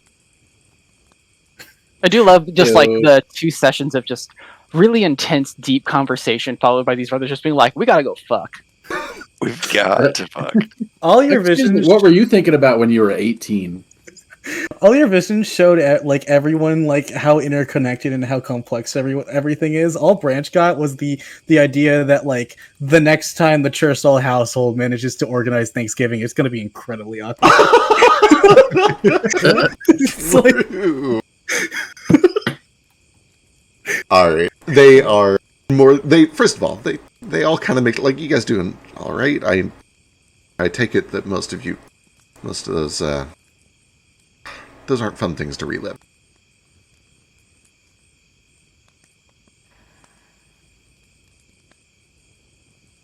Yeah, I was kind of just trying to push it out of my mind for now. All right, no, that's understandable. There's a memorial in Serchun. If it helps when we get there, we can put it back on our minds if you want to deal with that. But for the time, why don't we push that out of our minds? Yeah, if that's okay. Oh, of course. I appreciate it. Thank you. Yeah. I can think of a couple of ways to think of something else. Zikumo kind of looks over. Yeah, I actually saw a couple of things that, they're basically destined to happen, right? Who are we I to saw fight that destiny? look earlier. Wow. Anyway, they are. They're happy to go oblige and help push things out of your mind. Baby Boy, you find Jane and Okay. Drifter. I do want to. Before, sorry, go ahead. Oh, yeah. If Jane had something she wanted to do alone, yes. You go ahead, Branch. When I'm sure Baby Boy and Jane are talking together, I want to at least try and sneak up to the side of the caravan and listen. Give Hopefully. me a stealth check. In that case, before that, while Branch is still talking to Baby Boy, I want to try to get this done before Yes. Baby Boy comes to find me. For sure. You would be able to act first here because he was still talking to Baby Boy. Yep. I know exactly what I'm looking for. I want to search Drifter for this stuff, the stuff that I saw inside of my stopwatch. You can give me another crafting or arcana check. Crafting is definitely your better choice here. I will throw out, you very thoroughly inspected him yesterday and did not find it. But you can give me another check. Yeah, she's like, now knowing what she's looking for, she just wants to see if there's any chance there's something that she missed. For sure. I'm going to do... My arcana is like 8 points better. Is it that still probably my better bet? Yeah, it's a different approach. You would basically be trying to follow it through like weave tapping and detecting magic rather than dismantling. Right, for sure. And I'm more than willing to do that for sure. Yep.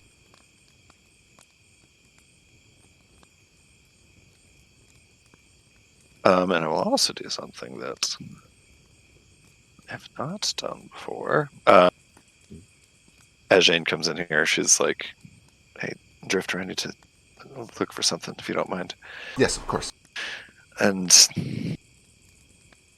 as she starts searching for it, I don't know whether this is going to work or not, but presumably gets a little frustrated when she starts working on it, not finding any answers, and she will stop and close her eyes and put both of her middle fingers onto her forearm, so her arms like folded in front of her. And she drags her middle fingers down the middle of her forearm past her wrist until her fingers are like locked with each other. Right. And right as they touch, Jane's eyes begin to glow bright blue. Hold on here. Let me just find this thing.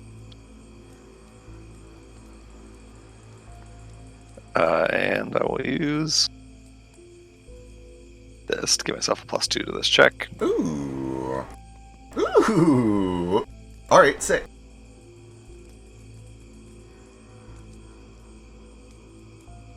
Yeah, there's a mechanical whir as the face kind of flies open, the eyes light up. Bumps that to a 25. Hero point! Alright. Your eyes are actually glowing. This is a terrible idea to spend a hero point on. I rolled an 11. But here we are. 25 ain't gonna do it. God. Oh, it was almost an 18 on my screen. You are able to kind of reproduce the work that you did last night, and you get it down to the barest components, and you can see that there are still many places where it could be hidden.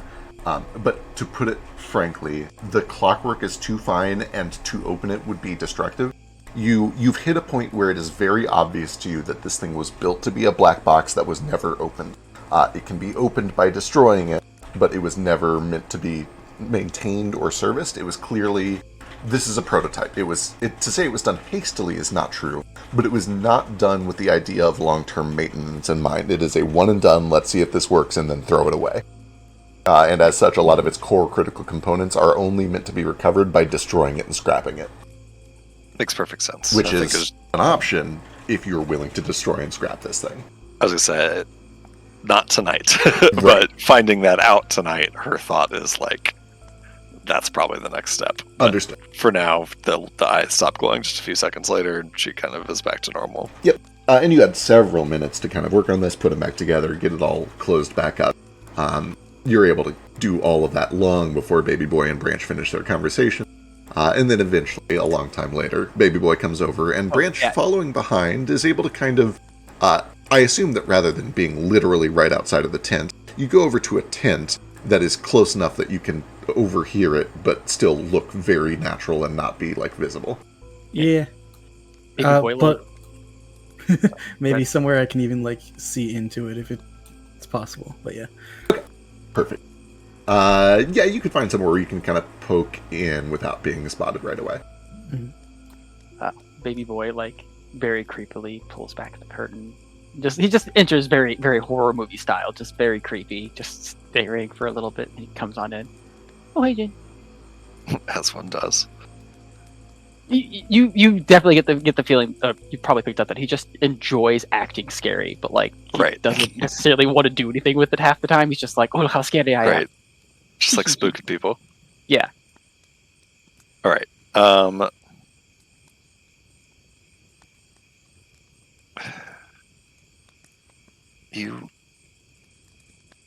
The thing that you saw. And for what it's worth, she's speaking like a whisper, but the thing that you saw, that is it's the reason I'm doing all of this. It's the thing I'm trying to undo. I have figured. And apparently your librarian has something to do with it. Quick thing, fact. Yes. What was the thing that he had said? Something about nothing and becoming nothing, or something? Oh, I will have to go rewatch it to make it to be totally sure. But I believe Was that off the cuff? Yeah, it was. Dude, do you think I prep anything? I assumed you.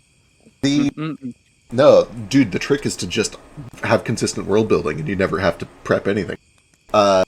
It was something to the tune of everything that is nothing must be nothing.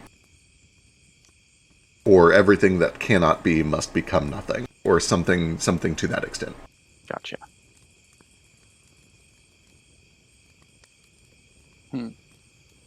And what you saw, what was happening? What? Jane is making a big effort to be quiet and whisper, correct? Yeah, absolutely. She's got every reason to, like, Branch told her earlier today how little he trusts her, so... Yeah, for the record, give me a stealth check. Let me, before I see the numbers, let me mentally set some numbers to see how hard it is to whisper so quietly that even if you're being spied on, you can't be heard. I feel like that is not too terribly difficult. For Okay. what it's worth, like I meta know that Branch is spying, but I also I feel like Jane also. Yeah, for the record, I don't think that this paranoia is like out of character or informed by meta knowledge. Yeah. Right. Okay, go and give me a stealth check.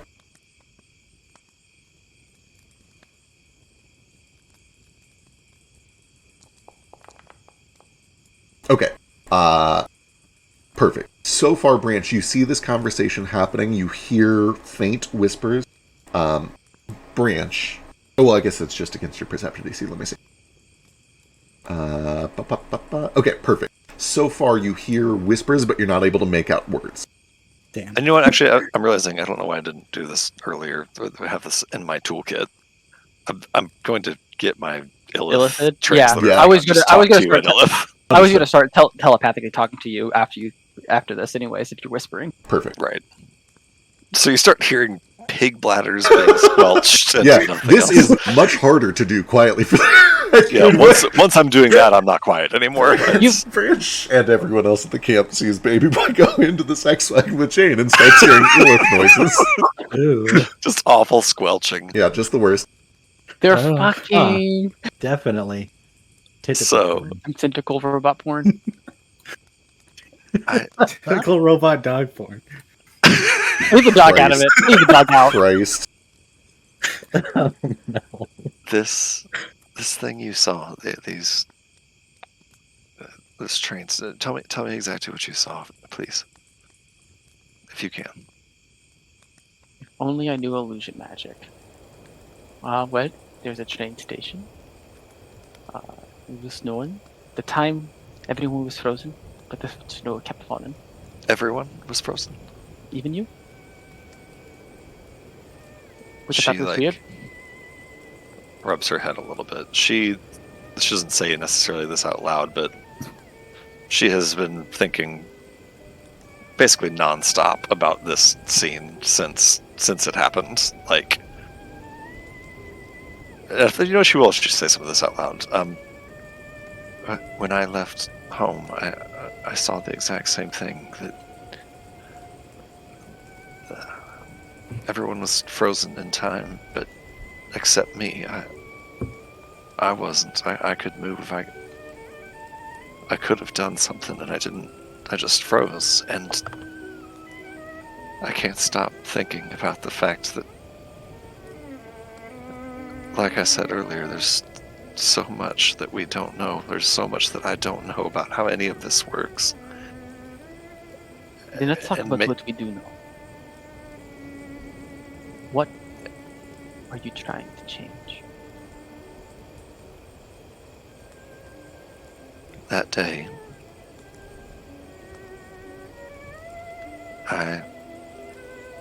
there was an accident, and it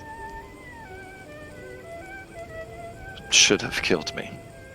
It did kill me, essentially. And my husband, Booker, got me to some people who could save me. And my life has she nods. And my life has never been the same since, and it's never going to be the same. And I think I already had a chance to fix it, and I didn't. I just froze, and what if that was it? I mean, I don't know how this works, but maybe this does work, and maybe I sent myself a chance, and maybe I... But you're saying that this was something your librarian did? No, exactly. I had two visions. First one, I'm not exactly sure. There was these long purple flowers. What the people were holding them. A symbol similar to that of Drugo. Drugo has.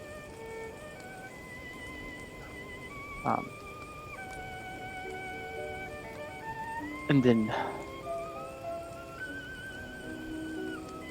Does that flower sound familiar to me at all?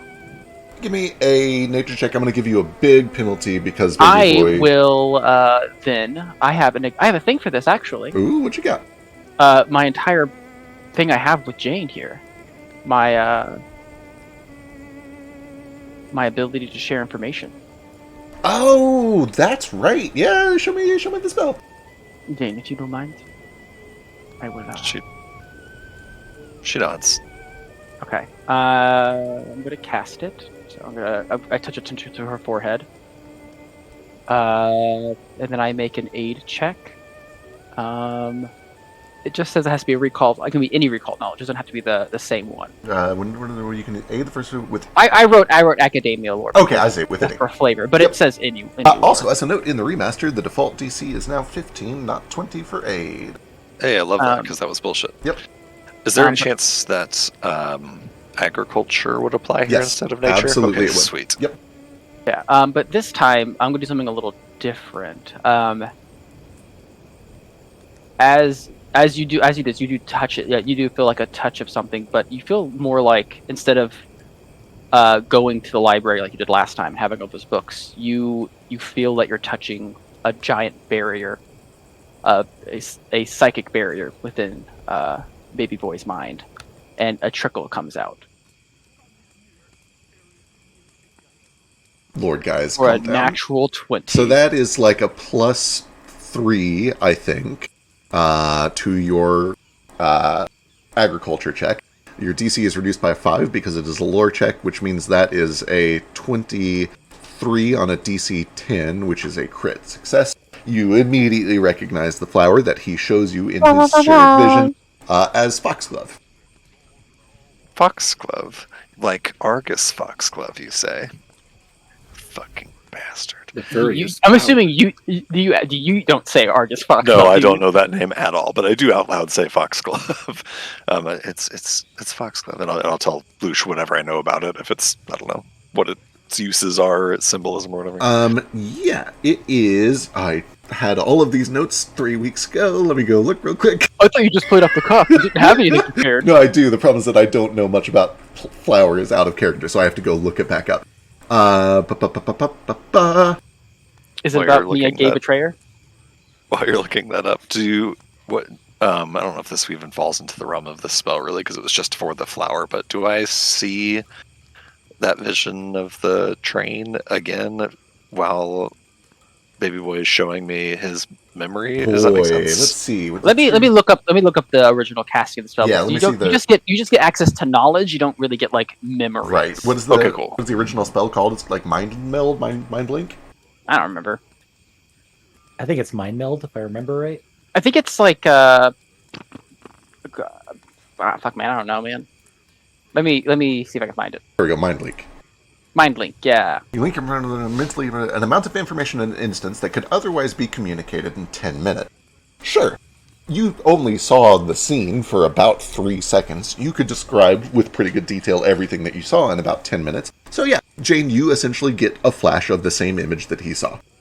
I'm not going to give her the entire thing. I'm going to mostly just describe the flower and 13. That was an important number. I don't want to like give her like too much information. Perfect. Jane, you know a lot about foxglove. You know that it grows in a lot of different places, but it's especially common up north in Blimidil, Cyrillin, and Avarice. You would know that it is historically kind of associated with the concept of immortality. It is associated with poison, and it is associated with the Feywild. Okay, interesting. I'll relay all that. It's foxglove. It's native to X regions. It's usually associated with the Feywild, immortality. Interesting. This. Can you give me a?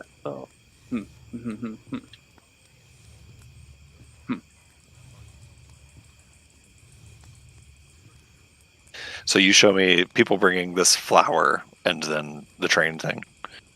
Yeah, if I have time to show you the train chain, I'll show it to Okay. you. Cool. She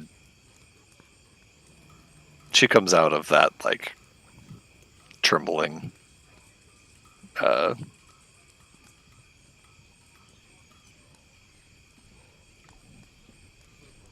More questions? Yeah, that's it.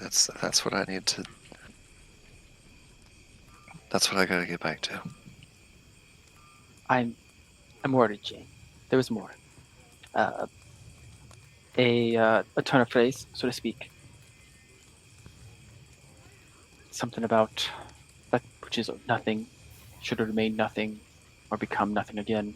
I forget the exact words because the DM is gone. Hmm.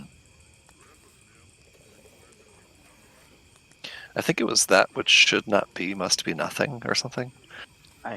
Something like that. Then again, if the expectation is for me to help you, stop you.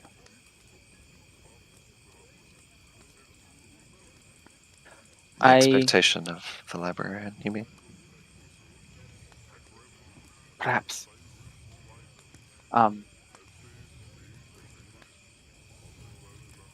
It seems like a stretch, though.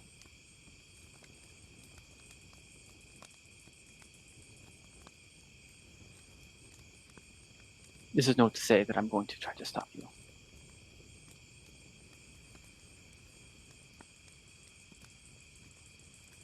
I understand. It seems as though perhaps we should reinstate our agreement to be allies.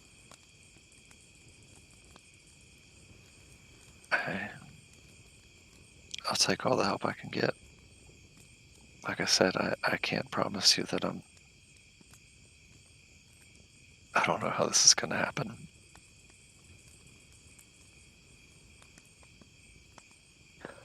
I don't want any of this to happen.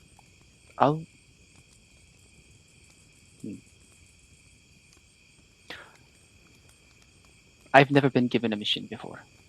I am not a cult follower.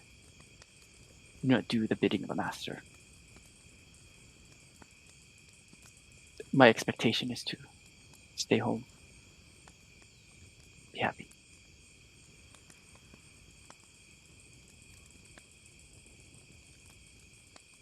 Then why did you come here? Just looking for him? Them? You saw, I cannot remember where he said he was going. Could not hear it. So I went to peer back in time and listen. I'm so sorry. I was not present when your thing was described. I missed it. I missed that you literally couldn't hear him because you were under a blanket. I literally couldn't hear him. That's so Because funny. To expand on it a little bit, it was a combination of being under a blanket and you literally just were not fully awake. I wasn't fully awake. I was under a blanket. I was not even under a blanket. I was under a pile of pillows and blankets. Yeah. This is why you always leave a note. You always leave on Sorry. the fridge. Sorry, carry on. There's not much I can do to find him. No much I can trust.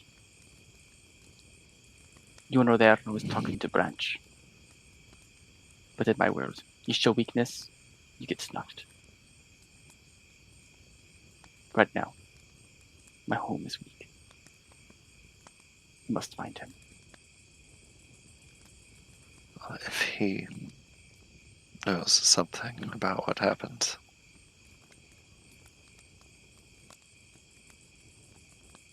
she kind of hesitates a bit. From the sounds of it, maybe he doesn't want me to succeed. Perhaps.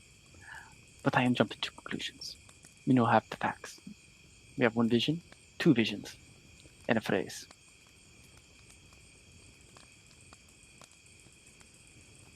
You'll, I understand. I still think that there are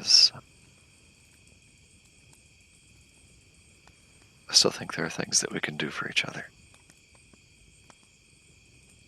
Hi. Jane, keep your chin up.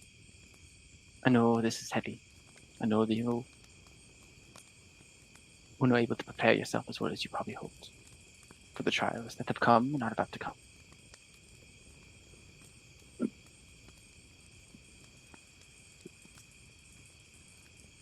Have you ever heard the story of the king's ship?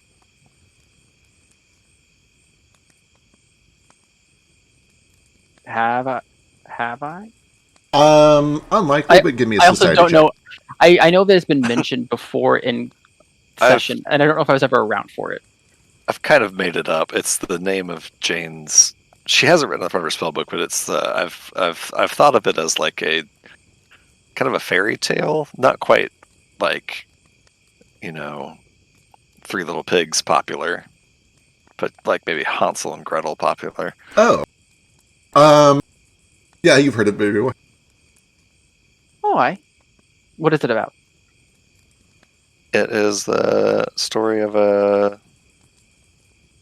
very prosperous king. I've written out this whole last story, and I'm not going to read it right now, but of a very prosperous king who cares about his most prized ship above all of his possessions and squanders his kingdom's riches and safety to maintain his ship and to replace all of its parts and keep it beautiful. And at the end, and this is what Jane will say, it's like, at the end of the story, the king has his ship, and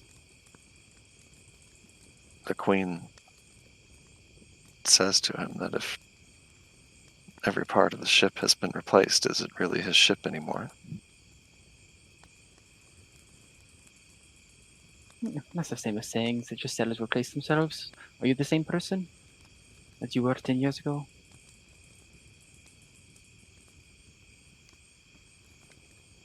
The answer is yes. It's the same, even if the parts are different. My answer is I intend to never lose my ship. Oh. Well, Jane, seems our fates are intertwined. It seems that way. Are you going to be okay?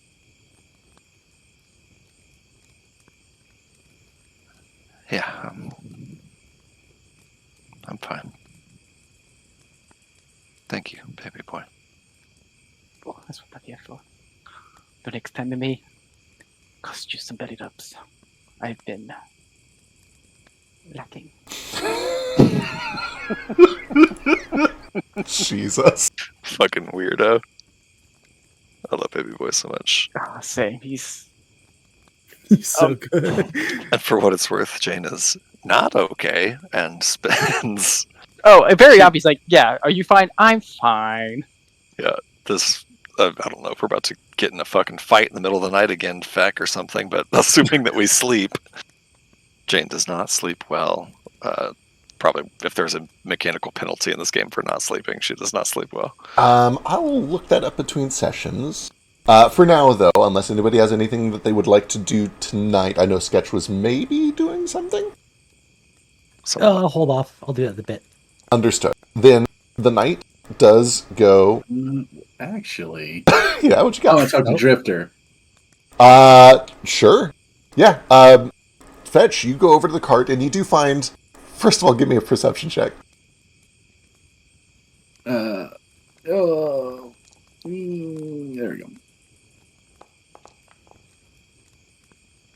You walk over to the cart and you do find that it is closed. And as you approach, Jane and Baby Boy, your conversation is very plainly interrupted when Fetch kind of comes up to the window and either knocks or looks inside or something. Oh. And this can actually Yeah. happen near the end of your conversation just to keep it convenient. She gestures like a sort of like come in if you want sort of look. No, I'm just gonna lean against the windowsill and like peek in and be like, Oh, I "Oh, think he sorry, I wants didn't to. realize you were in here. You good?" I think he wants to fucking hear. Do you need the wagon, Fetch? No, I wanted to talk to Drifter. I'll talk to him later. Howdy. Hi, Drifter. Hello.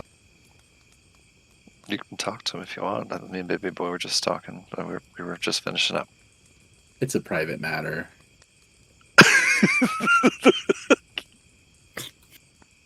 Boy. But it's not urgent. I'll do it later. May I speak to him? I set you free. You have I? She If looks you at want to, you should Fetch. let So you have a private matter to talk about with Drifter? Spiritual matter.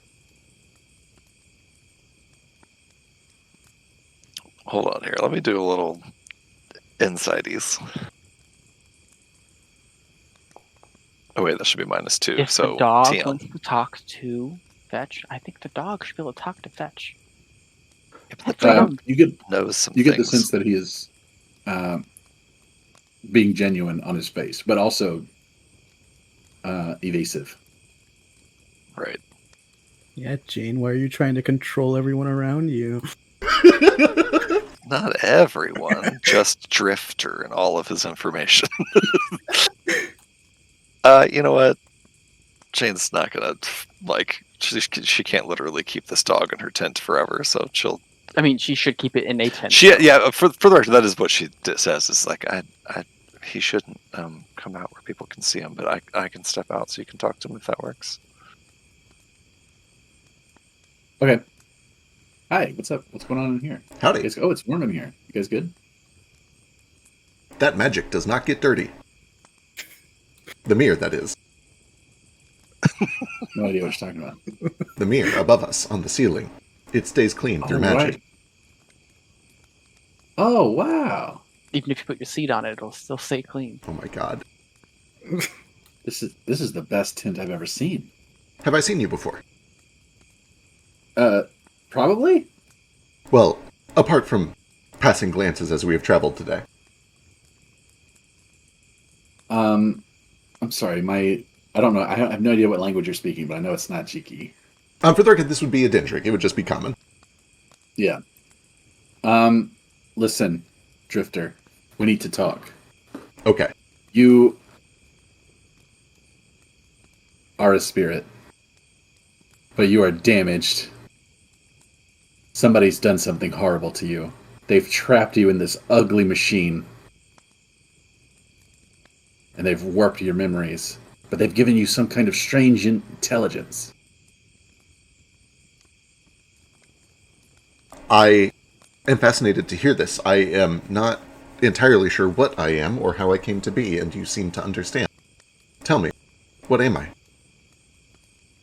A spirit of nature. An elemental. Bound into this metal body. Probably forever. Is that bad? It's terrible. How can it be fixed? I don't know. I don't know if it can be fixed. But whoever did this to you needs to pay for it. They've done an affront to nature itself.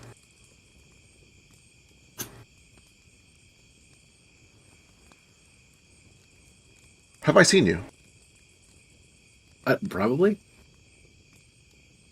Where have I seen you? Out a couple of places. Probably at the cave, out at the camp, walking around. You can help me. I don't know if I can or not.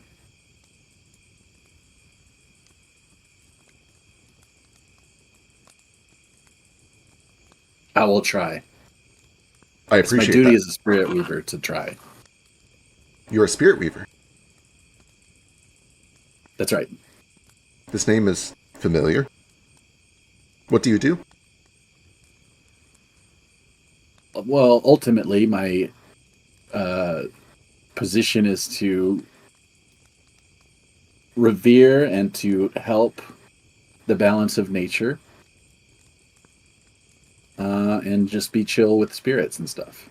Be chill with the spirits. Okay. That's right. I'm trying to be chill with you.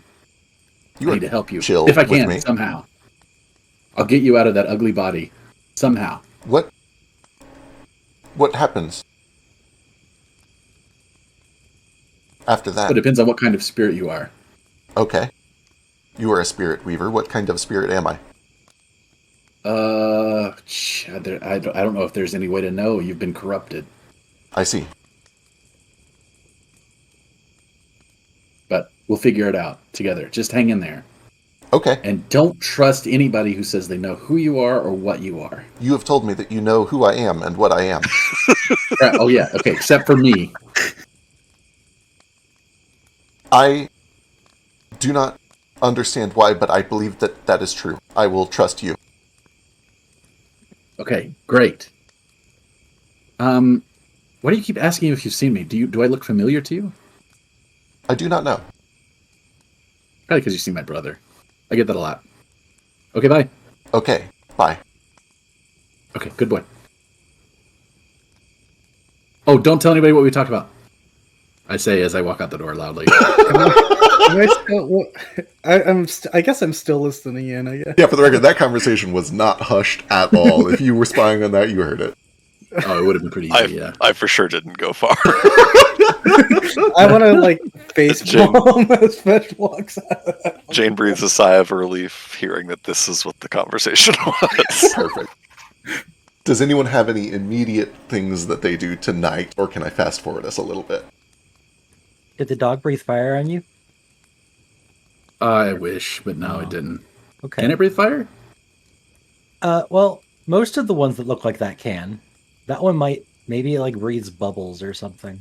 It looks Interesting. different. Perhaps it's a fire spirit then. Oh, that would make sense. You and I, listen, together, sketch. We can figure out more about the spirit that's in that machine.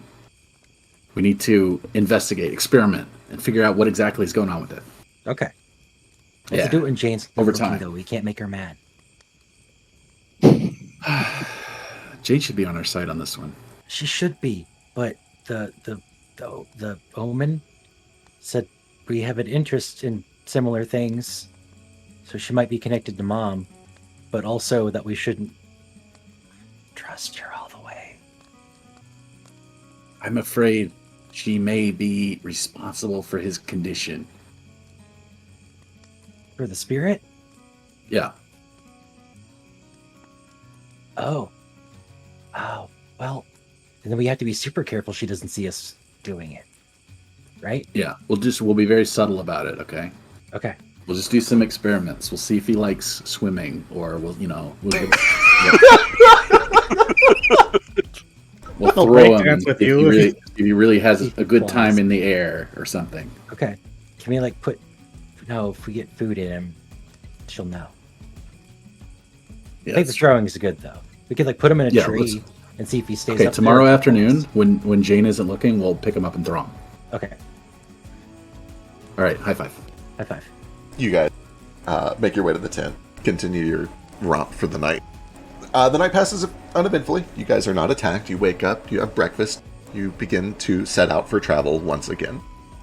Jane squanders the first peaceful night we've had ever she tries to sleep, can't, just keeps having awful dreams of Petra and Dolska that just wake her up, so she ends up just sitting by the fire all night. Yeah. Oh, I feel like I should roll a will save or something on that. I slept amazing. My giant pile of nest. pillows. How were you breathing last night? Homo was on top of you.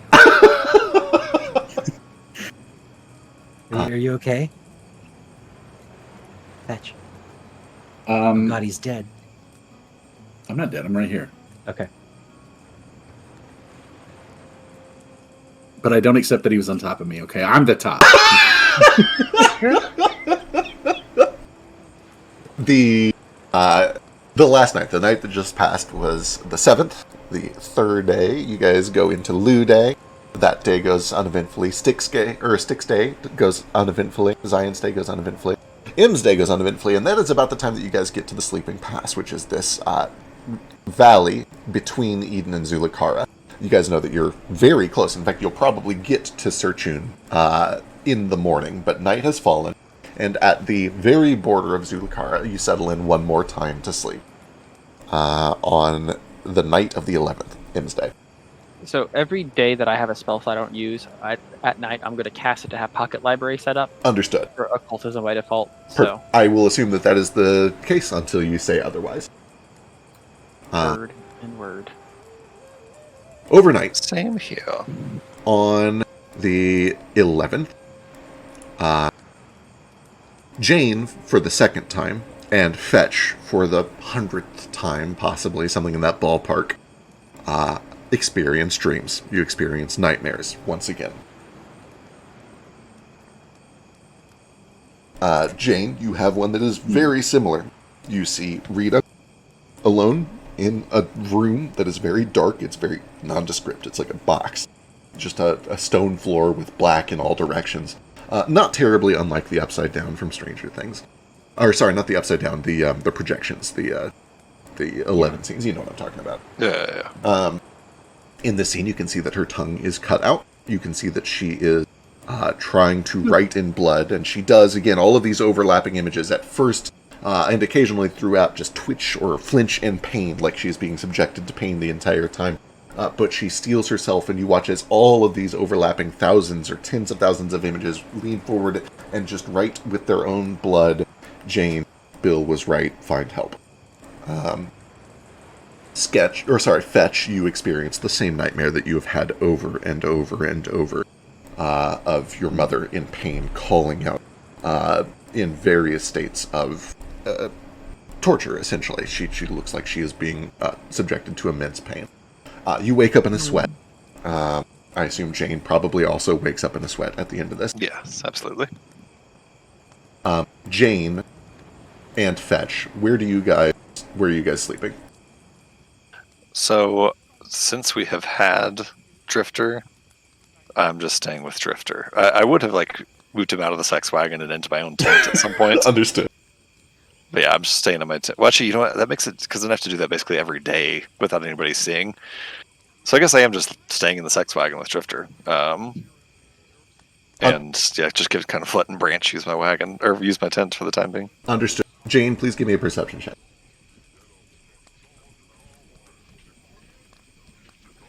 I presume this is not motive. No. You, heart racing, wake up from this nightmare.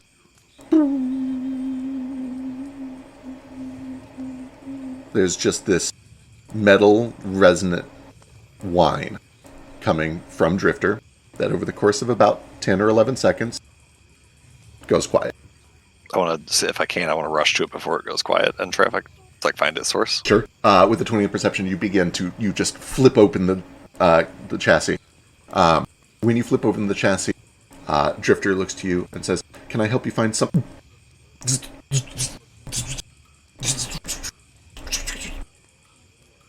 Drops. Intriguing. Do I find the source of the sound at all? You open up the hatch and you listen, and you can hear it coming from a small metal component. It's one of the areas that you cannot get to without destroying. It is within the black box inside of Drifter. I understand. Can I tell what's going on with him? Some sort of a mechanical malfunction. Whatever is allowing him to speak has suddenly short-circuited. It sounded... give me a crafting check. I will do a little one of these numbers.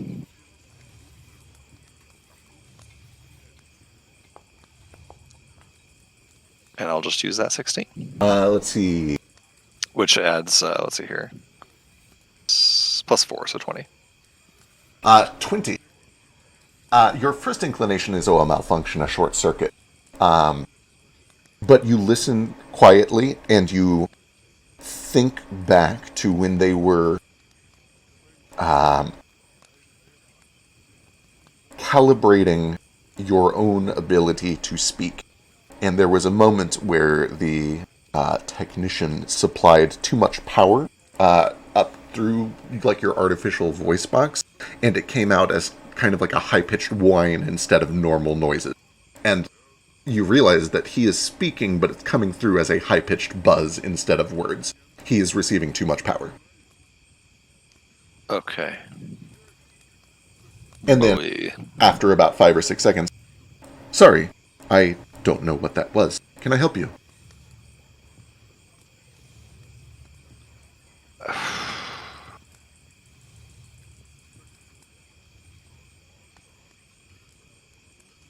Can I disassemble Drifter and get into the black box? Or do I have the ability to do that without, like... I guess what I mean is, do I feel confident that I'm not going to break what's inside of it if I open it? You know what I mean? Like, I know that will break Drifter. Right. What is your crafting proficiency? Is it just trained? It's just... I don't know if it's even trained. I'm not even trained. It's just... You are not confident in that, no. Okay. Do you,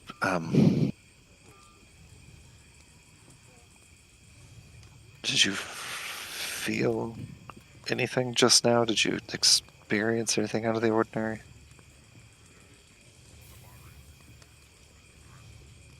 I do not know. Okay.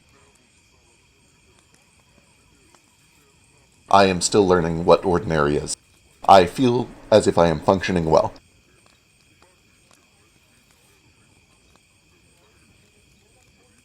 I understand.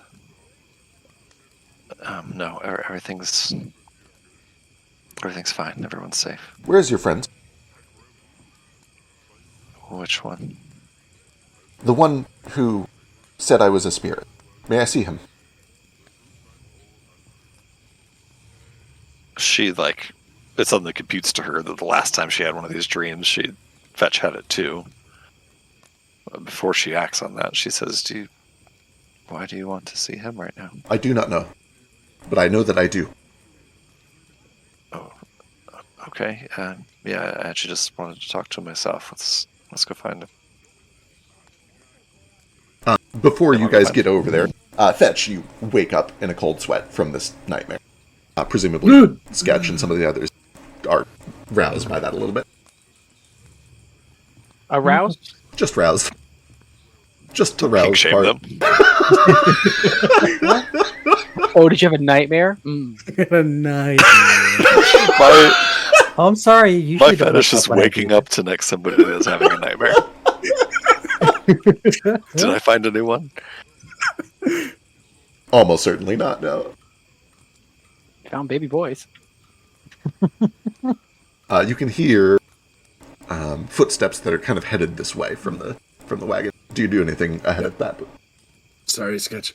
I have to pee. I'll be back. Oh, okay. Nice deal.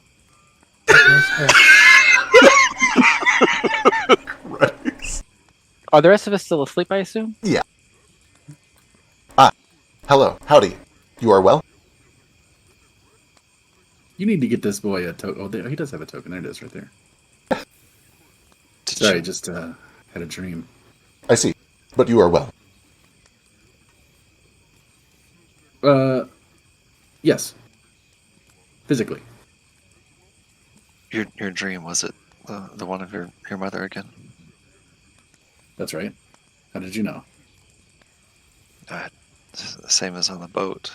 I had the same dream about Rita just now. Our souls are connected somehow. It must be. You know, a week or two ago, you would have told me that. I probably would have blown you off, but I'm not so sure anymore. Well, we don't have to write that. I mean, we could do that at any time. Jesus Christ. That's...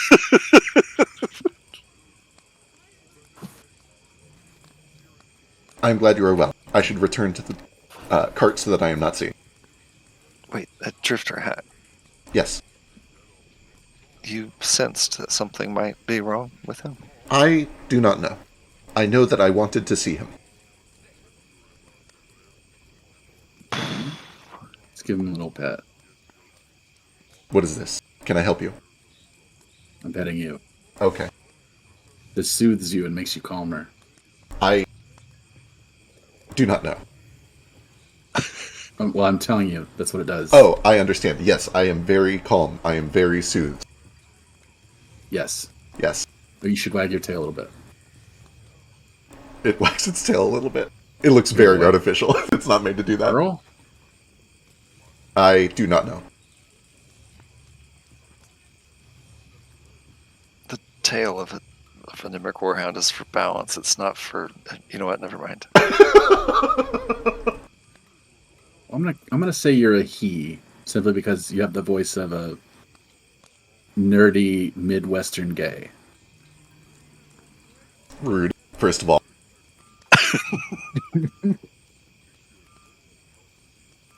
The truth hurts.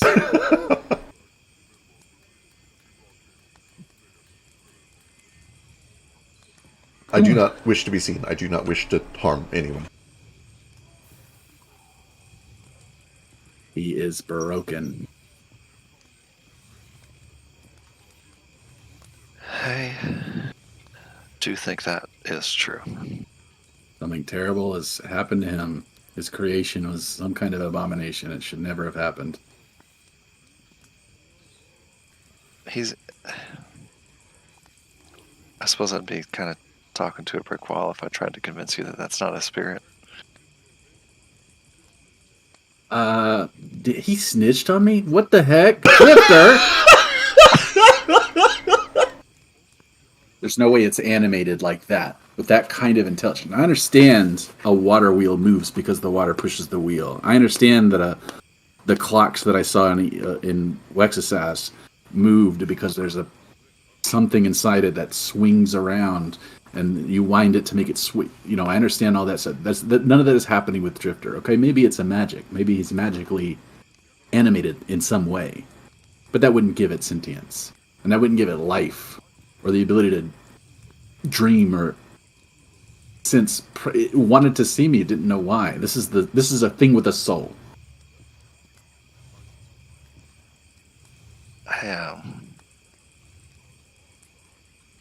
I think it's a broken machine.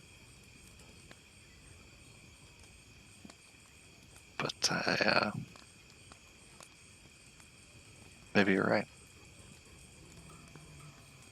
I think I'm certainly right. I hope that it's an elemental and not a person. Whatever. Don't tell Scutch I said that.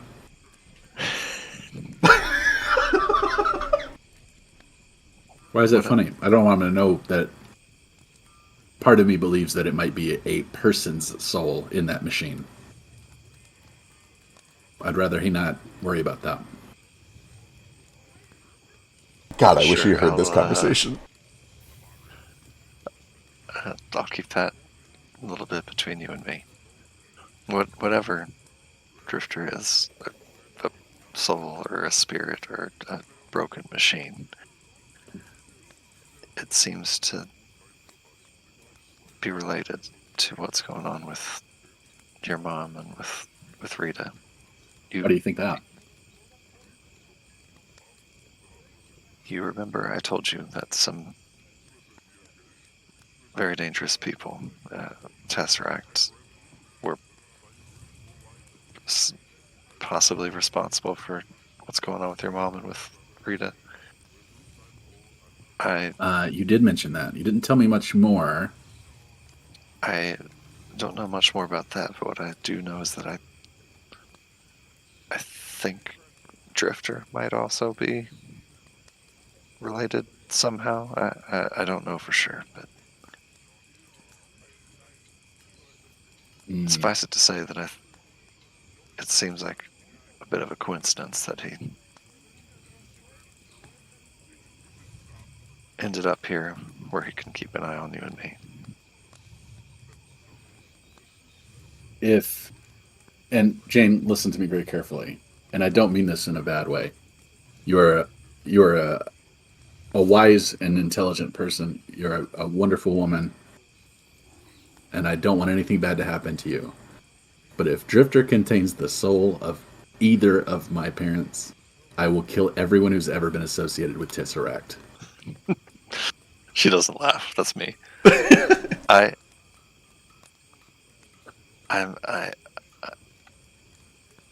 don't know everything about Drifter, but I can tell you with pretty good certainty that there's no souls in there. I'm not just being flippant. I really do think it's just a broken machine. It's supposed to be a warhound. It's supposed to be one of the machines the Emmerichs send over to slaughter people. No different Where than you're the from, both Zulugarns. machines have these kind of behaviors. Does it dream, Jane? Machines are complicated, especially when you start putting magic into them. It's no different than you talked about a river of blood, right, under the earth that flows up to all of us and gives us life, right? Right. And that way all living things are connected. And we can all be very complicated. I'm sure there's no disagreement there. Sure. But we're just bodies that your river of blood makes us live, right? I see. Drifter's just a body, and magic is making him do what he does. It's just faulty magic. It's a bad spell. That's all. My grasp of this language is a little not so great still. I see what you mean. I understand. We're all machines. I understand. It's not a perfect analogy, but I think it gets the point across. Well, I think that's what you're telling me. If that's the case, then we agree. He is a machine so long as all living things are machines. I guess what I mean is he's complicated. Same way everybody's complicated.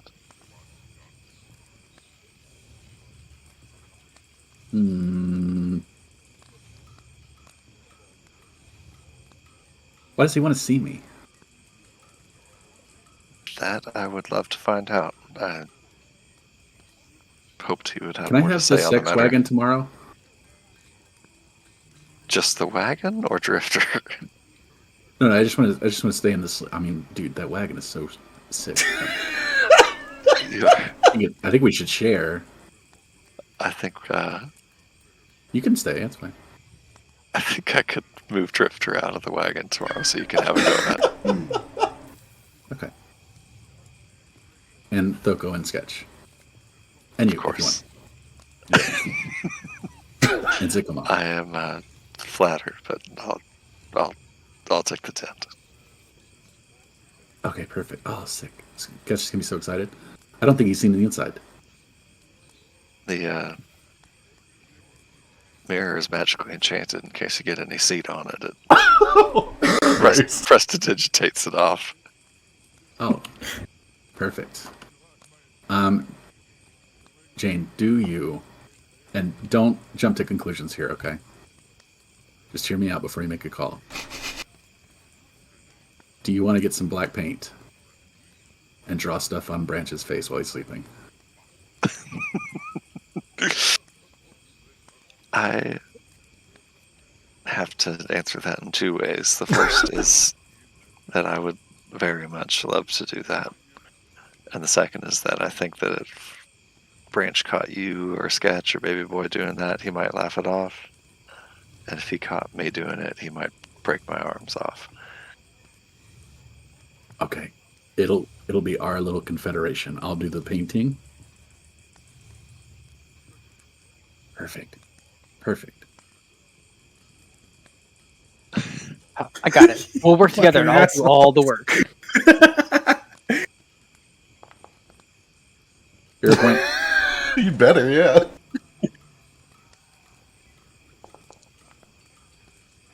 Crap. Branch is asleep. Let me go see how this works. I think I'm targeting his passive. I had to guess. That's way too strong. There's no way you have your passive perception while you're sleeping. That's insane. That's crazy. That's not Well, how. there's no way you're doing an active search check while you're sleeping either. No, exactly. I'm trying to figure out what the DC is meant to be. Yeah, I think it's probably a lower DC. Probably the penalty. Little known fact for Dungeons and Dragons 5th edition, by default, you just sleep through it unless your passive perception is at least 20, and then you have a chance, but only a chance to wake up. Is that true? That is true. Everyone- That is rules as written in Xanathar's. Just Wild. If you're asleep, you're asleep. On a passive perception of 20 or higher, you might hear noise. Your passive is probably fair in this situation. They're literally touching him. It's not like making a little bit of noise. They're actively putting something wet on his face. Oh yeah, for the record, yeah, this is not just trying to like walk past. They're fucking with him. I want to be extremely clear here. I am not doing shit. Yeah, Fetch is doing shit. Oh wait, I will. Hold on. Keep watch. Before I know the DC or anything, I will. Hold on. Here we go.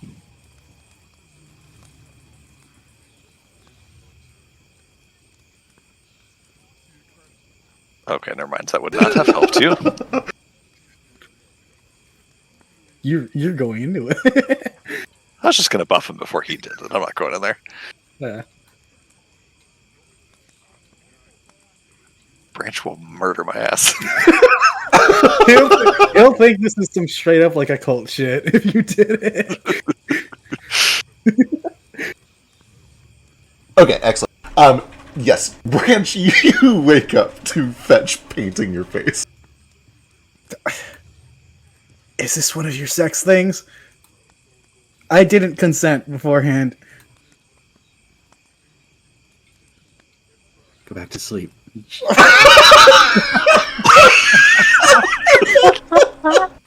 No. That. The worst Slowly possible way to crawling answer that question. Just crawling backwards out through the back. Well, I'm assuming Branch is awake for the rest of the night now. Yeah, of course.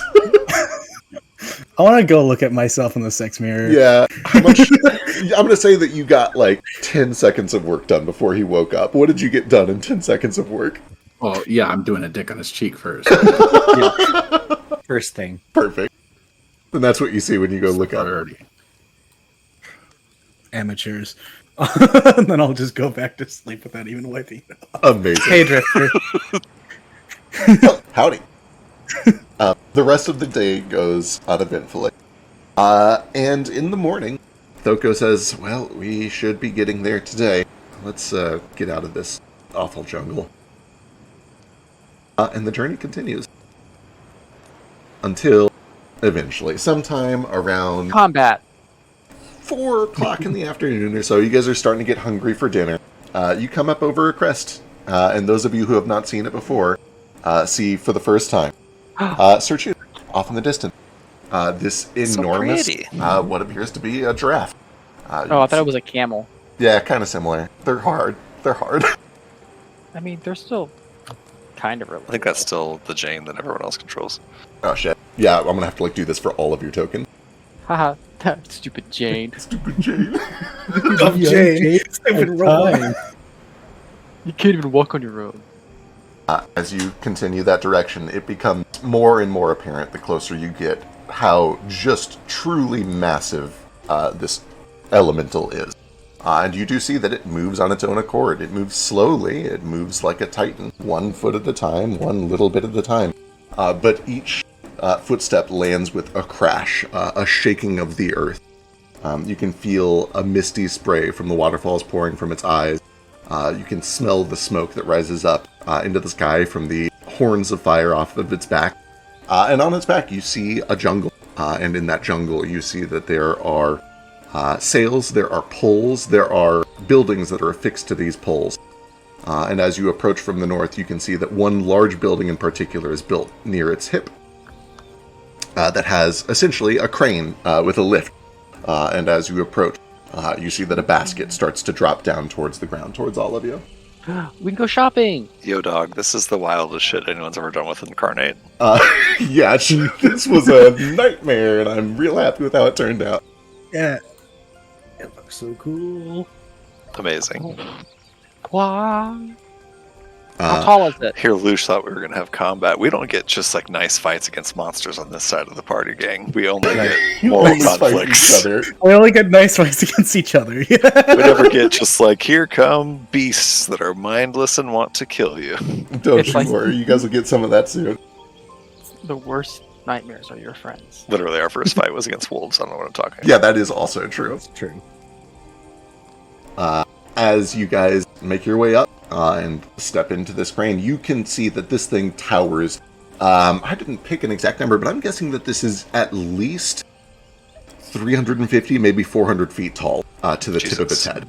It is a truly enormous elemental.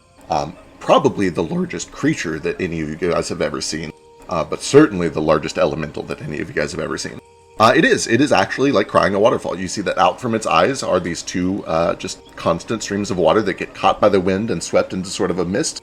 There's like a rainbow that forms as you look through it. You can see that where its horns, they're not called horns, whatever a giraffe's horns are actually called, are made of fire that billows up into black smoke. And as you reach the top of this crane, you find yourselves in the Isabelli, essentially the visitor center. This is where travelers... Okay, cool, we're back. Okay. This is upsetting. I even changed my network adapter to try to avoid this, and now it's disconnecting for other reasons. I'll keep looking into it. Is it because it's wintertime? Maybe. I don't know, maybe. Anyway, as you guys make it up to the top, you're greeted with the Isabelli. It is essentially the traveler center. It's the visitor center. It is a place of commerce. You can hear people calling out in many different languages, but mostly cheeky. You can smell food. People are getting ready for dinner. All of these stalls have set up different places to shop for food. You can see that there are merchant stalls where you can buy things. There are a couple of criers up by this one tent in particular that are calling out news. You are essentially Thoko and the rest say that they are going to head straight up to the Bozimbo. Sorry, not the Bozimbo, the Latea, where they need to go speak with their the person they're reporting back to, the Spirit Weaver, who sent them on this mission to begin with. You're welcome to come by when you are done here, if you would like. If you would like to speak with us more. Otherwise, enjoy your time here. Stay as long as you need. And it was nice to see all of you. I hope we see you again. Nice tale, Jane says, but farewell. Nice tale. Nice tale. And on that, I've got to go. All right. Have a good night. Good night. Is it a problem that I'm here? What do you mean? In what sense? Like are people like, ah? Weird They're thing. giving you weird looks, but you're accompanied by a bunch of other cheeky people who are not reacting poorly to you. It seems to be okay. Cool. Do I know if news makes it here from? I don't know if you have ever been here, but Fetch and No. Sketch would certainly... Oh, what do you mean? Does what are wanted criminals in Eden at all considered? I see what you're asking. Only if they are deemed a threat to this nation. Gotcha. If there was like a villain on the loose, absolutely. But for like, a thief or a criminal, it's like, we assume that it's not a big deal. Okay. Thanks for your hospitality while we were with you. And the food was great. The ritual was good too. It was helpful. Thank Of you. course, you are traveling back, yes? Yeah. Yep. We'll be going back. Oh gosh. We're mostly just here for Zephyrhawk feathers. Right, yes. Well, if you have to go back through the garden, I hope that it goes as smoothly as this did. It is a shame. Once upon a time, you could have gone through the landfall window. I would have made the journey much shorter, but that has not been working for quite some time. The landfall window. Yes. You know what that is? It was a portal teleportation in the Latea. They told us to turn it back on, but it did not work when we did that, so we had to walk the long way. We were going to use it when we went to go look for the carrot weed. Wonder what's wrong with it. Weird. Hard to say. I believe that the mages who built it, something happened to them. They lost their money or something. That might be worth looking into while we're here. They We got have some some sick money. magic items. So yeah, we can keep going if you guys would like to explore a little bit, or we can wrap up and pick here next week. It's kind of up to y'all. Can I walk around looking for signs of the occult? Sure. Yeah, give me a perception check. Oh my god, these are all shops that I can click. Yeah, so there's some clickable shops down here. There's also a newsstand up here. Can I also give one for Mayor as well? Yes. And then I don't. Go ahead. I know that I have my one ability. I don't know how that would affect this or not. Where I just like notice them. Right. Yes, I will bear that in mind as well. You notice several people very quickly who are wild-shaped. You notice that there are a lot of animals that are not really animals. That seems to be a kind of common thing here, especially birds. There are a lot of birds coming and going, and you actually, all of you would kind of witness a couple of times birds fly in, and then they change out into people, and they begin to walk around. That seems to be a common occurrence as people come and go through Search-In. You don't see any signs of the occult, at least not at first glance.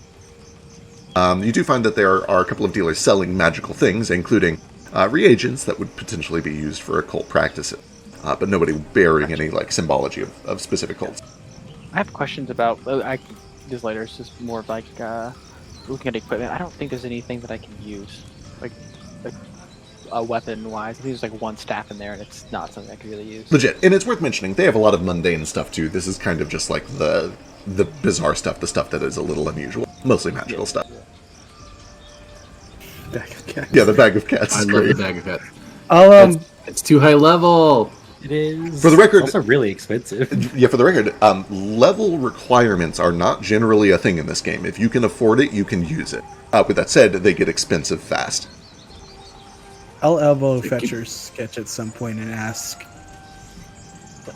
what's like the big no-nos here? What'll get me in trouble, you know?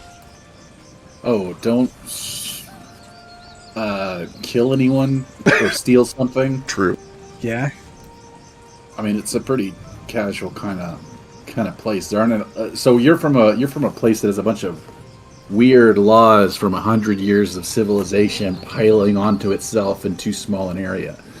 This place, just use your common sense. Are you like wanting to perform or something? That's probably okay. I mean, maybe. Could I'll expose teach- you to I'll some teach Tamadorian Branch. culture. I'll teach Branch a Zulakaran rude gesture. Tell him not to do that. Excellent. Fetch and Sketch, you guys can give me society checks.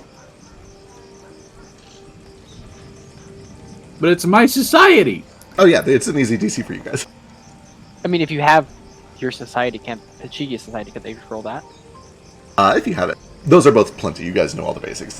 It's literally your society. Granted, I don't know if either of you have spent a lot of time in Search-In specifically, and it is a different vibe. It is a little more industrialized. It is more of a proper settlement. It is less nomadic. The whole city itself moves, but there are permanent structures here, and with that comes agriculture and a bunch of other new rules that don't really matter as much for the smaller family. Most of it is pretty normal. There are just a few considerations. Don't lie about being part of one of the cheeky clans or families. Don't wear their colors. There are plenty of, like, you can buy garb here if you want. You can buy traveler's clothes. But there are specific combinations of colors that you would not want to wear because it says, oh, I'm from this particular clan or family, and that is off limits. You don't do that.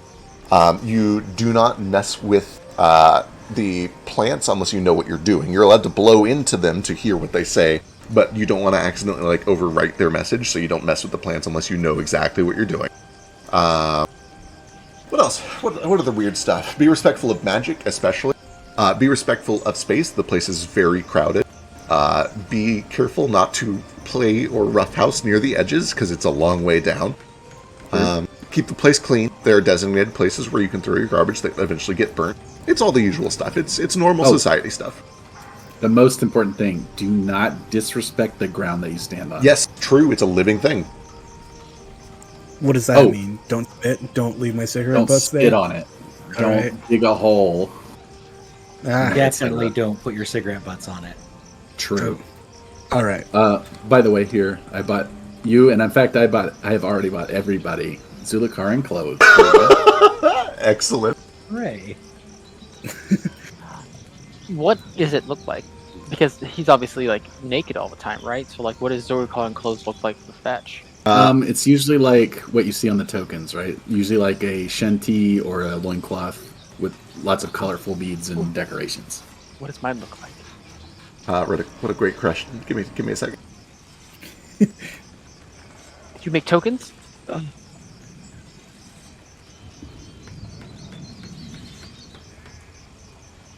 Where's Sketch? Where the hell did Sketch go? Probably incorporates a lot of like you're silver good and at Sketch gold. is still on the. He's still you're on still the here. text to Jane.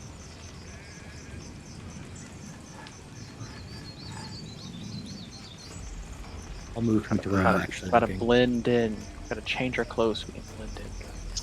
And you're definitely gonna want to try that Moambe chicken. Oh my god. As I was like doing research, because I don't know a lot about this culture, I was doing research. Every single article of food that I looked up sounded like the most delicious thing that I had ever heard of in my life. I must try some of this food in real life. What I don't understand is why you've included banana beignets. That doesn't sound African. Yeah, I assumed that that is probably like a South African thing, but I included it because it sounds delicious. It sounds to me like a French colony Well, kind of thing. yeah, South African. It does Zaka sound Cafe good. in New York is the best African restaurant I've ever been to. Also the only one I've ever been to, but it was great. Never had African. I learned a lot researching food, and I need to try it. I want to learn more. I think there's an African place that you can get near your house. I had an Ethiopian place in Indy, but it was not that good. I mean, It you was know, up it's the- the on the fucking north Midwest. side. I wouldn't Yeah, expect us to right. do a really great job of it. Anyway, you guys should have some cool tokens. I want that. Give me that wounding rune. I need it. Dude, can you afford it? I have 19 gold pieces. How much is a winning rune? It says 340. That's quite a lot more than 19. Oh, Heck. Oh, it is pretty cool, though. That's pretty cool. hey, these duds are actually pretty sick, Vetch. Okay, I had to go check just to make sure that it was like, Yeah. safe for me to change into. Oh, yeah, no, yours is safe. Bro, Zulakaran is giving you the clothes. It's not appropriation anymore. Well, that's not what I was Yeah, worried about. Jane gets one. Baby boy. Baby boy has a token with Zulakaran clothes on. Yeah, it's right there. So does Branch. Check your tokens. You might have one, even though you're naked all the time. Whoa! Look at you. You're so fashionable. How did you possibly anticipate this? Jane, do it. Jane! The My ghost. favorite thing is just to yell at Jane. Jane, put this on right now. Change. Oh, Hey! hey, move your health bar, Sketch. We can't see her head. Oh, look at that. Right. She's got a little bead in her hair. Still definitely somehow makes this sad for herself. I'm sure. I look like I'm wearing MC Hammer pants because they're like so baggy. Yeah, no, they're incredibly baggy pants. These well, Baby boys especially have to be very, very baggy. And that is kind of a combination of many factors, but one of them is that a lot of digitigrade species live in Zulakara, and as such, they have to have very baggy pants or like custom tailored tight-fitting pants. yeah. I was a little worried you were just gonna pull out the Speedo when you you said you no. bought stuff for us, Vetch. That's kind of what I expected too. I thought he'd just get loincloths. Yeah. Which, like, Nah. is fine. It's more than I was wearing before. Look how stylish we all are. Yeah. Oh no! Feck. Uh-huh. Look at my boy. Look at him. Oh He's missing Mare. Yeah, this version does not have Mare. I can probably do a version with Mare. It's okay. It's okay. Watch Put Mare in your pocket this time. There's Mare. We found him. There he is. She got clothes for Mare.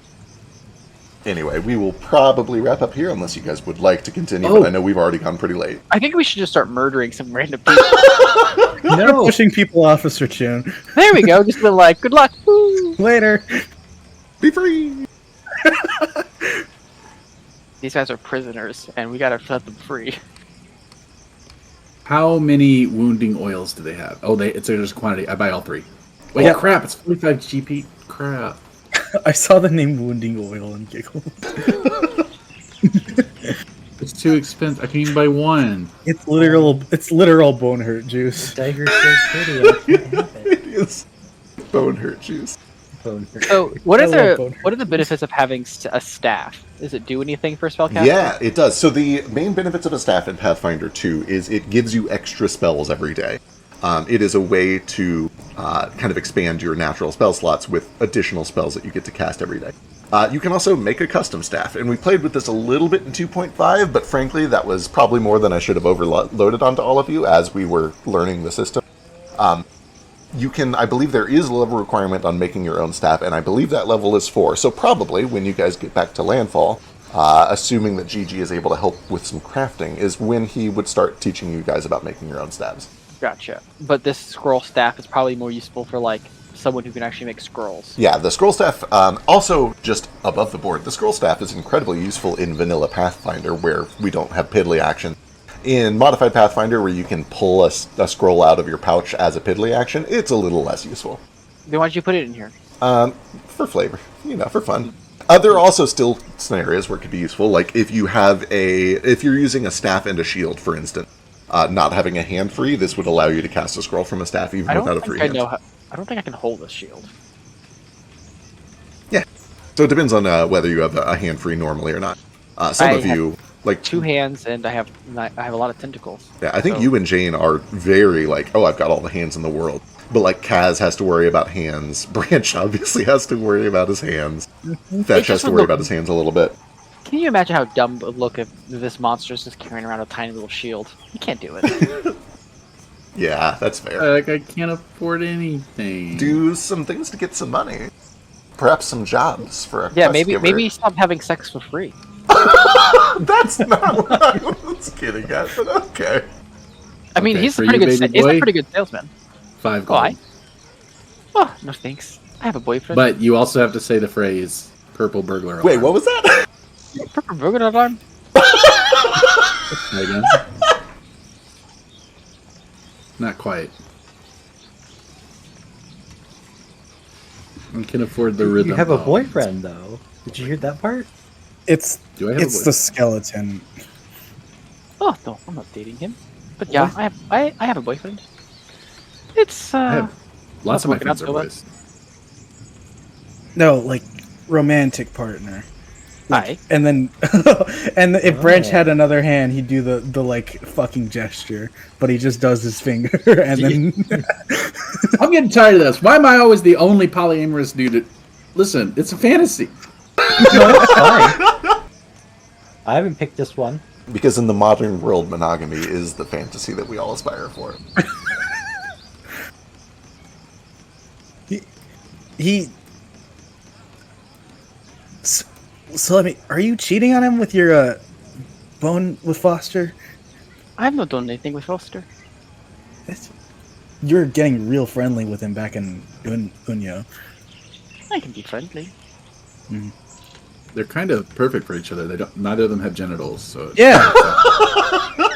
I kind of thought you two went up to the room and talked about your feelings for the rest of the night. Ah, no. All right. These clothes are way too hot. Aye. They're real good. Very warm. I was immediately gonna go out and get some drip, but honestly, I don't know how I'd improve this. See, the breeze is what's getting me. I had to put it on because my cloak was flying everywhere. Yeah, it is worth mentioning. A lot of wind. It is actually a little chilly up here, and also the fabric is very light. Oh, true. Mm. It's very colorful. I like it. Yeah. This lady doesn't have a top on. She got it all hanging out. That is true. That's correct. Many of these people actually, in fact. Nipples. Look, over here, this dude's just standing on the roof. Wait, where? Over way on the right. Oh, do I have a guy on a roof? Yeah, he's over here. Dude's Oh, standing he on the is roof. just standing on the Look, roof. How did he I get thought up? you did that on purpose. you It get- looks good. Hey, let him live his I life. thought it was cute flavor. Yeah, I thought it was he likes to be there's on a this dude roof. standing on the roof. He's Yeah. just a roof sitter. He likes to watch the newcomers come up. He's a roof guy. In fact, he really loves to be on this pole.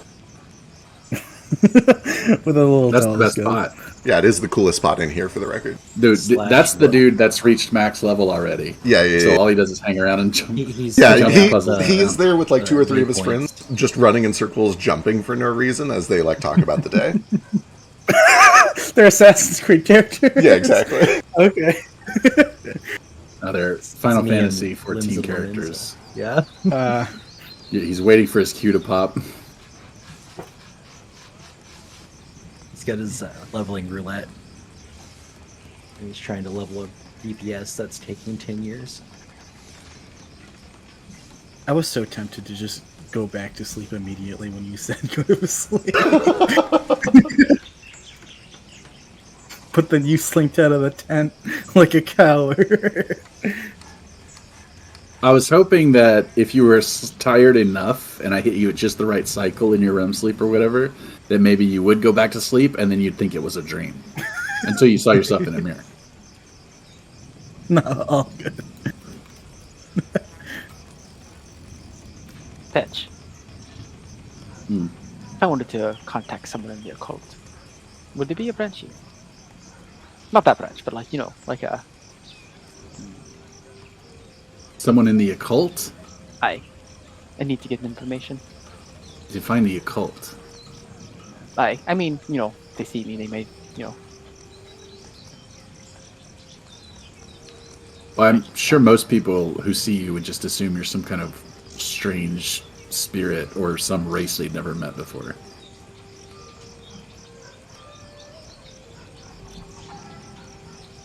So do you know how I can find the occult here?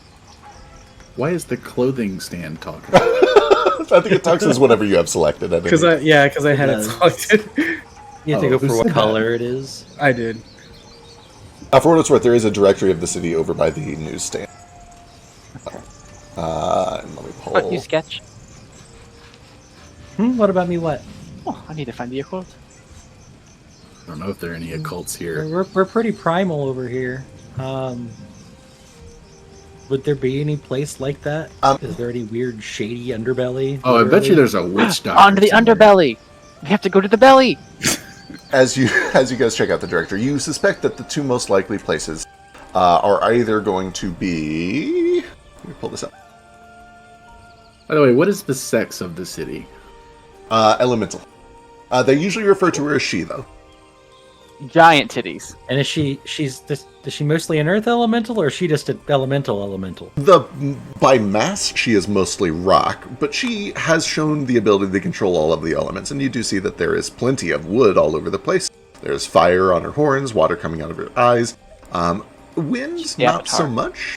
I guess a little light on wind. There's no breeze up here, right? For sure. And also, wind tends to, a lot of the time, just be kind of metaphorically, like, correspond to the idea of travel, of freedom, of movement. So a lot of Okay. people kind of, when that tricky subject comes up, that's what they say. Like, oh, yes, she moves. Oh, that's why it's so windy up here because of all the sails. The sail mostly service farms. They essentially have these, like, cloth meshes, and, you know, Incarnate didn't have an image of a mesh. So the closest thing that I could find to sails. But that's how they do their farming. That's how they save space. They do vertical farming on these, like, sail-like structures. I'm convinced that the wind comes from the sails. I do like that. I like that image a lot. The 2 most likely places to find any sort of occultism would be the Basimbo and the Litea. The Litea being essentially where the Spirit Weavers once stayed. And you would be aware that that is where all of your traveling companions just went there, reporting back to the Spirit Weaver who sent them out on their mission. That is also where there is a little bit of magical outfitting happening, and it is where the landfall window apparently was. There is also the Basimbo, which is the Temple of Healing. It is where they have the cemetery. It is where you go if you are sick. They have a lot of healers and doctors there. And that would be sort of more of a religious bent, which is a little more closely tied to the occult. Is there like a library or a bookstore? There are definitely libraries and bookstores. There would be some here in the Isabelli, which I don't have listed, but if you wanted to look for literature, they would have it there. There would also be a lot, especially for, like, magical education at the Latea. Otherwise, there are schools throughout. A thing that becomes clear to you is this place is packed. It's crowded. It's very crowded. More crowded than I could really show on the map here because I didn't want to crash everyone's computer. And as such, a lot of public services like schools and temples and hospitals have a queue. They are limited occupancy, and a lot of that occupancy is taken. So trying to get into a school or something like that might be a little difficult, especially for an outsider. The locals have priority. But you could potentially try to go if you're looking for a specific book. Yeah, more looking for a specific topic, but I want to throw something flammable into the horns. Even on your checks from earlier, which were good but not great, you would both be aware that very few people are allowed to go up to the head. The people who are usually the spirit weavers of the Latea, so that would be where you would need to go if you wanted to talk to somebody about talking to the elemental. We're twins, to let us do anything. Might be kind of true. It is also worth mentioning that as you're over here checking out the directory, a couple of people come by and they do blow on flowers, and as they blow on the flowers, they repeat some of the news that's happening. And I'll probably save that for early next session, just as a hook to get things going. the first one is like, "This is your mom. Help me, Fetchins! Help me! I'm in a robot dog." But if you want to look ahead, it is there. You should be able to see it if you speak cheeky. Oh wait, why is that not visible? If I notice Fetch is having trouble with money, I'm gonna or like trying to buy shit and arguing with the teller immediately about how he really needs it. I'm gonna like sidearm him and be like, it's very easy to make a couple of coins in places as crowded as this in Vamador. I can't imagine it's that different here. Oh, really? Yeah. Oh, fantastic. How do you do it? Oh man, Come how do I translate that? You might need to add Cheeky to your languages again. Foundry updated and it killed everyone's languages. I need to get that fixed for everybody or work with them to get it fixed. Is Cheeky spelled Z-Z-I-K-I? Yeah, correct. Z-Z-I-K-I, Cheeky. Interesting. Might need your brother for this too. Really? Okay. Yeah. Crap, did I know Sweetings or did I know the other one? Alright, I think I might start heading to bed. I am not tired. That's fair. We will wrap up and pick up here in 2 weeks. Yeah. Great session. So much drama. I love it. Yeah, I wasn't sure if this was going to be like let's all bottle this up and not deal with it for a while, or if you guys going to unpack it immediately. Kind of glad you unpacked some of that immediately. That's good. That would have been a lot to sit on. I feel like the drama you don't want a llama. detector. I guess I gotta learn how to not murder people. Yeah. Yeah, I don't really like that very much. Well, it's not very maybe nice. the of reasoning you. behind your not murdering is it's lacking. We'll work it out together. I don't know. You get told you're a murderer by everyone, and then the moment you don't be a murderer, you're a fucking coward. You're not a coward. You weren't a coward. It's just stuck to you. I don't think I had that until like someone else.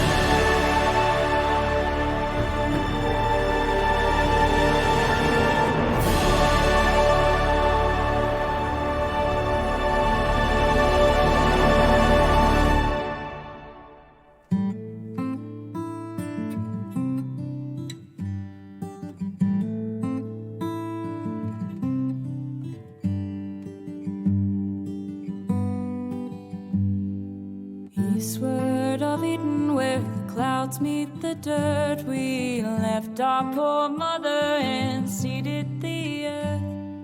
Gates, they were shuttered, the latches were locked. Oh, eastward of Eden, where men become gods.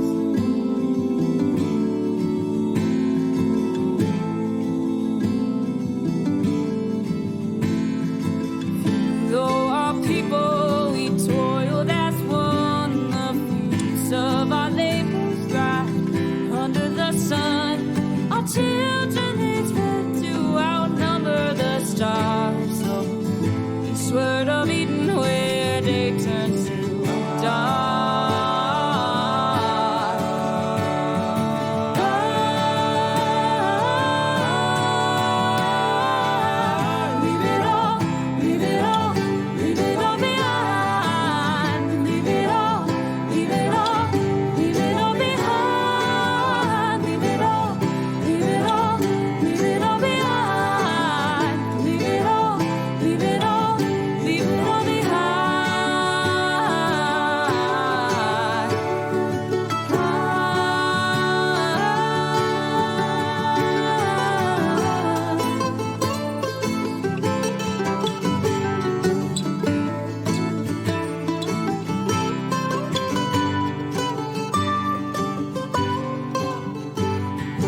Watered our forests with fire and flood, and fed our own egos with our brothers' blood.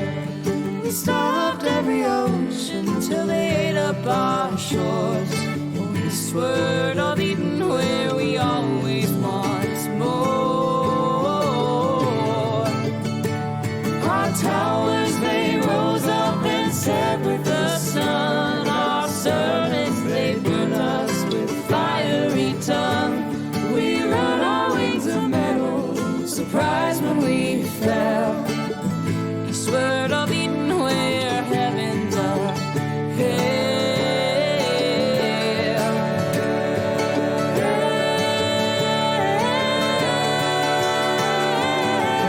Leave it all, leave it all, leave it all behind. Leave it all, leave it all, leave it all behind. Leave it all, leave it all, leave it all behind. Leave it all, leave it all, leave it all behind.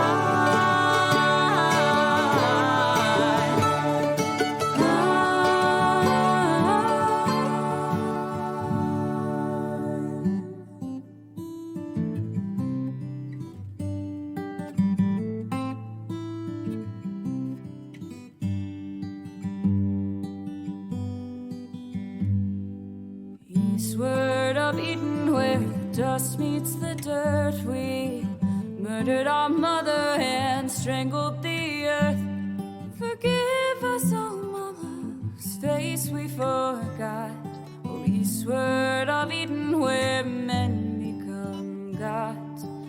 Eastward of Eden, where men